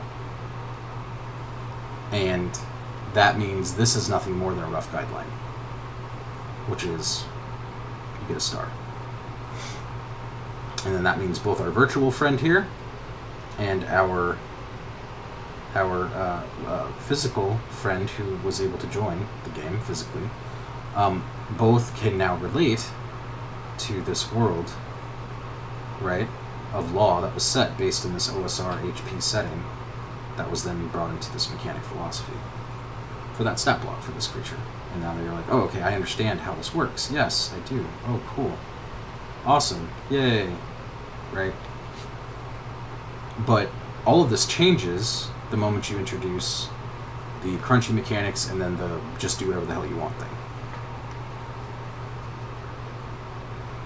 Man, that was a lot. Sorry. So going back to this and how I related to that to Forgotten Havens, that's why Graveson as a character is truly nothing more than support. This character is here to help the readers of the comic book, but then also help people understand that world of law, right? So Graveson would be considered a world law. And this is why there's some outstanding decisions on it, because this world law, he is a world law, as a character.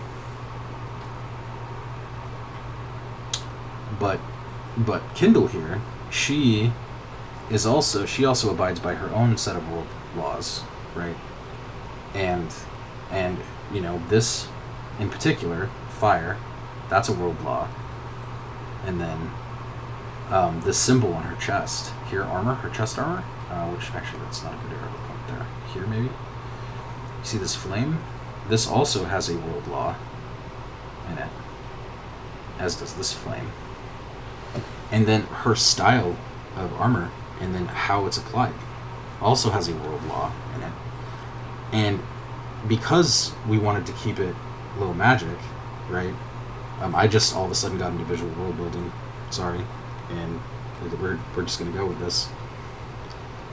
Style matters in the world law because this means you can then identify her as a what? A torchbearer.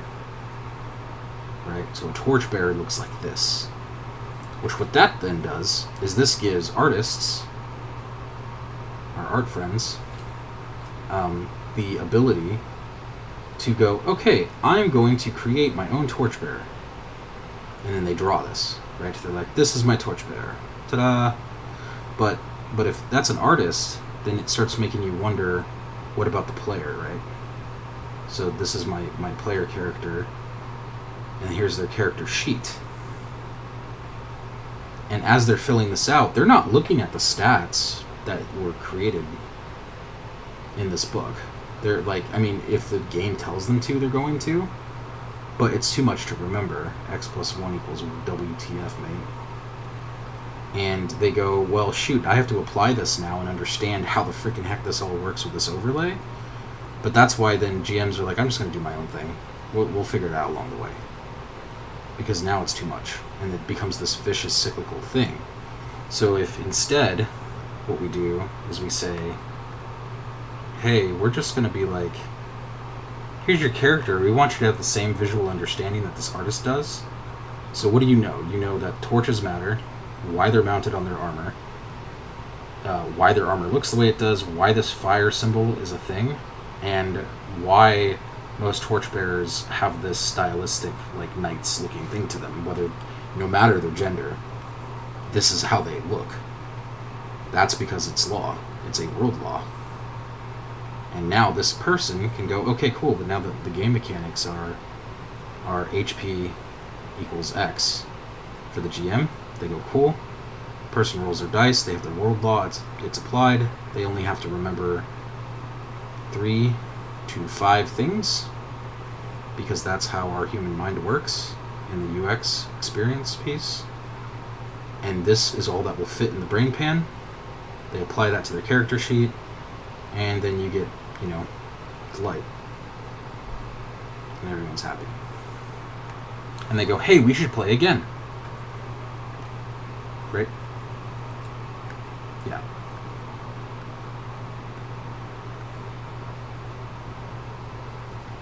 That was fun.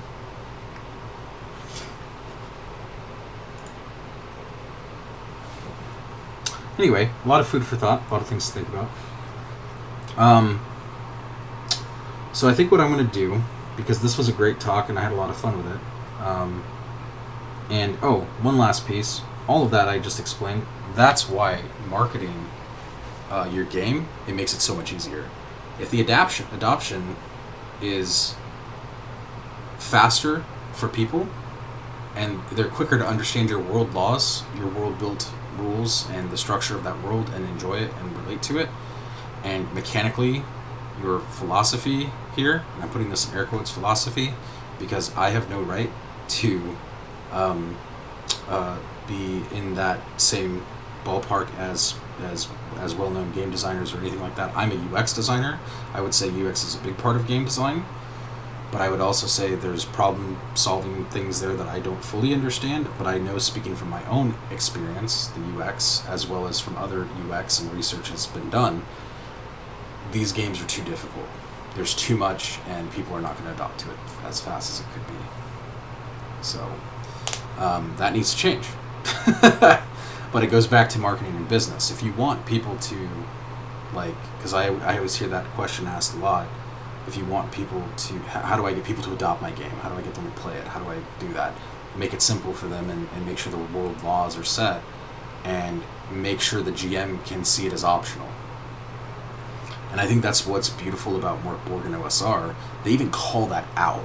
They're like, these are all optional things, you don't have to use them. So then that way it relieves the rules lawyer person, and they go, well, I guess it's kind of by the book. Now they may be floundering a bit, but then that's where the GM's going to have to come in and kind of help that. But then you also have the person now who wants the free creativity to just kind of do whatever the heck they want, but now there's a world law structure, right? They can go, I want to make a killer clown from Europa and I want to worship the Honk Mother, and I want to hug people every time I see someone new, but I have to hug everyone in the room. And they're like, okay, but at least the world laws there are, it's water, there's submarines, right? They have to abide by these things. If they go out and swim out in the water and they're just a person who just so happens to be a clown and they're worshiping the Honk Mother, that world law is there, you're going to drown, right? Or you're going to get killed by whatever the heck that other creature is out there. So that world law sits. But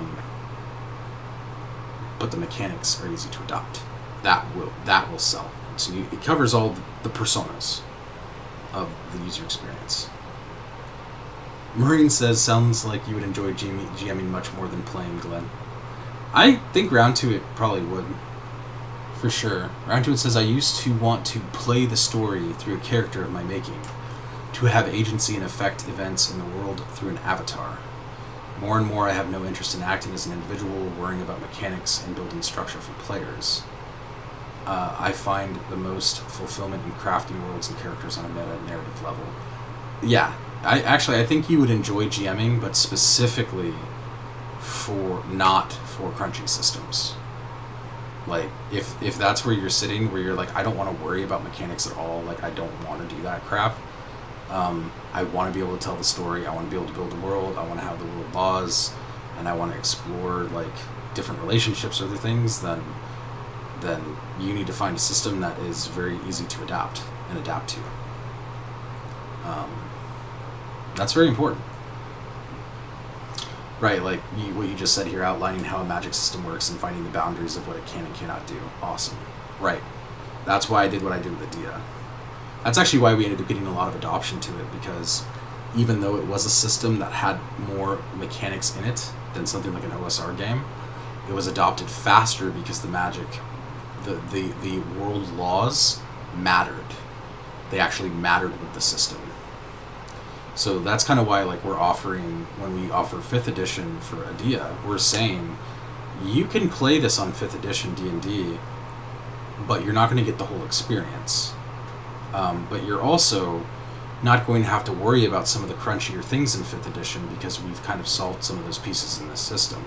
Now, of course, people aren't going to understand that because 5th edition is massive and that's what they know. But for people who are variety gamers and they're coming in for the first time, they will get that. They'll understand it. Does that mean that my system is easy to like be adopted? I would say no. It's not.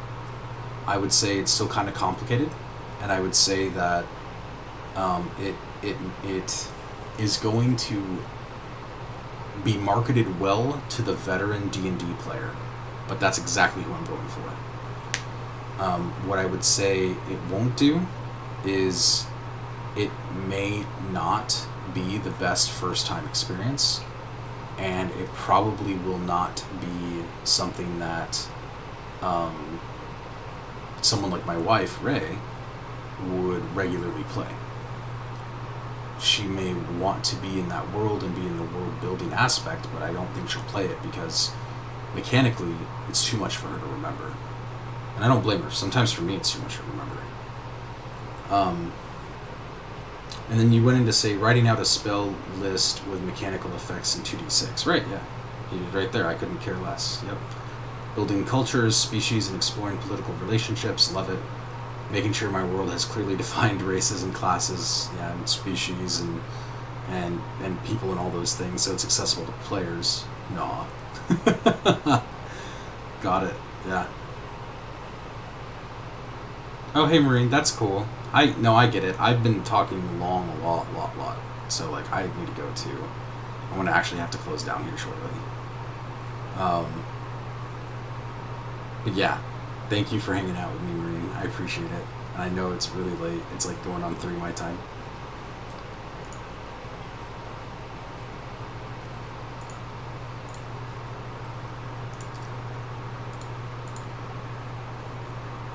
I hope you sleep well, though. Have a good night's sleep. So yeah, I don't know, like those have been my thoughts lately, and I think that's why I've been like turning more to these OSR style things, because I didn't know much about them, just to be honest with you. I didn't know anything until I started reading different things. I was like, oh, why aren't people just playing this? And it's because they don't know about it. Like, that's the actual reality. What ends up happening, and I'm not even comparing this to like D&D 5th edition, I would say any other system out there, OSR is going to win at the end of the day. Like, as far as adoption goes, because it's so fast and easy to use. You could probably argue PBTA based on design philosophy, but it doesn't matter as long as it's playable and it doesn't get in the way of the story. Around to it says, yeah, I've GM'd a bit, and even a relatively simple system like 5e felt way too constraining. Yeah, yep. I like the idea of assisting GMs with lore and making a setting feel alive. I've had the most fun as a player being a lore encyclopedia. Knowing monsters and history and such. Yeah, yep, absolutely. Yeah, I would say I have had the most fun with my character Lakota in Parselings, but that's also because I didn't really use a lot of the Parselings mechanics except for the base system of choice and parse. So there's that. But that's just the truth. Instead, I fell into the world laws and rules, how parses work. That's what made it fun. So, but yeah, I don't know. Like, I would say anyone who's listening and like listening to this piece of it mechanically, and if you are someone who is designing something like that, or you know, if you heard of our friction split of like League of Legends and Overwatch discussion earlier, or like world laws and like me just not knowing enough about Brandon Sanderson, like these are all real things and people absolutely pay attention to them. Like they're more than likely going to be 90% of the reason why your game, world, story, book, whatever, show sells. If you focus on it, whatever that goal is, if you are trying to be like League of Legends, and sure, you're going to supply friction, but you have a way to competitively have gamers come together and compete and be the best and throw what you need to at that, then you should do that. But if you are aiming for something like an RPG, a tabletop RPG, and you're trying to do what League of Legends did, you should not do that. That is going to get you nowhere, unfortunately. Not even just selling it, but like no one's gonna have fun with it because they don't understand what's happening now. Like you're putting these crazy, insane, competitive feel vibes into this tabletop RPG that you're then saying has these meta mechanics, and they're like, the majority of people just want to play the story. Whatever it is, it's not gonna go down well, right? But same thing with like the friction. Like, just keep in mind that that is a thing. Like, people want the connection. And I actually remember being at QuakeCon in, oh god, has it been that long? In 2009, 2010. Oh my god, has it been that long? That's so crazy. But I remember being at QuakeCon, and there was, Bethesda was on stage talking about something, about the Elder Scrolls, and like Skyrim was like just announced or something like that.